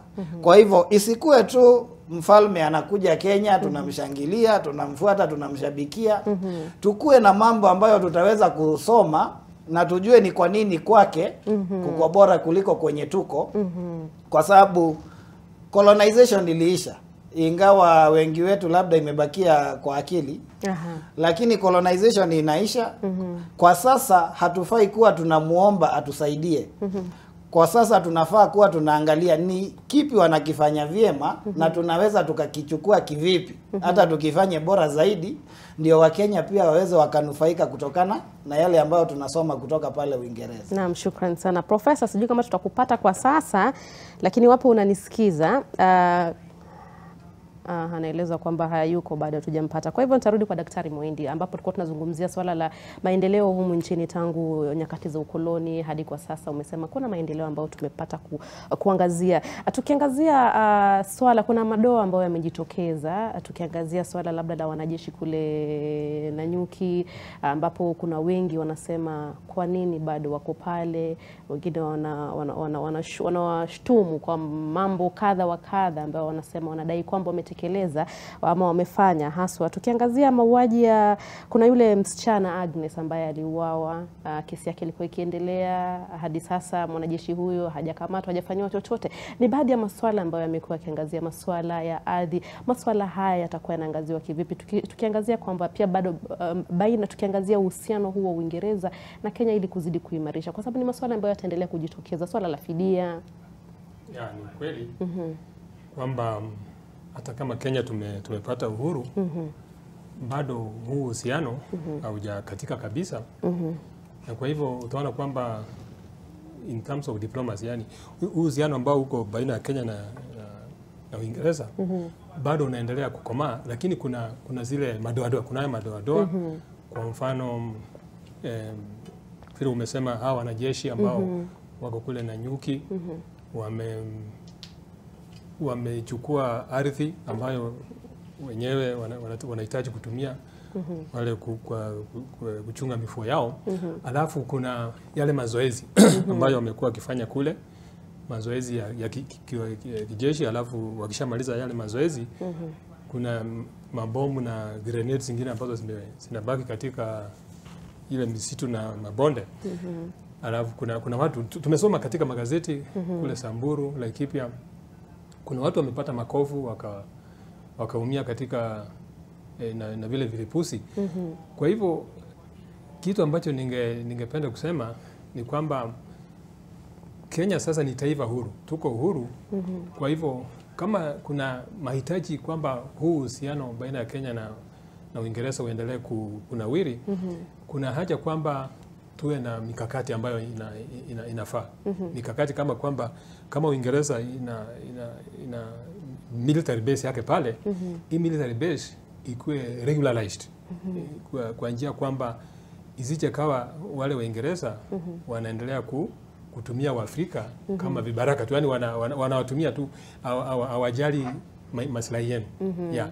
Na kama kuna familia ama mtu ambaye amepata ameumia ama amepata majeraha katika kutokana na vile vilipuzi, mikakati ingetengenezwa kwamba wale watu waweze kufidiwa.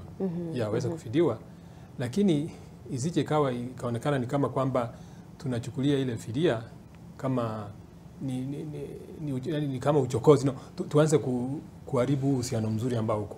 Tujaribu kuona kwamba uhusiano tujaribu kukuza, ndio tuweze kupata manufaa zaidi katika njia nyingine tofauti ambazo sio lazima tuangalie upande moja, lakini tuangalie overall as a country tunaweza tukafaidika namna gani, badala ya kuangalia kitu kimoja. Kwa vile najua kwa mfano ukiangalia kama hawa watu wa veterans ambao walipigana katika vita za Mau Mau, wengi saizi wamezeeka, wengine familia zao ndio wamebaki, wajukuu na wengine ambao labda hapo wamezaliwa wakati huo. Wengi sasa wanaongea juu ya compensation. Kitu ambacho ningependa kusema ni kwamba hii compensation hatukatai compensation itolewe, lakini tukue na mikakati kwamba kufikia wakati fulani hii compensation iweze kuangaliwa, ndio mwishowe watu ambao walipata yale makofu na kuumia wakati ule pia wapate kupata nafasi yao kuendelea kuishi maisha yao vizuri, bila kuwa na wale mawazo kwamba mababu zao walidhulumiwa, na tangu wakati huo bado hawajaipata manufaa yote kutokana hata kama tunajua kwa mfano wakati wa uhuru kuna fidia, kuna pesa ambazo zilitengwa na serikali ya ukoloni ikapatiwa Kenya. Kwa hivyo zile fidia tunajua kuna uwezekano kwamba labda pesa hizo zingine labda zimekuliwa, kuna corruption na vitu kama hizo, lakini tuangalie namna ambavyo tunaweza tukaangalia watu ambao walichangia katika kupigania uhuru wetu, tuone kwamba wameweza kupata ile fidia, ndio pia waishi kama Wakenya wengine. Mwaka wa 2013 kuna wale tayari ambao walipata fidia hiyo kama dola milioni 20 hivi 25 hivi walipata wakati huo, lakini kuna wale ambao hawakupata. Huenda ni mbinu ambayo ilitumika haikufikia wengine, ama inakuwaje? Labda inaonekana kwamba kile kiegezo ile method ambao walitumia ku-identify wale watu ambao walikuwa wanatakikana kupata ile fidia ilikuwa biased. Kulikuwa na some kind of biases kwa vile wale watu ambao walikuwa wamejitokeza, wale ambao walikuwa wamejitokeza wakakuwa vocal, labda ndio walipata, lakini wale wengine ambao wamenyamaza, wengine labda they are illiterate, hawana ile elimu, hawajui nini inaendelea, wengine wamesaulika. Kwa hivyo hawa watu ambao wamesaulika tuwatafute mahali wako, pia waweze kupata ile fidia. Na kuna wale bado ambao wanazungumzia swala la ukoloni mambo leo, wanasema swala la ardhi ni swala muhimu sana, hasa kwa Wakenya kwa jumla, popote pale, iwe baina ya Mkenya au raia wa nje Mkenya. Unajua ni swala ambalo linatia wasiwasi sana, hasa humu nchini. Mengi hujitokeza kuhusiana na swala la ardhi. Wanasema kwamba swala hili ni swala ambalo lilitoka wakati wa ukoloni, hadi sasa wanahisi kwamba ni swala kubwa ambalo linafaa kuangaziwa kuhusiana na ardhi. Ya swala la ardhi ni swala ambalo ni nyeti katika Kenya hata baada ya kupata uhuru, kwa vile tulipata kwamba wakati wa ukoloni wazungu waliweka mikakati, waliissue sheria zao, the Crown Laws ordinances tangu 1902 mpaka 1915, ambapo mashamba yote ya Afrika yalinyakuliwa na wazungu wakapatiwa open lease ya miaka more than even 999 years. Kwa hivyo mashamba ni kwamba Waafrika walichukuliwa haki yao ilichukuliwa na wazungu, lakini wakati wa uhuru kulikuwa na mikakati. Wakati wa uhuru kulikuwa na mikakati kwamba wale wazungu ambao walikuwa wamechukua mashamba walipatiwa choice kwamba either wakuwe walipatiwa pesa, wengine walipatiwa pesa voluntarily, ndio wakaenda hayo mashamba, ikakuwa sasa ndio imekuwa ya resettlement. Resettlement of the African people. Lakini sasa ile mikakati ya kutengeneza resettlement ndio ilikuwa na taswishi kidogo, ilikuwa na problem kwamba wale watu ambao hasa walikuwa wanahitajika kupata hiyo resettlement, wengi wao hawakupata hiyo mashamba. Hayo mashamba mengi yamebaki bado ingine imechukuliwa na siasa, mengine bado amebaki tu pale. Kwa hivyo kuna mikakati ambayo inahitajika kujaribu kusuluhisha hili swala la mashamba. Ni swala nyeti ambalo hatuwezi tukasema kwamba tunaweza tukalisuluhisha kwa wakati moja. We cannot do it in a single blow. Lazima tujaribu kuangazia swala hili kwa undani na kwa kufuatilia mikakati fulani, ndio at least tuweze kuangazia kwamba kila Mkenya, hasa wale watu ambao mashamba yao yalichukuliwa kama bonde la ufa kule pwani, huko Central Kenya, tupate kwamba watu hawa mwishowe mtu amepata kipande chake. Namshukuru sana Daktari Miskela. Swala hilo la labda wauguzi ambao wanasafiri kwenda kufanya kazi katika mataifa mengine, unaona kwamba kuna haja labda ya mataifa hayo kuja wenyewe kuwatafuta wanafunzi, kuwafunza kule na kuhakikisha kwamba wanapata nafasi hiyo, au nakupa nafasi bora zaidi au rahisi zaidi kwao kusafiri kusoma katika maeneo hayo ili kuwa wataalam katika maeneo hayo? Ile wakati serikali ilikuwa kufanya hiyo bilateral agreement kati ya Kenya na Uingereza, walikuwa wanasema kwamba kuna ile mambo ya knowledge transfer, kwamba wafanyikazi wa afya wakienda huko watapata ile skills ama wapate ile ujuzi wa Uingereza wakuja waitumike hapa kwetu nyumbani. Lakini tunaona kwamba ukichukua mtu mwenye already akona hiyo knowledge, akona hiyo experience hapa, hujatusaidia sana. Ingekuwa afadhali uchukue wale wenye wametoka university ama college sasa hizi, waende wapeleke pale wafundishe. Kwa sababu ndio wachanga bado, labda hawajalani hizi quote bad manners, waende huko wajifundishe since they are young also. Maybe wakifika huko miaka 5 hivi, wakirudi hivi huku Kenya watatusaidia sana. Lakini kuchukua mtu mwenye labda kwa 40 years aende pale 5-10 years, atakuja kufanya kazi wakati gani? Unaelewa? So tungependa kuhimiza kwamba hiyo knowledge transfer ni njema, kwamba tuchukueni wale wakishatoka kwetu watufanyie internship huko, wafanyie kazi. Labda somesha mnaweza kuwafanyia ile bonding kwa muda fulani, wafanyie kazi huko ndio warudishe. Na pia tujue kwamba nchi kama Kenya wanapochukua wafanyikazi wanawapeleka huko ngambo, the counties ama hospitals hapa Kenya many times they don't replace. Hawaandikishi kazi watu wengine. So unapata kwamba in the hospital there are severe shortage. Mimi najua hapa Kenyatta, hospitali ya Kenyatta, kila mwezi nurses sio chini ya 10 wanatoka wanaenda Uingereza, wanaenda Marekani, na nashtuka kwamba kama serikali ya Kenya haioni kama ni crisis. Wao wanaangalia kama mambo ya diaspora remittances, wanafurahia kwamba wanatafuta kazi watu nje. Lakini huko nje ya Uingereza ama Marekani, si ati wanachukua kwa sababu wanatupenda sana. Wao kuna misemo kwamba sio kwa uzuri ama ungwana wa muuzaji nyama kwamba anauza nyama, ako biashara. Sio siku ati ukarimu wa Uingereza wanakuja kuchukulia nurses wetu. Wanajiangalia wananchi wao na future yao na mambo ya afya yao. Kwa nini pia wakubwa wetu, viongozi wetu pia watuzingatie pia, waone kwamba Wakenya leo hii wanateseka. Leo hii kuenda kuswalia serikali utakaa the whole day ili uonekane na daktari ama clinician ama nesi. Ukienda pale umenunua dawa nje, dawa hakuna hospitali, uende ununue dawa nje ili upate mtu kukudunga hiyo sindano, hiyo dawa itabidi kama ngoja tena, kwa sababu nasi ni mmoja.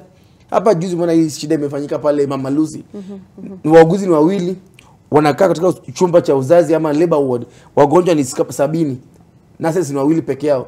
Mama mmoja amezaa na vuja damu pale, ameaga. Mwingine mtoto amekoma, anafaa kupelekwa theater, hajapelekwa, mtoto ameaga tumboni. Ndio challenges yenye wagonjwa wetu wa Kenya wanateseka dawa kila siku. Wafanyikazi wa afya leo hii huwezi pata leave ya kupumzika, ile annual leave. huwezi pata ile leave ya kwenda kusoma kujiongezea utaalamu, huwezi kwenda sababu kuna shortages. Na kama ukisema mambo ya UHC, tukiambia serikali kwamba andikisha wafanyikazi wengine wa afya tafadhali, wanatuambia kwa hapana, tumewaletea ile community health promoters. Hawa si watu wamesomea mambo ya healthcare. Ni aje kwamba Uingereza tuwapatie wenye wamesoma wamebobea, lakini kwa watu wetu tunawaajiri wale wenye hawajasomea hata mambo ya afya. Unawapatia mashine, vifaa vya kupima pressure, kupima sukari, unasema tu watatibu zile magonjwa madogo. Mimi sijui magonjwa madogo ni yapi. Alafu wa Kenya wetu wapewe ile poor medicine for poor people. Yet we take the best kwa mkoloni. Na leo hii unatuambia kwamba tuko taifa huru, tunajipenda na tunajivunia kwa Wakenya. La, viongozi wetu waangalie kwamba kwanza tuzingatie ile WHO ratio ya nurses to patients. Kwa WHO wanasema kwamba kwa nurse moja ndafaa kwa na wagonjwa 400 ama waangalie wananchi 400. Leo hii hapa Kenya nurse moja anaangalia wa Kenya 1200. That's 3 times the recommended ratio. Daktari mmoja anafaa kuona wa Kenya 1000. Kwa leo hii Kenya daktari mmoja anaona wagonjwa ama wa Kenya 16,000, 16 times. Na unasema kwamba we have so many that we are sending out exporting some. Kwanza tujivunie, tujipende, tujishughulikishie kwanza. Ndio tuangalie mambo ya jirani na mambo ya kigeni. Madaktari labda hapa nchini wana nafasi bora zaidi kufanya kazi katika mataifa mengine kama wanapopata nafasi wauguzi hao. Kwa sasa kuna kwa ile Uingereza wameweka different tier system. Kuna zile nchi imewekwa katika green manjano kwamba wafanyikazi wa afya kama madaktari wanaenda tu Uingereza bila shida yote. Taifa kama India, taifa kama Filipino. Lakini kuna wale wameweka katika ile rangi ya yellow ama amber kwamba serikali lazima kuwe government to government agreement. Kama mambo ya nurses wameweza tu kwenda kwa sababu serikali ya Kenya na Uingereza walifanya ile maktaba ya kusikizana. Daktari wa Kenya hawezi kujamulia kutoka kwenda kufanya kazi Uingereza bila hiyo. Ama recruitment haizi fanyika bila hiyo. Then kuna wale nyekundu ama red zone wenye they cannot hire completely kutoka hizo nchi kama Zambia, Malawi. Hizo ni nchi ambao wako na shida sana ya kiafya yenye ukichukua wafanyikazi wao utakuwa umeangusha system yao ya afya. So kuna hizo nchi tofauti. Na kama Kenya tunasema kwamba kama serikali ya Kenya haina mpango wa kuhakikisha wafanyikazi wa afya. Kwa mfano sasa hizi kama madaktari tuko na madaktari 4,000 wenye wamehitimu wamekuwa tayari wamefanya internship lakini hawana kazi, wamekaa nyumbani wanangojea. Kama serikali imesema kwamba hawana ile uwezo wa kupatia wafanyikazi wa Kenya kazi hapa nchini, basi waongee na nchi za nje watoe Kenya kutoka hiyo amba wapeleke katika green ili waweze kuenda. Kwa sababu huwezi kufanya kwamba mtu amesomea, wazazi wanakungojea waanze bibi kusaidiana, uendelee na maisha yako, lakini bado wewe daktari umehitimu, lakini bado unaishi kwa mama yako, kwa baba yako. Wengine hata wameteseka kwa kuna daktari alijitoa maisha kitanzi huko Machakos County. Alimaliza internship, akakosa kazi, pressure kutoka nyumbani yeye ndio first born kwao. Ikabidi akakuwa na ile hopelessness na depression, shinikizo la mawazo, akajitoa uhai. Watelekeza naambia kama mjipange, sisi mambo yetu hatuajui, tutaandikisha community health promoters ile qualification kuongea kizungu na kujua governor peke yake. Naam, labda tukimalizia tu Wachira, tunamalizia tu Wachira, labda tukiangalia ziara hii nzima katika sekta ya afya tutaiboresha vipi? Asante. Lile ningetaka kuangalia to the positive side. Na niseme kwamba kwa hii serikali ikichukulia kutoka kwa ile serikali ambayo iliweza kupita ya Mheshimiwa Uhuru Kenyatta, tumeona sana wakiangazia afya. Na kwa hii serikali ya Mheshimiwa Ruto tumeona kuna mikakati kadhaa inawekwa kuboresha afya. Kuna ile community health promoters ambayo ndugu yangu anaongelea. Kuna mambo kadha wa kadha ambayo hatukubaliani, lakini yale tunakubaliana ni kwamba wanachoenda kufanya health promotion ni muhimu sana. Lakini tujue health promotion inaenda kuambia watu ni magonjwa yapi yako hapa nyanjani, utajikinga kivipi, utajuaje uko na huu ugonjwa na utaenda wapi ukipata. In short, hao tunawaita demand creators. Watajulisha watu mambo ya afya na wataleta watu mahospitalini. Wanapokuja pale hospitalini, kumbuka kwanza huyu Mkenya alipotea kwa hospitali ya umma kwa sababu hakukuwa wahudumu wa afya, alikuwa anangoja kwa masaa mengi sana na labda hapati ile huduma. Sasa tumeweka wale promoters lakini hatujaajiri pia wahudumu wa kutosha. Kwa hivyo hapa kuna risk. wanaweza create ile demand, lakini Wakenya wakifika hospitalini wapate hakuna matibabu, bado hakuna matibabu na watapotea. Kwa hivyo lile ningesema tufanye, na pia tukichukulia kutoka tukilan kutoka ile NHS ni kwamba wacha tukue na commission mbili ama kama ni moja ifanye mambo mawili. Ya kwanza ikuwe inaangazia tu huduma ya afya na ile quality, kama ile quality care. Unajua kuna tofauti ya mhudumu wa afya na ile huduma inapatianwa. Kwa sababu kwa ile huduma inapeanwa tutaweza kuona dosari, tutaweza kufanya audit na tuseme tumeona kutokana na hii ile kitu tunafaa kuongeza ni kigezo hiki, ni mhudumu wa afya, ni reagents ambazo ni za lab, ni infrastructure na zingine. Na ya mwisho tukiangalia vile tunafanya funding ya health system yetu, kwa sababu kila kitu kinategemea funding. Hakuna Mkenya ako na shida ya kuongezewa ile tax ambayo inaenda kwa afya. Kama basi akitoa hiyo atajua mwisho nitaweza kupata huduma ya afya bila kugharamika zaidi. Kwa hivyo tusishabikie tu. Tuchukue zile lessons na tuweze kuziweka hapa ndio tukue na afya bora. Naam, asante sana Wachira kunradhi, Peterson Wachira, mwenyekiti wa kitaifa muungano wa matibabu KUKO, Daktari Miskela Mbega, naibu katibu mkuu KMPDU, Aziza Wafula, muuguzi, na Profesa Daktari Kennedy Moindi ambaye ni mwanahistoria kwea, na Profesa Macharia Munene kwa kupitia njia ya Zoom ambaye ni mtaalamu wa historia na masuala ya kigeni. Shukran sana mtazamaji kwa muda wako. Kumbuka bado tunafuatilia ziara ya Mfalme Charles watatu na Malkia Camilla ambao wapo tu humu nchini kwa ziara ya siku 4 hii leo. Yupo na ratiba ambao wanafuatilia majukumu au mambo ambao maeneo ambao atakuwa anazuru hii leo. Mtazamaji tunafuatilia, tutakuwa tunakujuza baada ya muda usiokuwa mrefu. Takuwa naangazia taarifa za NTV adhuhuri, usiende mbali.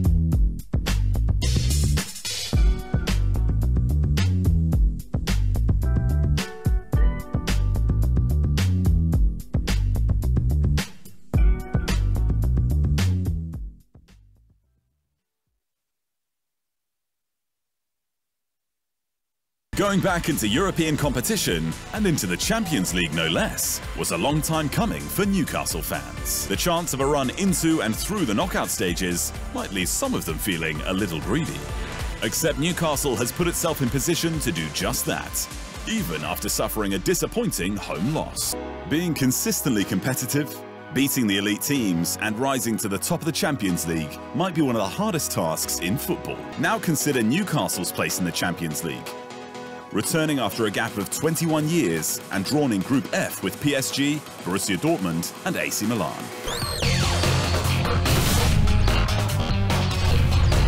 Win a 3-bedroom house in Nanyuki sitting on a quarter-acre or a 30K weekly shopping voucher or a monthly plot. For every 100K you spend buying or paying for your plot, you earn 1 entry to the draw. The more you invest, the more entries you get. Bamba Nyumba na AMG.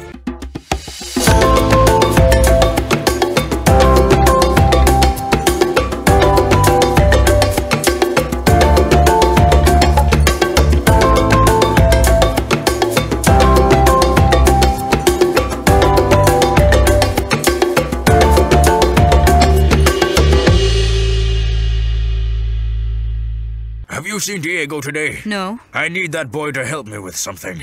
And do you know Rodrigo's here now? Oh, here we go again. Head over heels. And people come in and they're like, oh, it works. I can have ice cream and I'm not in any discomfort. I recommend Sensodyne because it works. It's brilliant.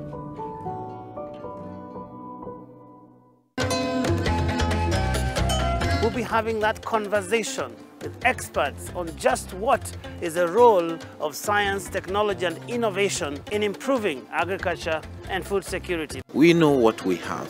We know what we lack. We should streamline our research activity towards what we lack so that to get what we want. We definitely could have done far better than where we are in terms of agricultural performance, in terms of the value of agriculture, and even sometimes our mindset and understanding of why agriculture, what is agriculture. The key drivers of transformation are two things. Technological interventions that will be groundbreaking, that will transform agriculture from the way we are doing it. Mortein Doom, with its trusted formulation, it provides protection in seconds. So spread the Mortein Doom message of how we, you and I, can fight to end malaria. Mortein Doom, Kenya's #1 choice. It's about time. Let's go. Daring abroad in the Kingdom of Saudi Arabia. We have so much to share about Kenyans working here. From domestic workers to skilled workers in the milk sector, ICT, transport, education and more. Maisha Saudi ni sheria. I came here to achieve my goal. I've managed to build a house for my parents. Also, how Kenya and Saudi Arabia are collaborating on labor issues. We want the Kenyan to come here and feel welcome. It continues to be an important market for our labor. From this October, as we begin our 4th season on NTV.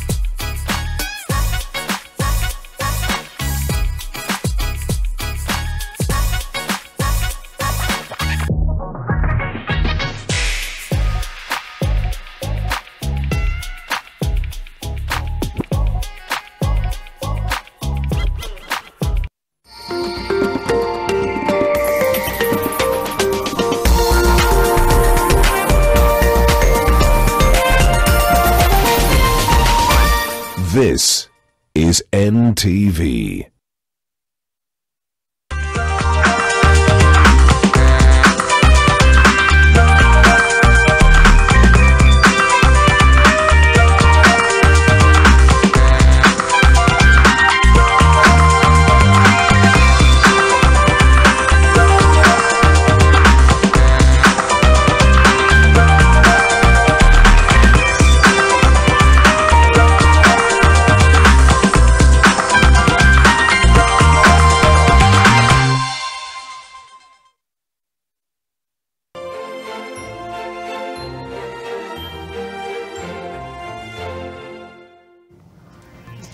Karibu mtazamaji katika NTV ya dhuhuri. Jina langu ni Nuru Abdulaziz. Ni siku ya pili ya ziara ya Mfalme Charles wa 3 na mkewe Malkia Camilla hapa Kenya, na leo alianza kwa kutembelea makaburi ya wanajeshi waliofariki kwenye vita vya dunia mtaani Kariokoo hapa Nairobi, kabla ya kuelekea msitu wa Karura na kisha baadaye kufika makao makuu ya Umoja wa Mataifa. Tungane na mwanahabari wetu Olive Barrows akiwa kwenye msafara huo, atufahamishe sasa wako wapi na kinachoendelea. Olive. Aya, Nuru Abdulaziz, shukran sana. Tuko hapa Karura Forest na hatuko peke yetu. Huku tunamtarajia King Charles III na Her Majesty Camilla, na pia kuna athletes wetu akiwemo hapo Eliud Kipchoge na coach wa Kihuri. Habari zenu? Tuko kwenye NTV Kenya hapa. Naomba mtuambie ni nini kimewaleta hapa leo? We are here to welcome the King. We are here to show solidarity with conservation of environment, showing that running is about conserving the environment, and conserving the environment is about running. Okay. Yes. That's interesting. That's an interesting take. Do you agree, Coach?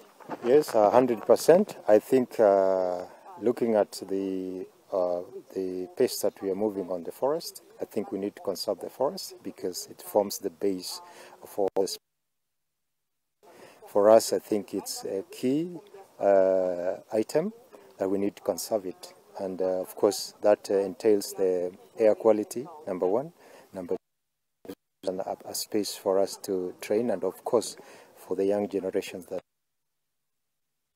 to find the forest cover. All right. Chalk drawn there. What should we anticipate? Oh, we will be having actually a race today for the kids. You know, that's why we always say we want to make Kenya a running country, and the only way is through children. So, yes. So is the king also participating in the race, or is it just the kids? It's mine. All right. So I can't let you go without doing this. 1 quick minute, guys. I must get my selfie. Coach, are you in there? Yeah. Thank you very much. Nuru, ni hayo tu kwa sasa, lakini vile ulisema awali, yes, we were with the king at the Karioko Nairobi War Cemetery, and there the lady honored some of those whose medals from the World War periods have gone missing, and so he comes to Karura. Part of his itinerary today includes the United Nations. We will let you know what he said there. It also includes a reception later on, but for now, I'll hand it back to you in studio. Naam, shukran sana Olive Barrows akiwa kule katika msitu wa Karura. Tunaelezwa kwamba Mfalme Charles watatu anatarajiwa kutembea katika eneo hilo. Kumbuka kwamba ni mfalme ambaye anashabikia masuala ya uhifadhi wa mazingira, kwa hivyo ndio sababu kuu ambayo anazuru eneo hilo la msitu wa Karura ili kuangazia tu swala hilo na kuwapa motisha na hamu wa Kenya kuweza kujihusisha katika swala la uhifadhi wa mazingira. Kumbuka kwamba ni swala ambalo linachangia mazingira bora humu nchini na kuhakikisha kwamba afya pia ni swala ambalo linachangia swala la afya kama tulivyozungumzia awali na wageni wangu katika NTV. Sasa mtazamaji, ni baadhi ya mambo ambayo yanaangaziwa hii leo. Kumbuka kwamba Mfalme Charles watatu anatarajiwa kuzuru maeneo tofauti hii leo, na hapo kesho anatarajiwa kuzuru kule kaunti ya Mombasa kwa siku 3 akitamatisha ziara yake ya siku 4 humu nchini Kenya. Mtazamaji, naam, tukisonga mbele na taarifa zetu, tunaelekea kule kaunti ya Nakuru, ambapo katika kaunti ya Nyandarua ambako wengi wakongwe ambao ni washujaa wa Mau Mau na wanazungumzia swala hilo haswa, na tunaungana na mwanahabari wetu Ruth Sarmwei. Je, huko Nyandarua wakazi wanazungumzia vipi ziara hii ya Mfalme Charles watatu hapa Kenya? Naam, Nuru, jinsi ulivyoeleza ni kwamba kaunti hii ya Nyandarua inafahamika kama nyumbani kwa mashujaa wengi tu waliopigania uhuru, haswa katika eneo la Nyeri, kwa maana wapiganaji wa Mau Mau walikuwa wanaishi katika eneo hilo, na baada ya nchi kupata uhuru, wakazi hao ama mashujaa hao walipatiwa mashamba katika kaunti hii ya Nyahururu. Lakini kabla nizungumze tu na mmoja ambaye aliweza kutangamana na Mfalme Charles hapo awali kwa Prince wakati alipotembelea nchini Kenya katika eneo la Treetops, nitaweza tu kuzungumza na wakazi hapo waweze kunieleza matarajio yao ni yepi na wameweza kuhisi vipi katika ziara ya Mfalme Charles na mkewe Malkia Camilla. Utaanza kwa majina kwa fupi, utuambie mnajihisi vipi kutokana na ziara hii? Kwa majina yangu naitwa Jacinta Mubigadua. Niko na furaha sana kwa sababu nimesikia mfalme yako nchi ya Kenya. Hata nasikia roho yangu mzuri juu nilisikia amekuja, na vile nilisikia mamake alikuwa Kenya wakati babangu alikuwa anafanya kazi Treetop. Sasa nimefurahi sana kusikia amekuja, roho yangu iko na furaha sana. Wacha nizungumze na huyu aniambie matarajio yake ni yepi kutokana na ziara hii. Karibia kidogo, anza kwa majina yangu naitwa Ann Muthoi. Mimi nafurahia sana kusikia mfalme ameingia Kenya. Matarajio yangu ingekuwa kama angefikiria juu, kama tuseme mzee baba yetu alikuwa anafanya huko kazi, tena alikuwa anampeleka huko Treetop, anaongea na yeye, ningekuwa nakufikiria tu angemkumbuka tu, kwa vile yeye hata yeye alifurahi sana hata akutane na yeye, akutane na yeye. Haya, kwa fupi kwa majina, na unahisi vipi kama mkazi, yani uko Kenya wakati mfalme ameweza kuzuru eneo hili? Mimi nasikia furaha sana. Mimi majina naitwa Mary Gadua. Mimi nasikia furaha kwa kuwa amekuja hapa Kenya, baba yangu akiwa hai. Mimi nasikia furaha ile baba anasikia, kwa sababu anasema wangekuja Treetop wangekutana naye angesikia furaha. Angefurahi kabisa kabisa. Naam. Nuru, wacha basi tusikie kiti hiki niweze ku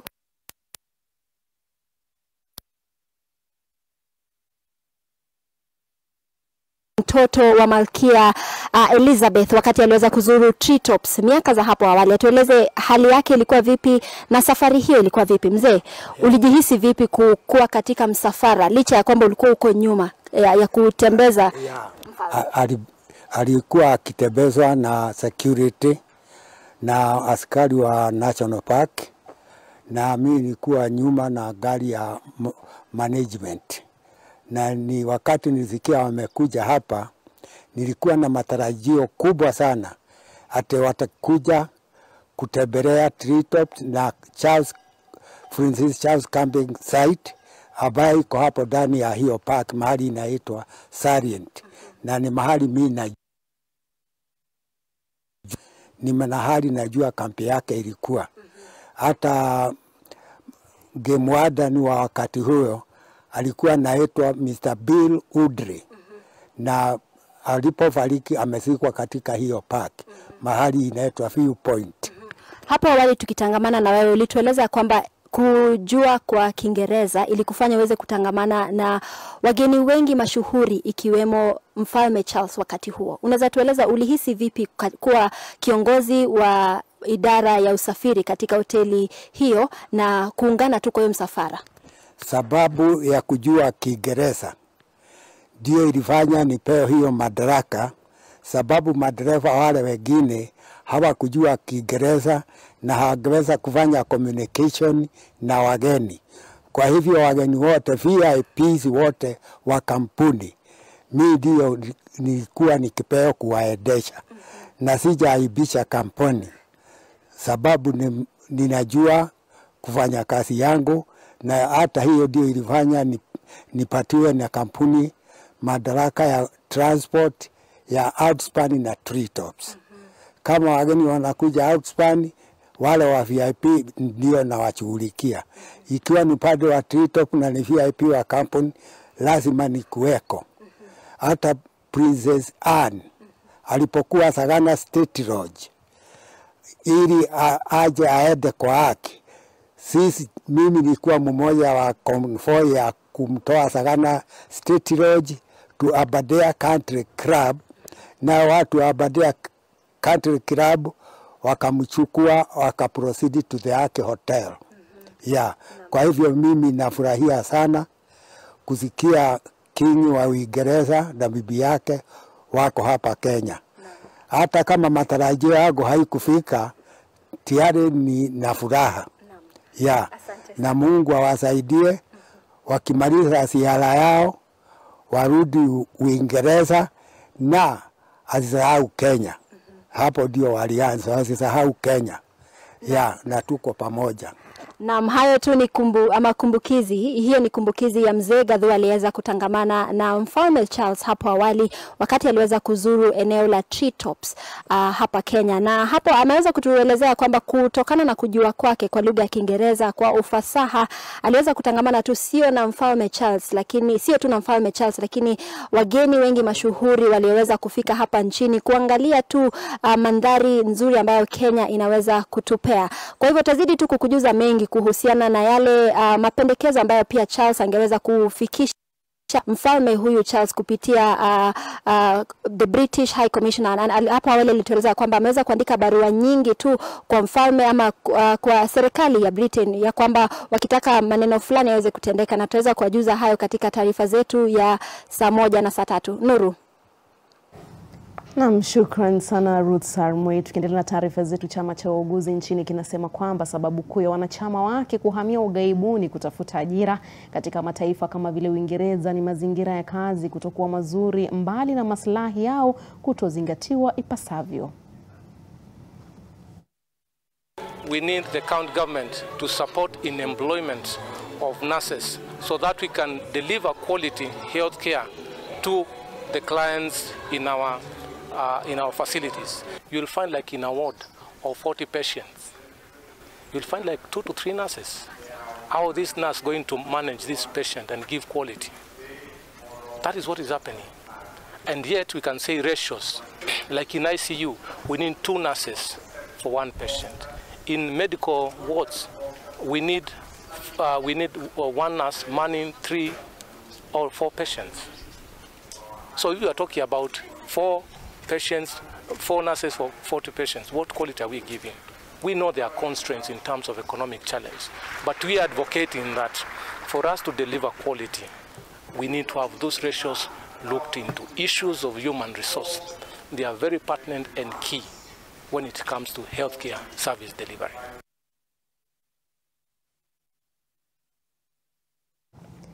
Na jamii ya walio wachache ya Sengwer ni kati ya makundi ya hivi punde kuvunja kimya chao kuhusu maovu yaliyotekelezwa dhidi yao na serikali ya Uingereza wakati wa ukoloni. Jamii hiyo inasema kuna haja ya kukutana na Mfalme Charles III ambaye yuko nchini kuangazia madhila yao. Msemaji wa jamii hiyo Dickson Rotich anasema kuwa watu wa jamii ya Sengwer ni zaidi ya milioni 1 na wanafaa kupewa fidia kwa ardhi ambayo walipoteza. Kwa sasa jamii hiyo inaishi kwenye kaunti za Pokot Magharibi, Trans Nzoia, Elgeyo Marakwet, Baringo, Nakuru, Bungoma, Bomet, Kericho, Nandi, Uasin Gishu na hata nchi jirani ya Uganda.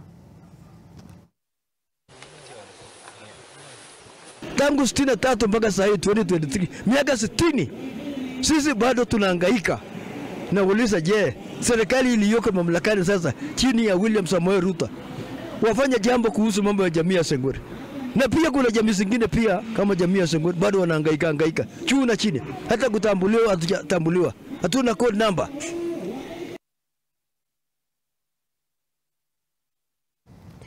Kwingineko, wanafunzi wa darasa la 8 na wale wa gredi ya 6 wanafanya mtihani wao wa mwisho leo wa KCPE na KPSEA mtawalia. Mtihani huo wa siku 3 ulianza Jumatatu na unakamilika leo. Hadi sasa hakuna visa vya udanganyifu vimeripotiwa, ila baadhi ya wanafunzi hasa wasichana waliojifungua wanatahiniwa hospitalini. We shall make sure that as much as we can, all our children who are able to sit for the exam will sit for the exam.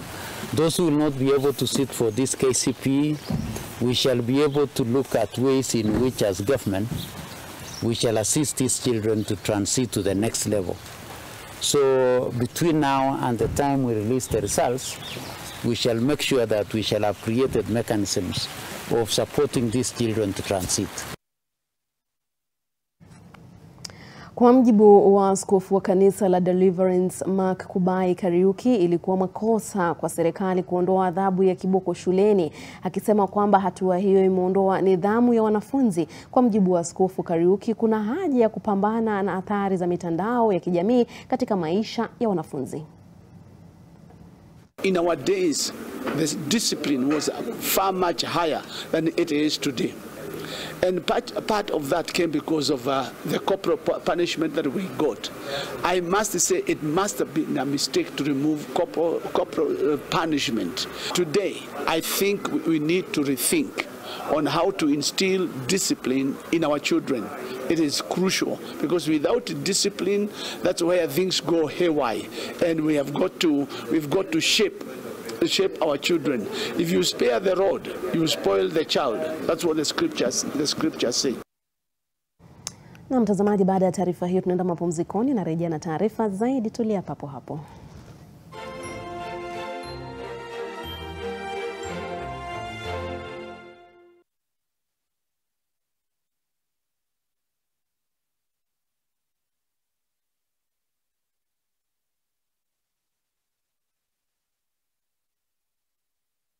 Are you ready to start your investment journey? Impala Developers Limited presents Impala Palms, their latest masterpiece in Ongata Rongai, featuring 2- and 3-bedroom apartments with impeccable finishes and beautifully lit rooms. Enjoy the rooftop oasis with a gym, gaming room, and scenic walking paths. Located just 100 meters off Magadi Road in the Lesa Hill area of Ongata Rongai. With a promising return on investment, seize this opportunity today. Prices start at just 6.75 million. Visit our website or call us today to learn more. Impala Palms, where your investment dreams come true. AATF, in conjunction with the Government of Kenya through the Ministry of Agriculture, Livestock, Fisheries and Cooperatives and partners, invite you to the inaugural African Conference on Agricultural Technologies from 30th October to 3rd November 2023 at Safari Park Hotel in Nairobi, Kenya. This year's theme, Agricultural Resilience Through Innovation, speaks our commitment to a food and nutrition secure Africa. Early bird registration has been extended to 1st October with group discounts up to 20%. Don't be left out. Register for ACAT Africa today.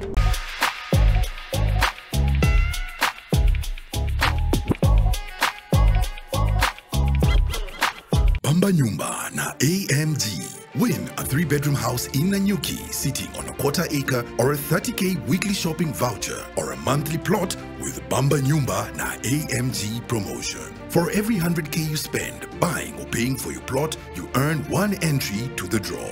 The more you invest, the more entries you get. Call 0796 888 555 today. Bamba Nyumba na AMG. Usiwachwe nyuma. Baby girl, si unakumbuka leo ndo ile day ya bashing yetu tulisema tutaenda? Usikose? Ai, mimi nikose. Ai, mbona gari ni KDB na kwa app imeandikwa KCW? Sasa wewe kwa nini uko na maswali sigiste? Si haja bora ufike. Tunikule kichwa.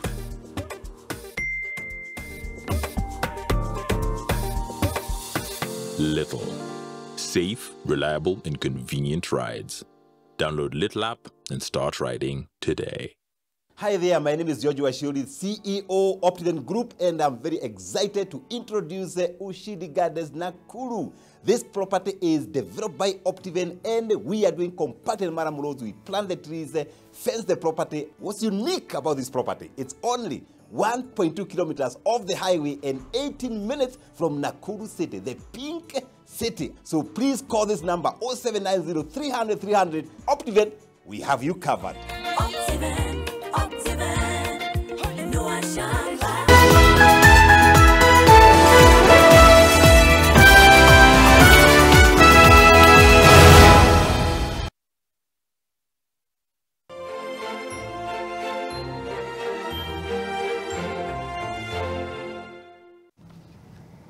Karibu tena mtazamaji. Huku gavana wa Meru Kawira Mwangaza akitarajiwa kwenda mbele ya seneti kujitetea kuhusiana na hatua ya madiwani wa Meru kupitisha hoja ya kumng'atua mamlakani. Kinaya ni kwamba utafiti wa shirika la Infotrack sasa unaonyesha kwamba Mwangaza ndiye gavana wa 4 kati ya 47 kwa ubora wa utendakazi nchini. Utafiti huu wa Infotrack unampa Kawira 63% katika orodha inayoongozwa na magavana George Natembeya wa Trans Nzoia na Gladys Wanga wa Homa Bay. Helen Aura na taarifa hiyo. Gavana wa Meru Kawira Mwangaza ameanikwa na wawakilishi wadi wa kaunti yake kwa kulegea katika uongozi wa kaunti hiyo kiasi cha hoja ya kumng'atua kupitishwa na kaunti kwa mara ya pili katika miezi 10. Kinaya ni kwamba utafiti wa Infotrack sasa unaonyesha kwamba maoni ya wakazi yanampa Mwangaza alama ya juu licha ya hatua hiyo ya kaunti. Utafiti wa Infotrack umetangaza kwamba gavana wa Trans Nzoia George Natembeya na gavana wa Homa Bay Gladys Wanga ndio waliotia fora zaidi kwa kuongoza katika majukumu yao na 70%. Wanafuatwa na gavana wa Pokot Magharibi Simon Kachapin akiwa na 67%, huku utafiti huo ukionyesha kwamba kaunti hiyo imeimarika pakubwa. Katika nafasi ya 3 wapo magavana 4 wakiwa na 64% kila mmoja. Magavana Simba Arati wa Kisii, Irungu Kang'ata wa Murang'a, gavana Turkana Jeremiah Lomukai na mwenzao wa Makueni Mutula Kilonzo. Nafasi ya 4 imechukuliwa na magavana wa Elgeyo Marakwet Wesley Rotich, Julius Malombe wa Kitui na mwenzao wa Meru anayetemwa nje Kawira Mwangaza. Wote walipata 63%. Wakazi wa Meru wana maoni gani? Manake huyu mama amependeza mwananchi wa kawaida, na ile kazi anafanya na ile trend yake ya kufanya kazi inapendeza mwananchi wa kawaida. Kwa sababu tuseme kwa mfano anapoinua maisha ya wananchi kwa kuwanunulia ng'ombe za maziwa, ni kwamba anainua maisha yao na anaona kwamba wako na mahitaji. Kuna mwananchi wa kawaida ambaye hajui maendeleo mengine, anajua tu mapato yake ya kibinafsi, kwa sababu hiyo ndio imekuwa shinda yake kwa muda mrefu. Kwa hivyo mimi ombi langu ni kwamba viongozi waache kupigana na mama. Na alikuja Mudhara Circuit siku ingine, shule ambayo injawahi funguliwa miaka 10. Alifungua, akatuchimbia barabara, akatuchimbia uwanja na akatutengenezea, akatujengea darasa. Ndio mimi nasema mama aendelee. Ile miradi ameweka hapa Mudhara ni mingi. Sasa hivi tuna bwao, tuna ndamu. Hapa Mamba View kunaitwa Kaongo. Tuna barabara ambazo wamefungua nyingi. Tuna mama hapa Mudhara ametengeneza soko ambayo sasa hivi kina mama wanafurahia kuhusia vitu yao ndani. Hiyo miaka yote imepita walikuwa wanahusia kwa matope. Mama ni mchapa kazi. Mwangaza anatarajiwa kufika mbele ya kikao cha Seneti kujitetea tena kwa mara ya pili katika miezi 10 baada ya bunge la kaunti kuwasilisha malalamishi wanayomtuhumia. Maseneta wa Azimio walipendekeza ahojiwe mbele ya kamati ya wanachama 11, ila upande wa Kenya Kwanza ulisisitiza ahojiwe na Seneti nzima. Helen Aura, NTV. Na mtazamaji, na kuelekeza kule katika msitu wa Karura, naelezwa kwamba waziri Soipan Tuya wa mazingira tayari amefika, na pia mfalme Charles watatu pia amewasili katika msitu huo. Ndo sasa hali ilivyo katika eneo hilo. Mtazamaji, tuweke macho tuangalie.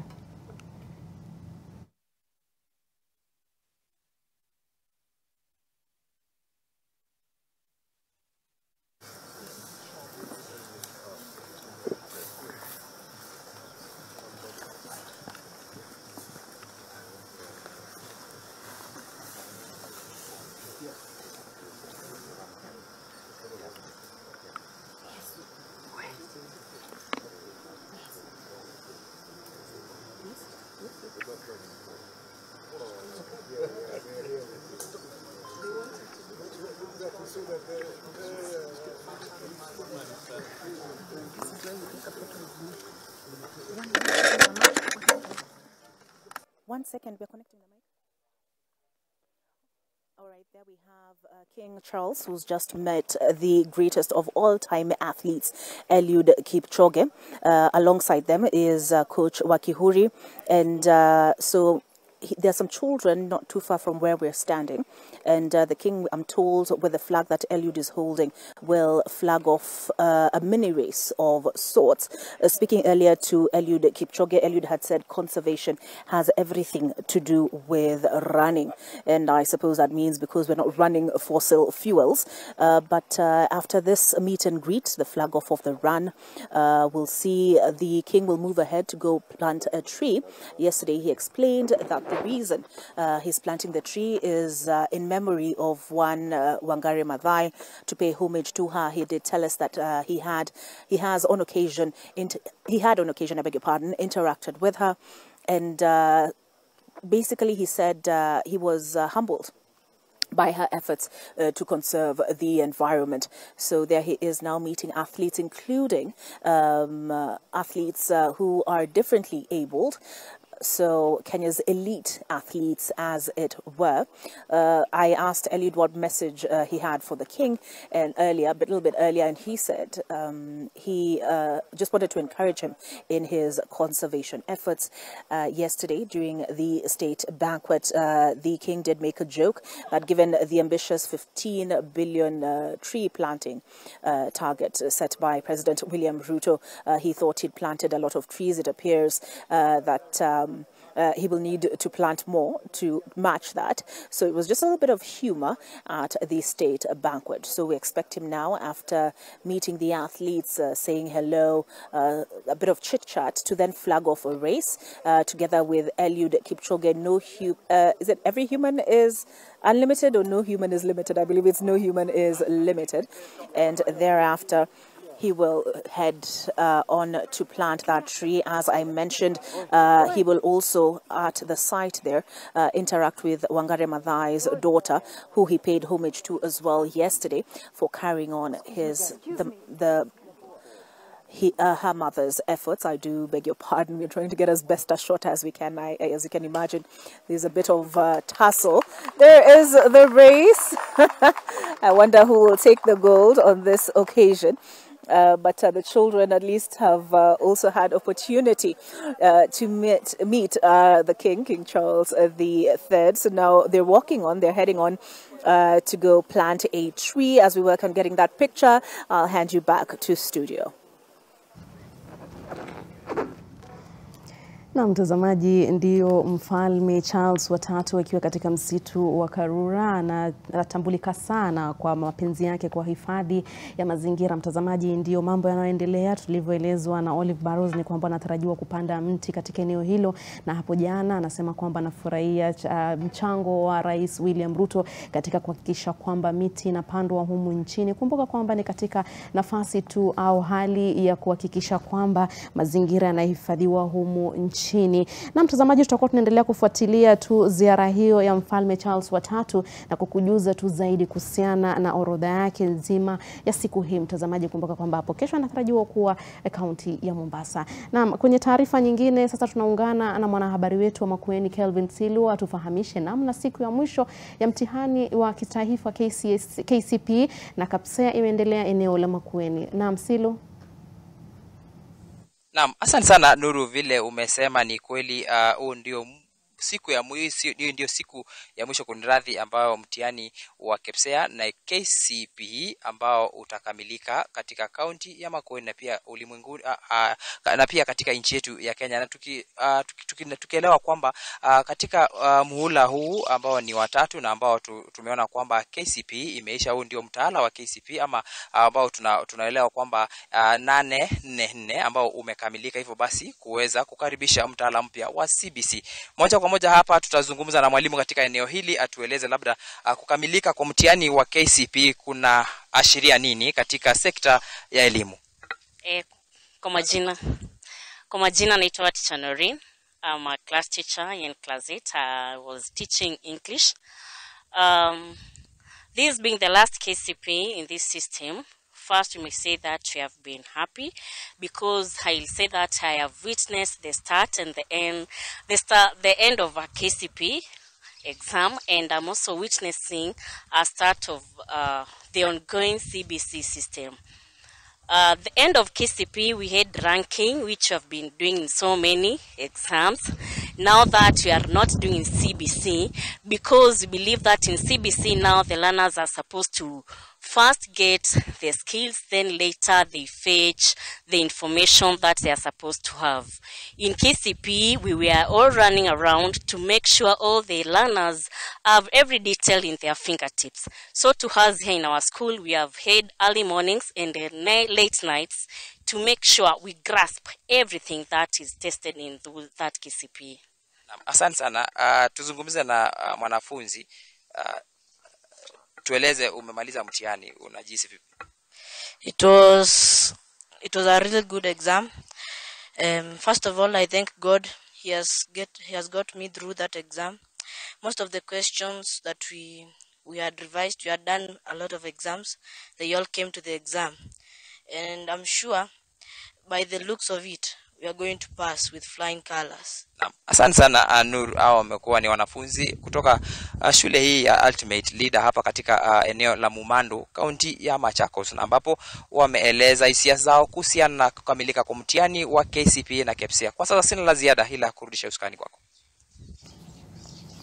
Naam, shukran sana Silu. Mtazamaji, tukielekea kwenye taarifa za spoti sasa, Shabana FC itawakaribisha mabingwa watetezi Gor Mahia alasiri ya leo katika uwanja wa kimataifa wa michezo wa Moi Kasarani katika raundi ya 9 ya ligi kuu ya FKF. Atore Rob watakuwa na njaa ya ushindi kufuatia kichapo cha 4 bila mikononi mwa Ulinzi Stars katika mechi yao ya mwisho, lakini wanagongo la Mlima wakichuana na Gor Mahia ambao wananuia kuendeleza msururu wao wa kutoshindwa msimu huu. Vinara wa ligi Posta watamenyana na Kakamega Homeboys katika uwanja wa Buhungu, huku FC Leopards ikicheza na Kariobangi Sharks uwanjani Ulinzi Sports Complex. Mabingwa wa zamani Tusker watacheza dhidi ya Ulinzi Stars, huku Bidco wakiwatumbuiza Muhoron.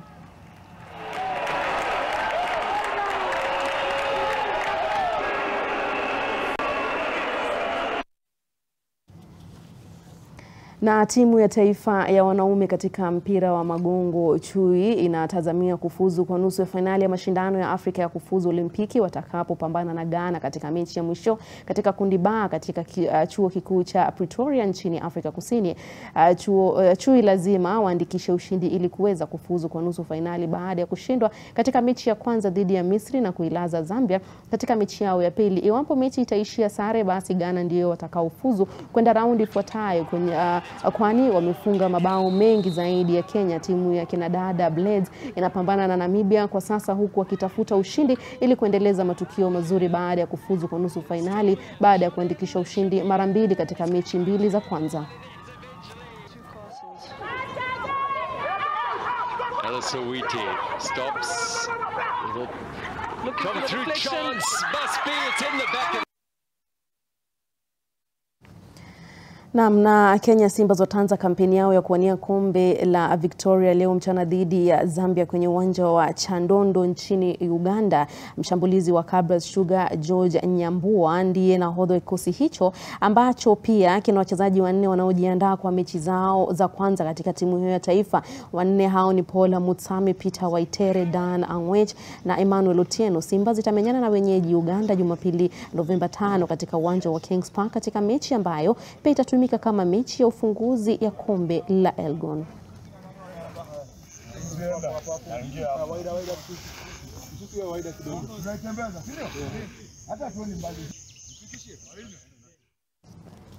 Na mtazamaji, shukrani sana kwa muda wako. Naitwa Nuru Abdulaziz na kutakia mchana mwema.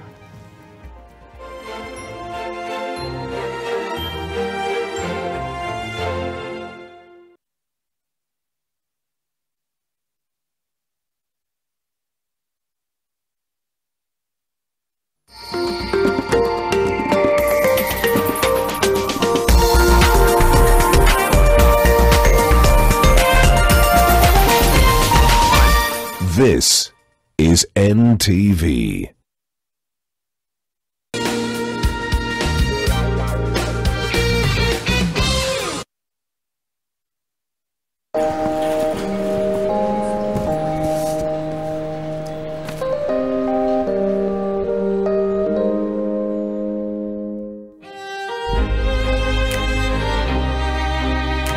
The moment I feel my pain starting to fade, it's like I'm going back to myself on a really good day.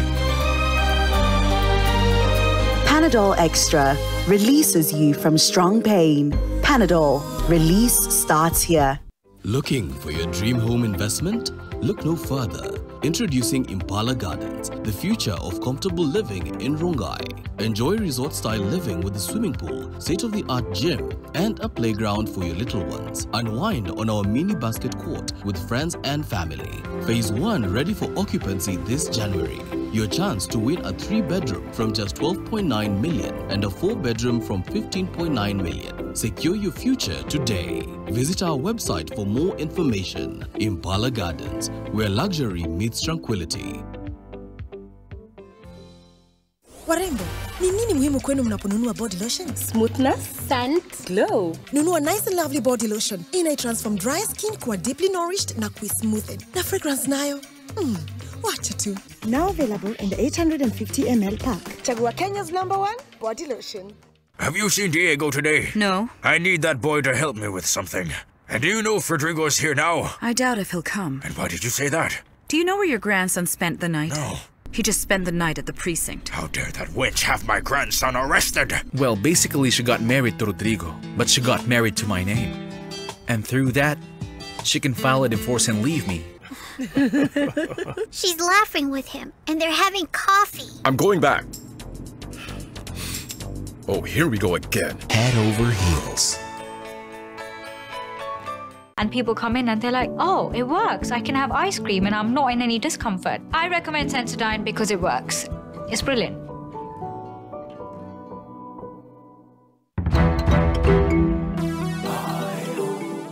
It's about time. Let's go. Daring abroad in the Kingdom of Saudi Arabia. We have so much to share about Kenyans working here. from domestic workers to skilled workers in the milk sector, ICT, transport, education and more. Maisha Saudi ni sheria. I came here to achieve my goal. I've managed to build a house for my parents.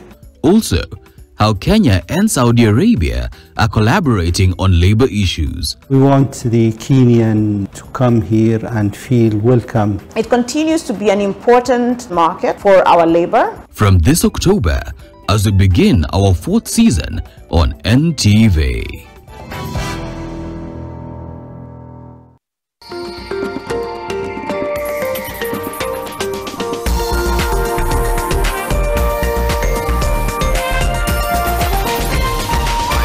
NTV, turning on your world.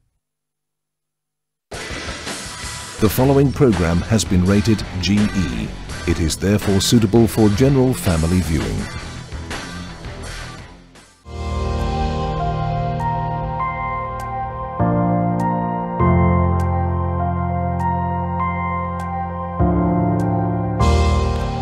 Hello and welcome to Thamani, the show that focuses on micro, small and medium-sized enterprises. Today we are in Kajiado talking about solar installation business, and we want to listen to Melita's story. Please join me. My name is Judith Cherono.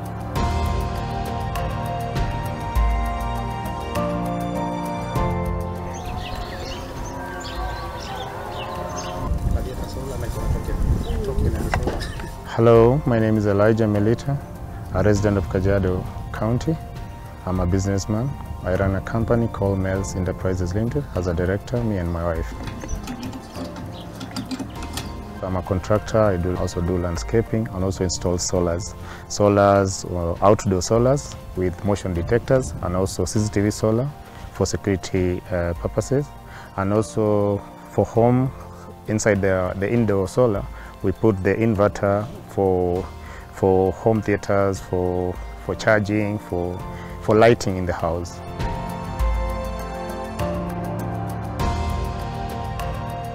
Kindly give us your background of education a bit. Education-wise, I'm a social worker. I have done disaster management.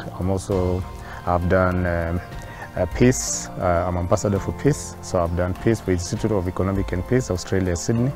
And also I'm first aid instructor with Kenya Red Cross for the last 23 years.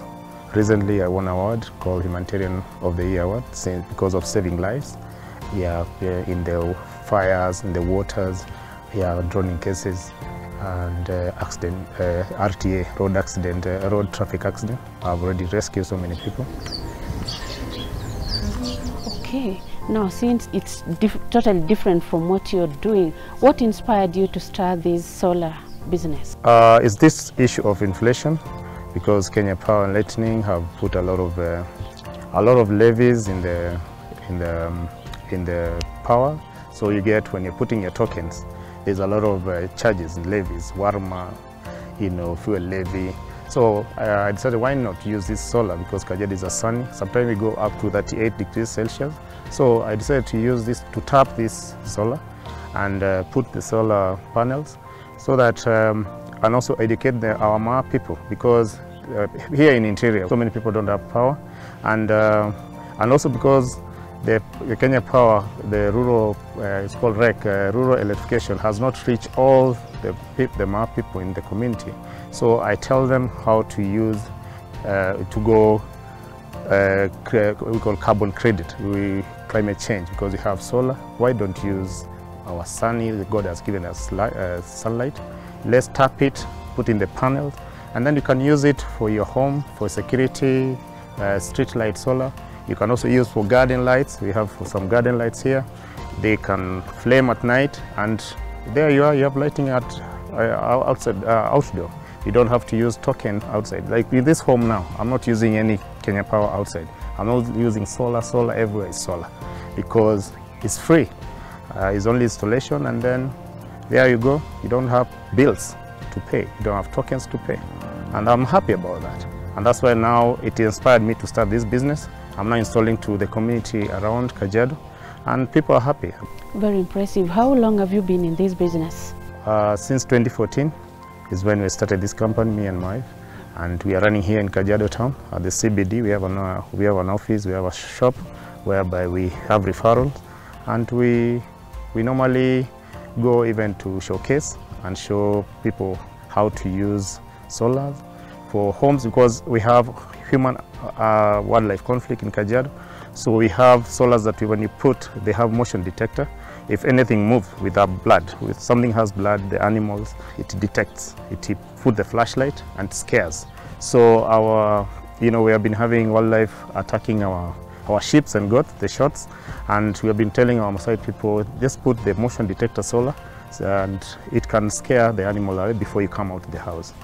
So when you speak of motion detector solar, so I want to imagine that it's quite different from the ones that are used for lighting. Yes. Maybe you can enlighten us, what are the kind of solars that you have? We have a variety of solar. We have one with motion detector. When you move closer, it will flash like 10 meters flashlight, and then it dims. So if there is any intruder, or it gives you a radar. So when it has that motion, even the dogs can go towards the motion detector light. So that is CCTV sort of? Yeah, there is one for the CCTV. The one you're seeing behind me is a CCTV solar camera that it detects and also give you an alert, real-time capture to your phone. So wherever you are, maybe inside the house, out, maybe you have gone away, you can watch your home. You can see everything going on in your home. And it can give you radar the time when it happens, someone passed through the gate or through the fence. It has a 360 degrees angle that it can detect anyone who has gone into your home compound. So where do you source your solars, the things that you use for installing? Yeah, there's some Chinese in Nairobi that they are distributors. They bring them to Nairobi, and then I've already gone around doing some sourcing. And right now I'm satisfied with my supplier. So far, for the clients that I have right now, they are 4 years, 3 years, 5 years. They have not complained about because on the street light, it only takes 5 years, then you change the battery, but the panels remain the same.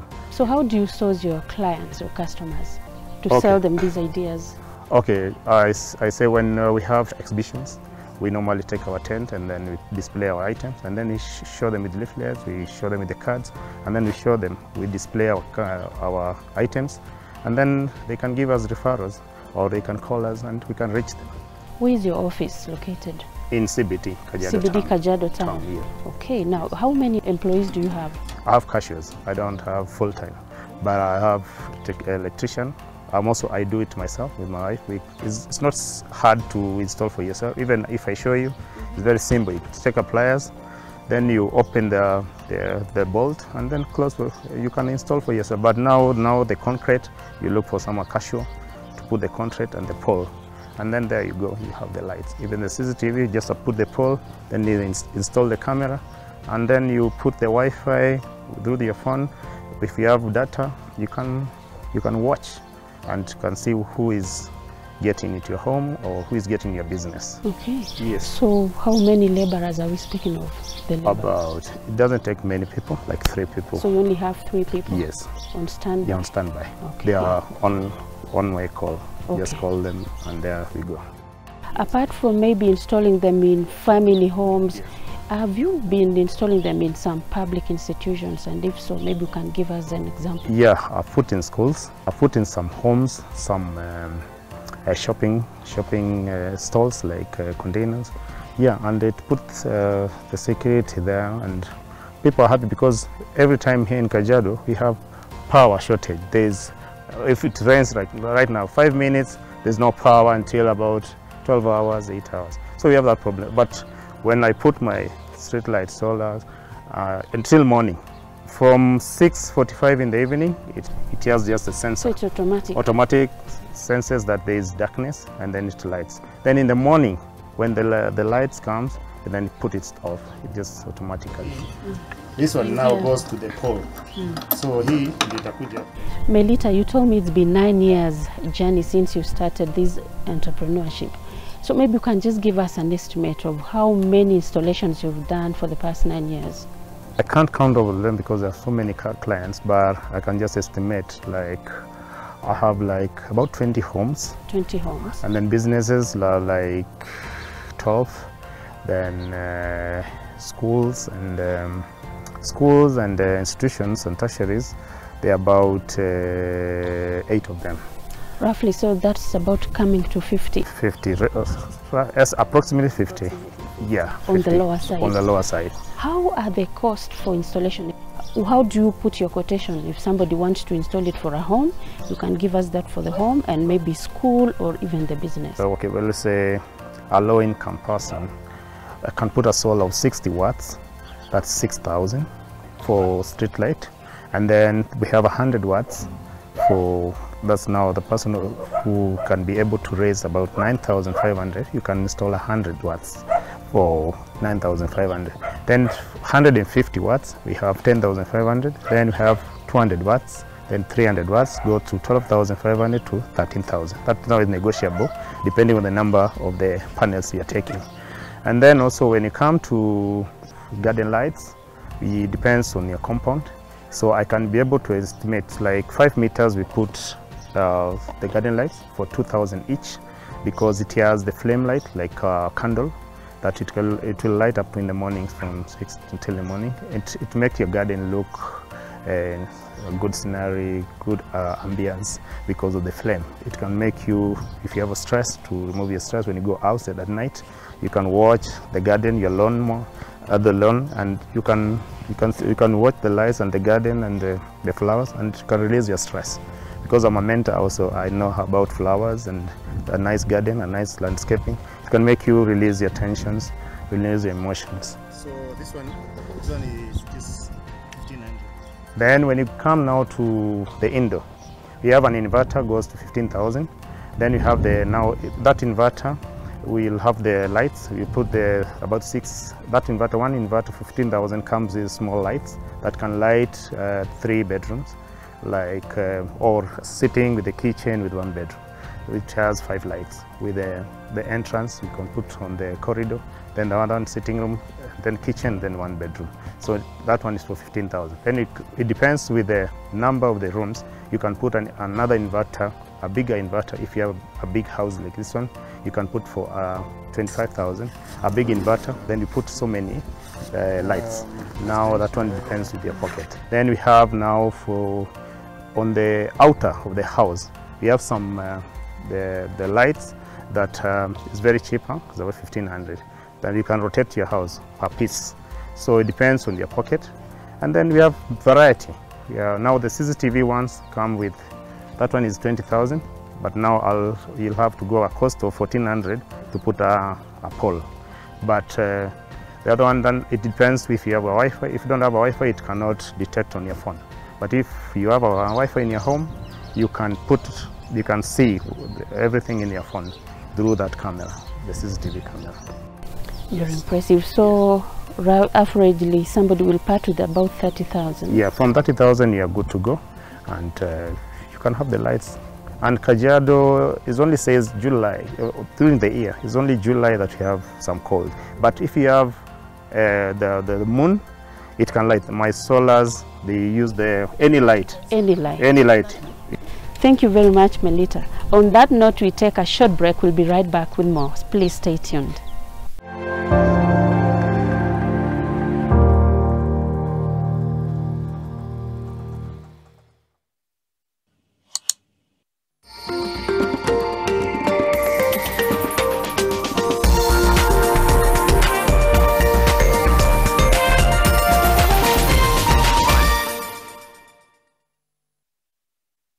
Warembo, ni nini muhimu kwenu mnaponunua body lotion? Smoothness, scent, glow. Nunua Nice and Lovely body lotion. Inai-transform dry skin kuwa deeply nourished na smoothed. Na fragrance nayo, wacha tu. Now available in the 850 ml pack. Chagua Kenya's #1 body lotion. Looking for a modern, luxurious and spacious 1 or 2 bedroom apartment in Lavington, Nairobi, fully fitted with 24-hour CCTV surveillance, children's play area, intercom system, fitness center, modern clubhouse, solar lighting environment, among other amenities? Well, from as little as 5.6 million Kenya shillings, all this could be yours. Simply call or WhatsApp us today on +254 759 260256 to get started. Don't wait. Reach out and begin your life of luxury.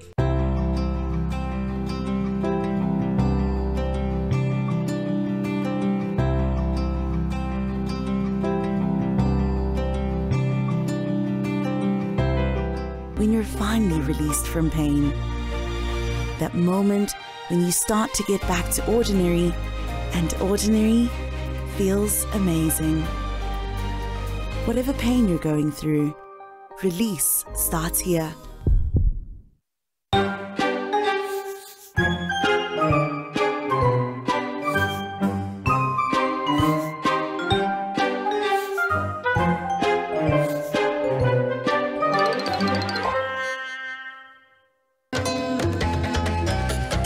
We'll be having that conversation with experts on just what is the role of science, technology and innovation in improving agriculture and food security. We know what we have. We know what we lack. We should streamline our research activity towards what we lack so that to get what we want. We definitely could have done far, far better than where we are in terms of agricultural performance, in terms of the value of agriculture, and even sometimes our mindset and understanding of why agriculture, what is agriculture.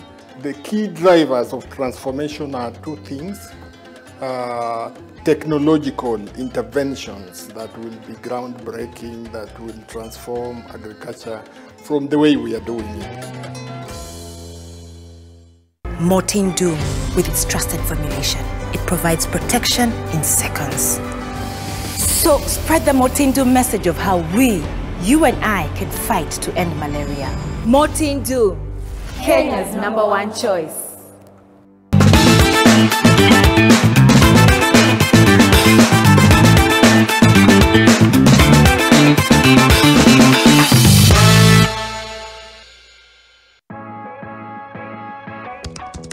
Visit nation.africa.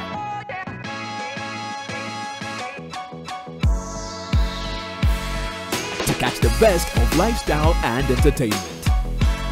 Keep an eye on education and gender issues. Get electrified with the latest sporting action. Stay informed as we unravel intriguing undercover investigative stories. And enjoy comprehensive coverage from award-winning journalism and reporting, including politics, expert opinion, and breaking news. Settle for more content in great packages on any device. Subscribe today for exclusive premium content. Visit nation.africa.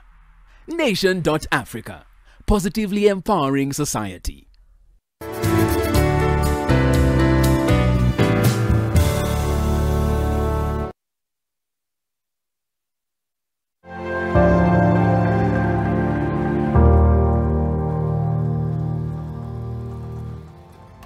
Welcome back to the show. Here with Melita, who was taking us through how to install solar panels in your home. And before we took this short break, he mentioned that with 30,000 you're good to go if you want them installed in your home. So welcome.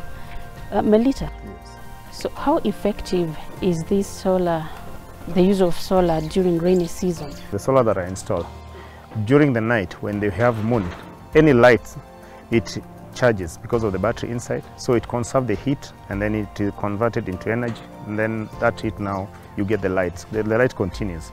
So when it's rainy season, although now when it rains, a heavy rain, the lighting till morning will not be the same. It will be now until 2 p.m. or 1 p.m. the light at night because of the heavy rain. But if there is no air, the light will go off because of the heat. The heat has not conserved a lot of heat because it was rainful. There was a lot of rain, so it was cloudy And you know the panel, with the panel, if it is cloudy, the light cannot go to the panel. That's why the panel should have it should have rays. The rays goes to the panel, then it conserves the heat to the battery. So it has that consumption now conversion to light.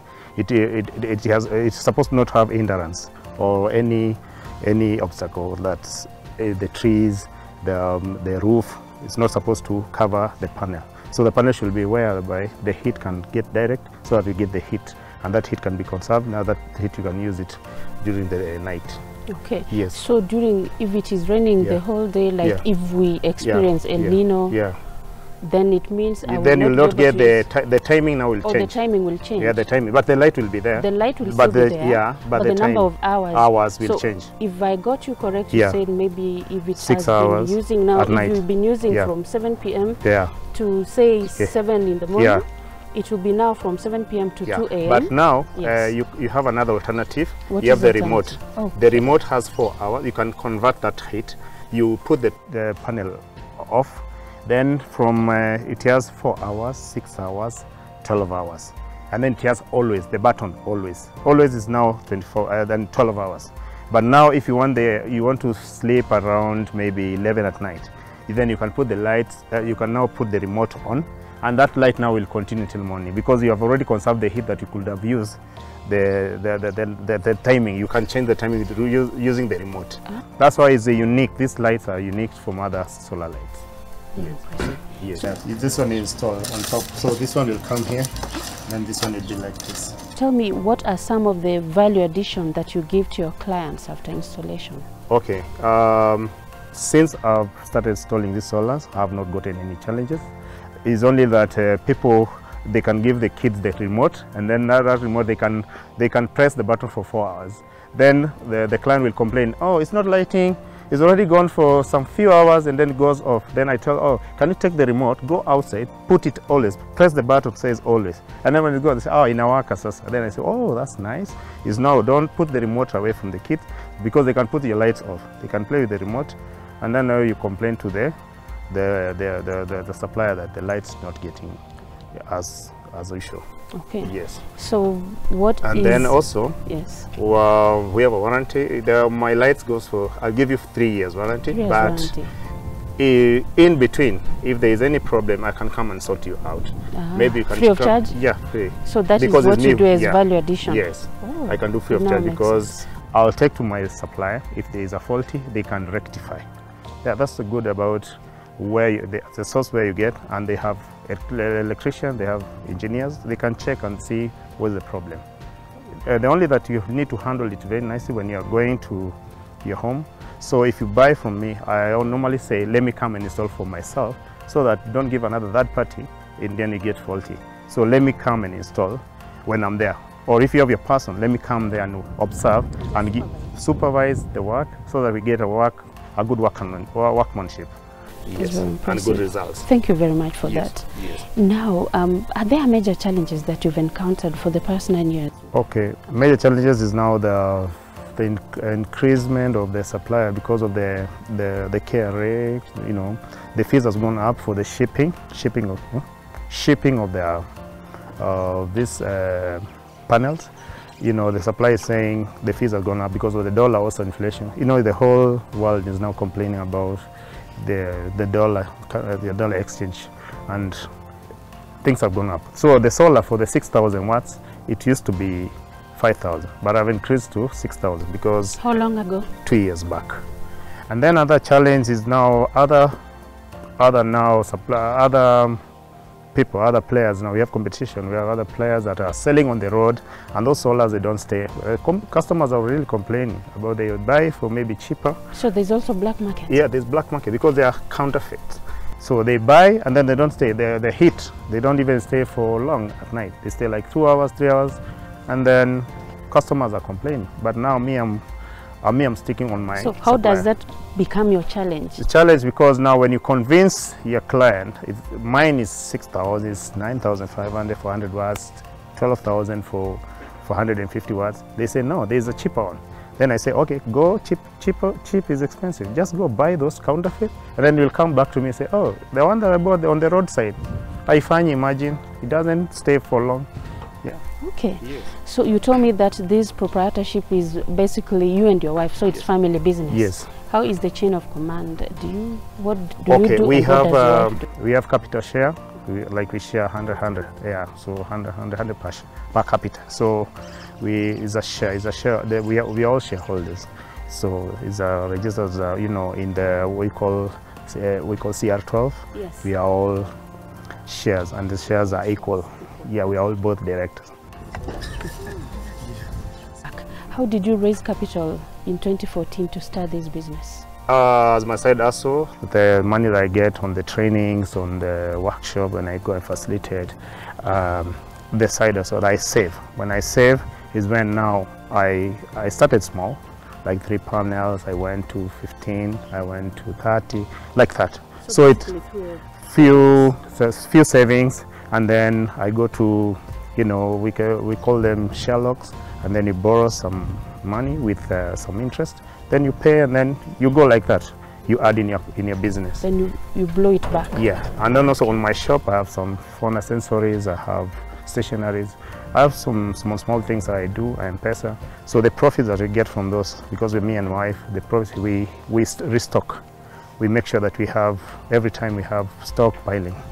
So maybe you can also tell us the way your book keeping records, how do you deal with that so that you are not confused, you don't consume this money from these other businesses? Yeah, we have the counter book, then we have an invoice, we have delivery book, we have the receipt book, and also the quotation.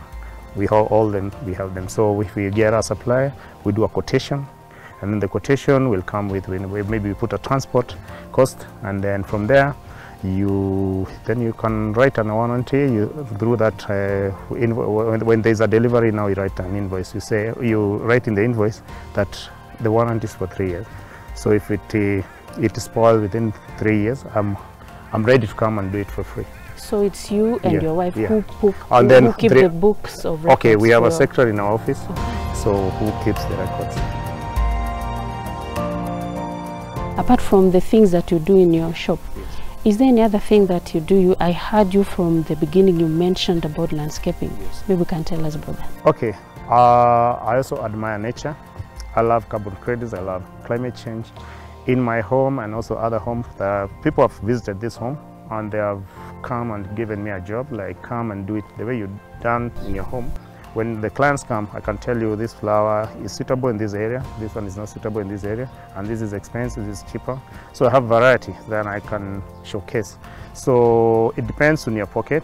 We have road curbs, we have road channels, we have paving slabs, then we have curb roads. So it depends. If you don't have a lot of money, you can use the gravel. We call them chips, the ballast chips. The small one that you can put on your compound if you don't have the money to put the curb, and it can work. So that's more or less your side hustle? Another side hustle.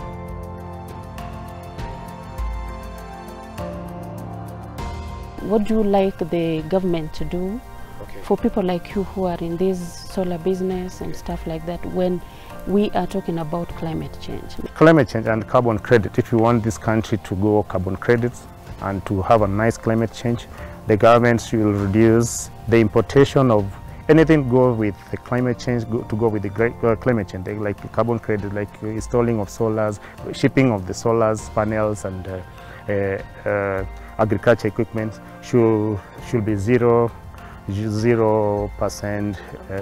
VAT off, because to motivate the farmers, to motivate the landscaper like me, and people who love climate change like me, to install a lot of solars to the community whereby we don't have power inside, and also the Kenya Power to reduce the levies in the industry of power, because in the energy, because people are really struggling with their life right now. So we need people to go climate change, and that's why I advocate for the government to reduce some levies and some charges on the KRA, so that everybody should go into solar and climate change. And then we have carbon credits. Like the issue of the charcoal. In Kajiado, we have an issue of charcoal burning.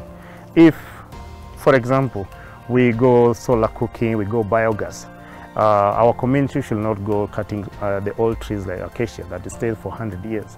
So we will conserve the environment. We will not have deforestation of cutting trees and putting for charcoal. we'll have energy from the solar, energy from the biogas, and we have animals that will produce biogas. So let's go green. Let's have carbon credits by the government, reducing some levies and some charges. Thank you. So what have you done to the community in terms of corporate social responsibility, giving back to your community? Okay. The things I do on part of my social responsibility is visiting the children's home. I'm the coordinator of Feed the Orphan, or Feed the Need initiative. I'm the coordinator here in Kajiado. Every December, before even December, every like my birthday, my wife's birthday, my kid's birthday, we go to children's home, we celebrate with them. So during December, we put a big basket in and another one called Damalang in Kajiado. Then in that basket, from November to December, before 23rd, we collect non-food items and food items. Mainly the unga for chapati, because we want the children's home, the vulnerable children, the kids, the needy kids, the street, the rescue kids in the children's homes to celebrate Christmas like other people in their homes. So to somebody who is looking at you and probably thinking of starting an MSME like you and still having doubts, what can you tell that person? I can tell the person, don't give up. You can start as little, you just have like a 20,000 shillings. You can start a business, a small business. Just think about an idea and you can start. You can be a small kitchen garden. I can show you another one that I have it here. It's a small one, but it can have everything that we need in a kitchen. So you can also have small businesses that don't likely use a lot of capital, but just think of, be innovative, be creative, and there you go. You come for advice, I'll give you for free. Thank you very much. You are indeed an innovator. Thank you. Thank you for giving us your time and thank you for having us in your home. Yes. All right. Karibuni. Okay, asante sana. And now we have come to the end of our show today. My name is Judith Cherono. Thank you very much for joining us. You can also continue doing this. You've heard from Melita what he says, just start small, be an innovator and you'll go far.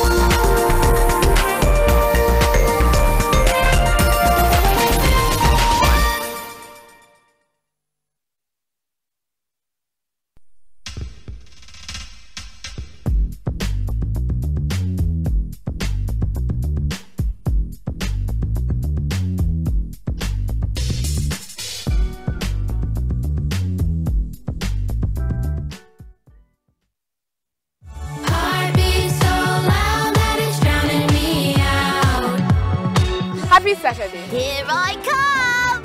Boom, boom, boom! Tayo should be perfectly fine. Catch me if you can! Stop right there! Guys, watch out, huh? Smelly shoes and socks shock sisters.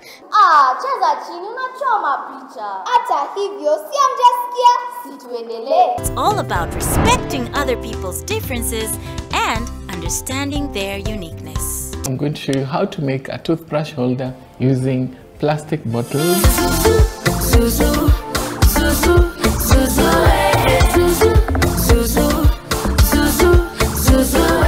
NTV Kids in association with GoTV. For non-stop festive fun, stay connected or reconnect to GoTV to keep busy brains entertained and learning this festive season. Ooh, yes! GoTV, love it. It's the opening of the NBA season. How you like me now? How you like me now? How you like me now? How you like me now?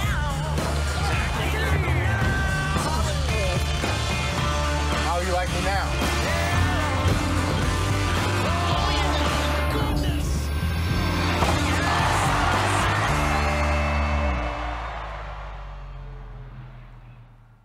Have you seen Diego today? No. I need that boy to help me with something.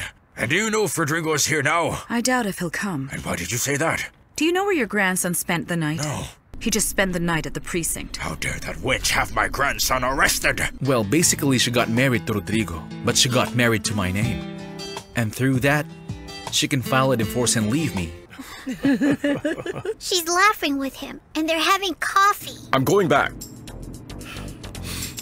Oh, here we go again. Head over heels.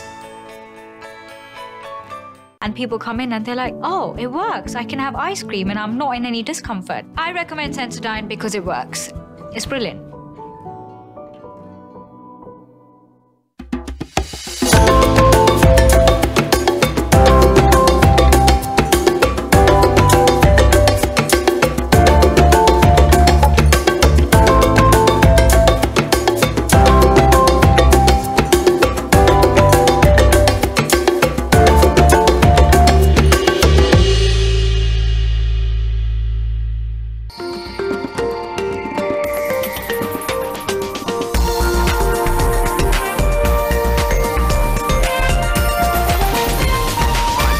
NTV, turning on your world.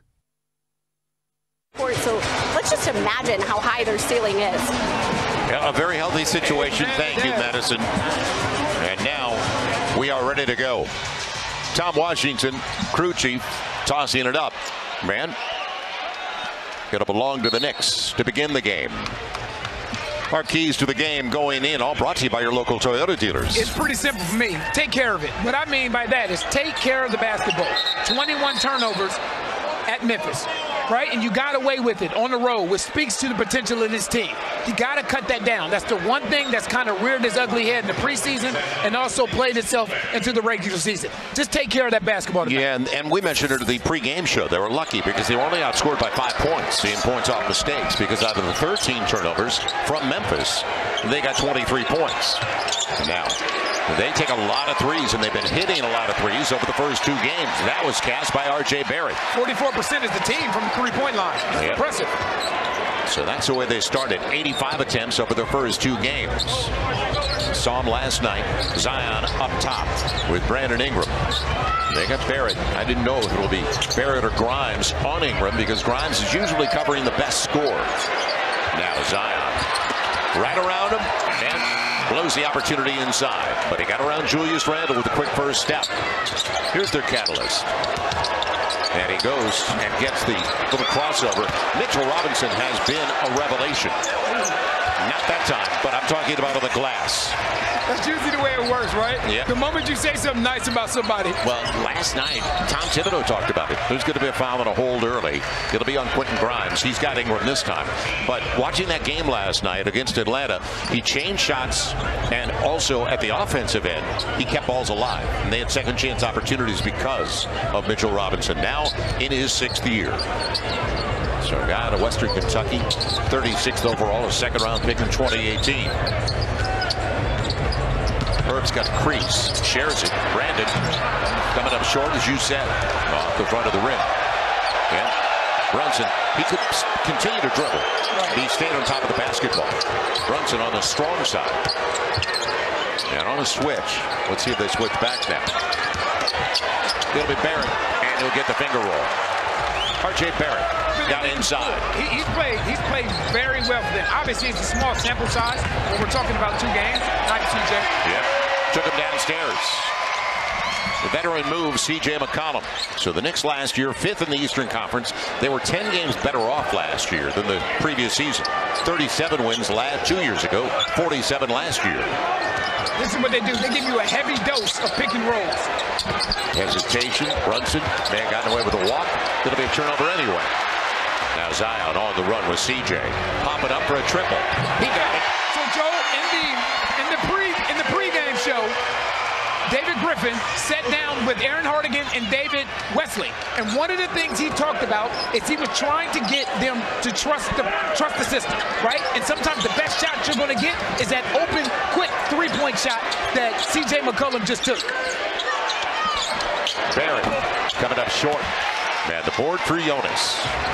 So R.J. Barrett struggled last year from beyond the arc, only 30%. Gonna be Herb on the angle. He's got it. So the hot hand from beyond the arc, as we saw in Memphis when they hit 45% of their threes, continues. And an early timeout from Tom Thibodeau. Joe, threes changed the game, right? They changed the momentum. Look at this crowd right now. But it's trusting the system. It's trusting Willie Green. It's trusting James Borrego and what they're asking you to do. Get them up early, get them up often. Is early at the Smoothie King Center. Why Fred Flintstone look upset? Well, he's wearing orange. He may be, one of those guys. That's a choice. Yeah, it's, that's a choice. Right, that's a Nick color, And by the way, Halloween is going to be celebrated on Monday. So come on down and join us. Steph Curry, Klay Thompson, and it looks like Draymond Green is going to be playing on Monday night. And wear your Halloween costume because there's going to be trick-or-treat stations throughout the arena, candy, special prizes. Go to Pelicans.com and pick up your tickets right now. Pelicans.com. We'll see you here on Monday night for the Warriors. A little stumble. His shoe came off. Yes, kicked the shoe. Fairgrounds hasn't opened yet. So after the miss, now it'll be 5-on-5 as Zion gets back into the play. Brandon, a little space. Zion's got the switch. Good pass inside. Jonas. And he thought he got clipped. Instead, it's Julius Randle, who took only 10 shots last night. And that's rare because he's been a volume guy, but he also had 9 assists, close to a triple-double for the Knicks. Yeah, he's had a problem these first 2 games, kind of finding his rhythm offensively as far as scoring the ball is concerned. Right, 5 from 21 in the Right, but he's been doing a lot of other things very well, and this is one of them. Brunson for 3. And Jonas will pick it up. So New York has started the contest 1 for 8. Pels already have a couple of triples.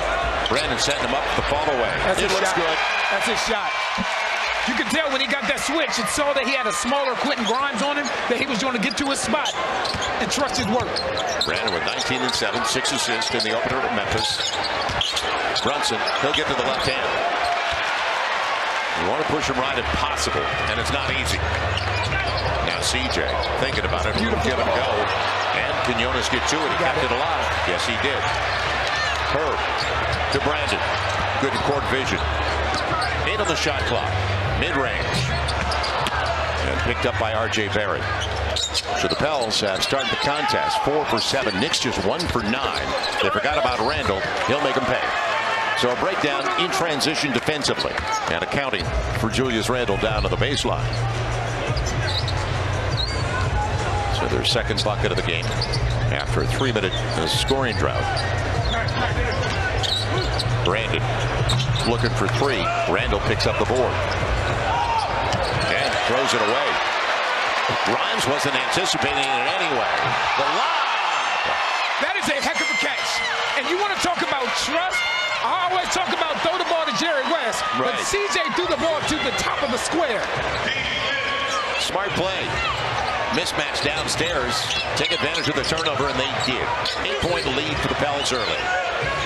Now clear out for Randle. Zan taken away on the double. CJ coming up with Brandon. On the trail. Great touch. This is a team that's playing together. Right, it's a team that's playing together right now. They're understanding the rotations defensively and moving the ball offensively. So that's 7 points off 3 early turnovers for the Pels. Barrett. Another turnover.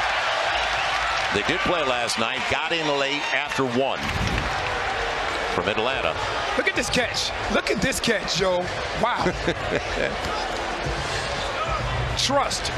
Let it go and trust Zion to go get it. It's like you're in the gym by yourself, though. You know, when you throw it up there like that, I know he's going to get to it. And it'll be taken away. Jonas can't handle it. After it was popped away from Zion. Randle on the run. The trailer, Mitchell Robinson. And real good pass and a real wise decision by C.J. McCollum. Right, the first 2 games, again, Julius Randle's not shooting the ball well, but he's averaging 8 assists per game. So when you're not shooting well, you still have to impact the game one way or another. Herb, and they're going to call the moving pick. So on the dribble handoff, a turnover for the Pels. And that's your area of concentration, point of emphasis coming in. Don't beat yourself. Zion sits down. 5:44. As Jonas picks up the foul, his first, and the Pels' first turnover, in fact. So Jalen Brunson, 33rd overall, and what a pick by the Dallas Mavericks. Second of a 4-year deal, 4 for 104 with the New York Knicks. His dad's on the bench, of course, guy that played 9 years in the league. Almost a walk. Josh Hart came in. Grimes, good look, but it's going to be well short. And then the mismatch inside. He's definitely, Mitchell Robinson is making his presence felt early. Yeah, he did a great job for them last night in Atlanta. They tried to give the game away. On the take, Dyson Daniels, little jump hook. So Josh Hart, our buddy, is back. And what a difference he made when he came over from Portland for the Knicks. Sweet set. Randall for 3. And a good box out by Larry. Ingram's got it. He'll take it the distance. Follows his own. It's taken away by Josh Hart, and Hart will come up with it. That's a good foul by Larry. I like the foul by Larry because we know one of the things Josh Hart is really good at, right, is pushing that ball and creating advantages. Take that foul, force him to take it out on the sideline. And as we know from watching him here in New Orleans, one of the best rebounding guards in the NBA. He's just got a good feel for things off the rim. So inside of 5 left in the opening 12. Pels are shooting 50% compared to the 29% 4-14 start. And 0 for 5 from beyond the arc for the Knicks. But they will go, and you said it, in Brunson's team. On the run. It's off. Julius Randle. Quick hands. Another turnover. Herb's going to sit down. Matt Ryan comes in.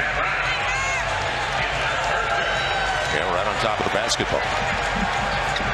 So he tried to clear space, lowering the shoulder. Smart play. The versatility at both ends of the floor. Just smart play by Herb, whether it's offense or defense. Now, mismatch. And he knows it. Say it again, Joe. Say it again, Joe. He knows it. Right. He knows it. And I like the play call because not only does he know it, Willie Green knows it. James Borrego knows it. If that's the assignment, isolation, you're going to go to him. And you saw a heavy dose of that in Memphis as well, though. Mid-range. And Dyson after it. Ryan to the floor. Pels beat him on the 50-50. It'll be left for Brandon. And the foul on Jalen Brunson, a little knee to knee almost. You love the way this ball is moving. Yeah, they're sharing it. There's no question. This is what you have to do. When you come off that bench, be the first to the floor. Great job by Dyson Daniels and also Matt Ryan. So Kyra's into the game. We saw that in Memphis. Both Kyra and Dyson first subs. Now, the big ragu, as they called him in college, Dante DiVincenzo. First of a 4-year deal, he came over as a free agent after playing last year with the Warriors. And what they call you in college, Joe? Lazy. Brandon Ingram gets another mid-range shot. You wanted an honest opinion. The honest answer. Be careful what you ask for. 12-point game. And again, just like in the Memphis game, Beyond looks really good early. Thrown away, hard kick. That's a foul. It's a foul on Kyra. Yeah, a hold inside on the mismatch they saw and tried to exploit. He'll come in on the side. So a real strong beginning once again. Pels were a little slow at Memphis, but then made it only a 3-point deficit at the end of the first quarter. And then they took over the second and third on the road. Isaiah Hartenstein, real good backup big. Here comes the double. Will Randall get rid of it in time? He will. And a wide open look. They just can't buy a bucket. Kyra after it. That was a good look again as Randall was triple teamed. He's got the pinball. Man. Larry did everything he could, straight up and down. Good play by Julius Randle. Now Brandon in a 10-point lead. How did they close the quarter? You can see the scouting report on Matt Ryan. Quickly gave him no airspace whatsoever. Kyra on the run. Man leaves it. I like that Dyson. Hard off the heel. And a break. It's out of bounds with quick hands of DiVincenzo. And that'll take us to a timeout. So solid start, 2:46 to play in the opening 12. You know the Knicks are eventually going to heat up, though, as they're 0 for 6 from beyond the arc. To a solid start early as they lead the New York Knicks 20-10 with 2:46 to go in the first quarter. Joe, we constantly talk about Brandon Ingram and how the game just seems to be slowing down for him. What you love and what he's doing right now. The New York Knicks have 10 points. B.I. has 8 points by himself. But it's not just the 8 points. It's the 8 points, the 2 assists, the 2 rebounds, and all 8 points, Joe, have come inside the 3-point line. And like we saw in the second half of the Memphis game, Pels are capitalizing not only on the mismatches, but also in turnovers. When they're capitalizing and taking advantage. They're a +7 right now in points off turnovers. They're a +7 in fast break points. 2:45 to play in the opening 12. As Josh Hart picks up Dyson Daniels. He's in the backcourt with... Gotta go. Yeah. Shot clock is down, so Kyron knows it. 3 ball. Right on line. A little bit strong, and Hart took it away from Hartenstein. Now Julius Randle. See, I tell you what's so interesting, to see Josh Hart actually give that ball up to Julius Randle. Because he's a push guy. Right, he's a push guy. He's a push and create an advantage guy. Last year, the Knicks had the 4th fewest turnovers in the league, just 13 a game. And already they got 6 tonight. Kyrie leaves it. Larry. So early in the shot clock, bring it back out. Zion lowers the dribble. He got there. That's nice. We see CJ do that all the time. A rat-a-tat-tat, lower the dribble. Well, it worked to get to the rim for Zion. Zion gets his second bucket. Hartenstein wanted it. Little Kyra Lewis tapped it away to keep it alive. Dyson, nobody stopped it. And a tough break on the runner. Almost taken away. DiVincenzo now with Hartenstein, and an easy one in transition. Smart play by the Knicks as they advanced it. You know what you like about the way the Knicks roster's constructed? Hartenstein and Mitchell Robinson are total opposites, right? They do completely different things, but they're both effective in what they do. Trying to bracket. Kyra on the run. How about a reverse? He'll take it, but won't get it. And it was there. So smart play. No finish. 1:15 to play in the first 12. Emmanuel quickly, and another turnover. Knicks out of sorts, to say the least. Joe, one of the things we saw last game that Zion did, that mid-range jump shot that we saw him shoot, you would love to see him do that again tonight. Because they're giving him space. Right. When Hartenstein gets him at the foul line, what he's doing is he's backing up and waiting for Zion to attack him. You would love to see him just raise up and knock that shot down. Right now, the Knicks have more turnovers than makes. 7 turnovers, 6 field goals so far. CJ back on the floor for the final minute. You got to take advantage of it. Dyson, deep wing 3. Short as DiVincenzo picks up the board. Now they won an NCAA title. In fact, the MVP of the Final Four. And taken away by Matt Ryan. He saves it. He'll pick it up for Zion. Zion on the run. He'll get there. That man is powerful. Yep. When he puts that shoulder down and he hits that launch pad, it's very few guys in the league, if any, that can do anything with it. Quickly thinking 2 for 1. Yeah. All the way. And Pels don't have to rush with a 12-point lead. Now Zion working against Julius Randle. Again. Yes. Too big, too strong. Too big, too strong. And you can hear Willie over here when that ball went in the post telling everybody on the perimeter to cut, move, give Zion the space to attack Julius Randle one-on-one. In fact, do me a favor and clear out. Basically. Right. Final 7 seconds of a real strong start for the Pels. It'll be Julius Randle. They had a foul to give. It's a reach. A smart by Larry. Yes, and he's looking over. I fouled him 3 times. Finally, the 3rd time was the charge. Now Herb into the last 2.1. This situational substitution at the defensive end of the floor. Larry picked up the foul, and that is Larry's 2nd foul. It'll be Julius Randle. Will he get it off in time? Yep. Couldn't bank it home.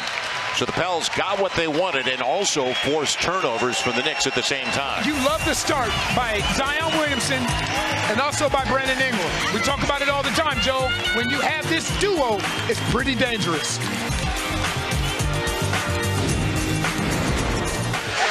We get ready for the start of the 2nd quarter, and we remind you, you can stream Pels basketball live all season long on the Bally Sports app. All right, check it all out. All season long live on the Bally Sports app. Joel Myers, Antonio Daniels, Madison Hawk. Back at the Smoothie King Center, where the Pels held the Knicks to 30% shooting. CJ got him out of position. Couldn't take advantage as Josh Hart picks up the board. Joe, this is a very important stretch right here for the Pelicans because you're without Brandon Ingram and Zion Williamson. Now, Jordan Hawkins in for the first time, catch and shoot. Do what you do, Matt Ryan. Do what you do. He had 3 triples on 6 attempts in the opener. And the Pels have their largest lead of the game at 17. Griff said in the pregame show he understands what he's here for. That's to let that thing go. Quickly. He's a good bench player for them.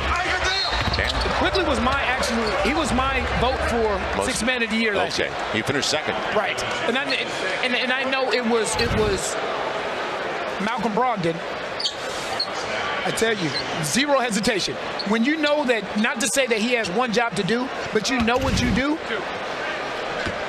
just to be confident enough to step in and knock that shot down. And those shots that he made in Memphis were huge, Joe. Yeah, and when I met him, I reminded him of what he did to me last year in L.A. Let's head over to Madison Hawk.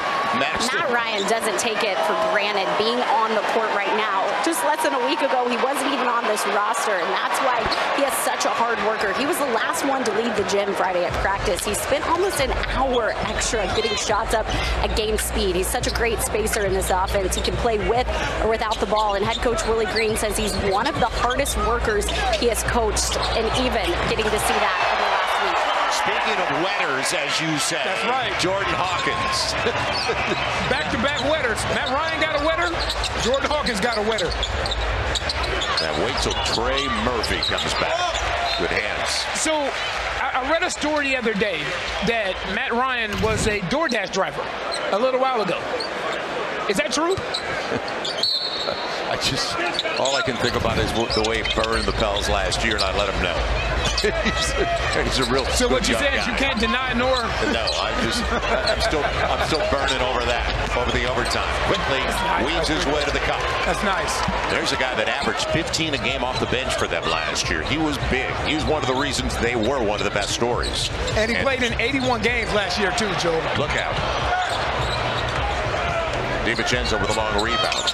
They were third in offensive efficiency last year, but they also didn't move the basketball a lot. It was iso ball for the most part last year. They were third from the bottom in sharing the basketball in dimes, but they were good at what they knew what they were doing. This is what Quickly and Hartenstein are really good at. They play together and understand how to play off of each other. After the foul on Matt Ryan, will come in on the side. Stays at 17. Barry, mid-range.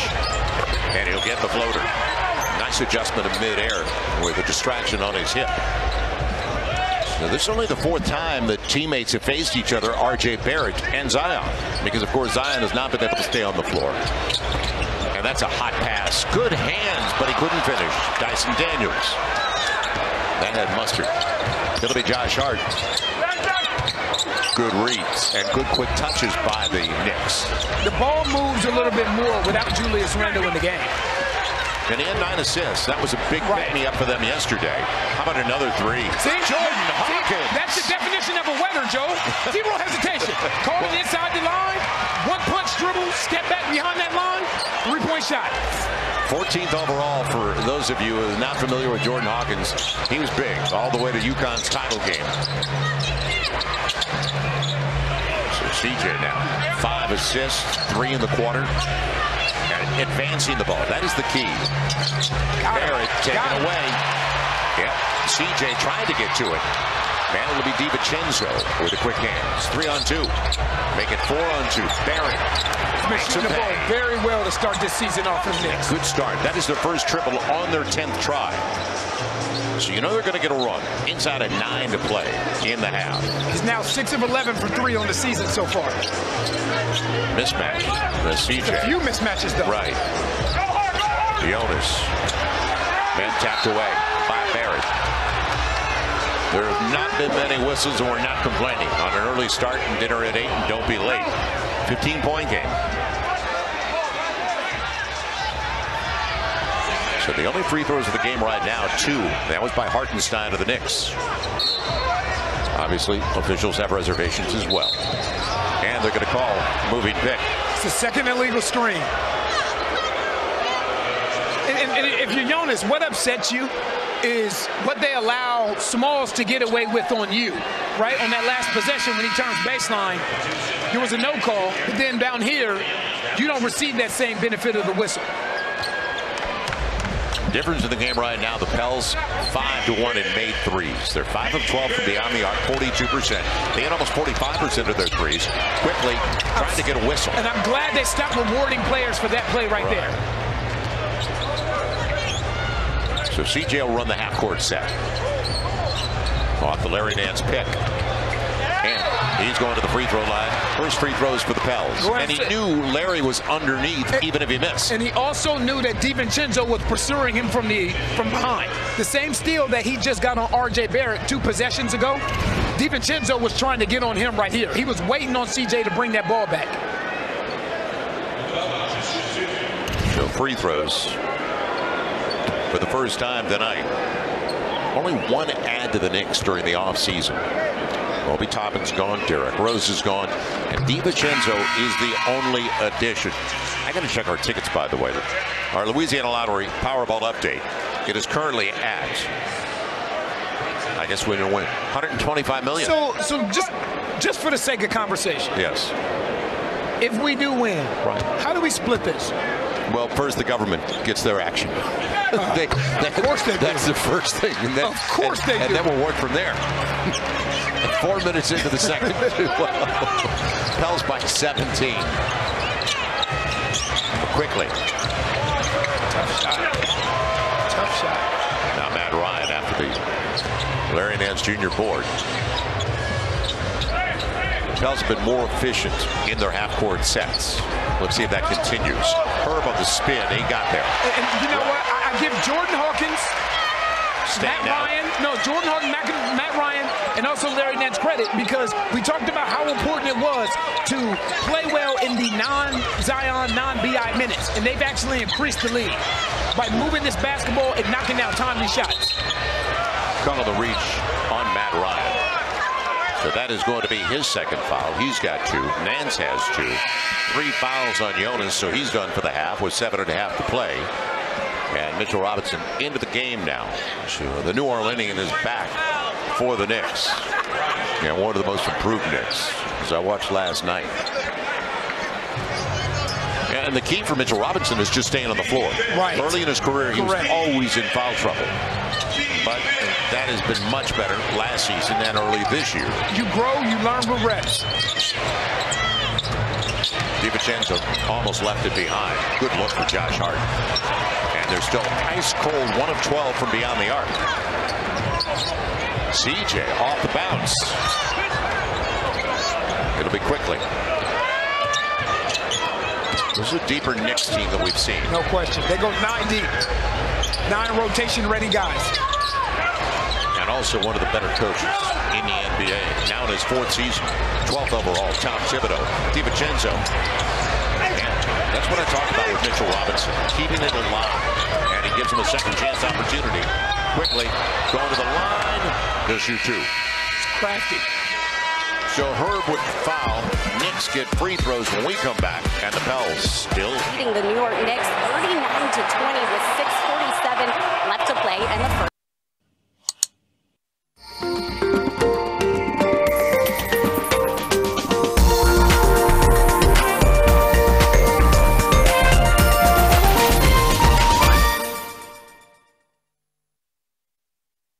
Are you with me? No. This is your war. Not mine. I don't want this anymore. You're on your own, Misha. Let me through. I need to speak to the one in charge. In vain. Victoria Romanivna, good day to you. Vika, I want to know what is going on here. I trusted your people with my child's health. Yes.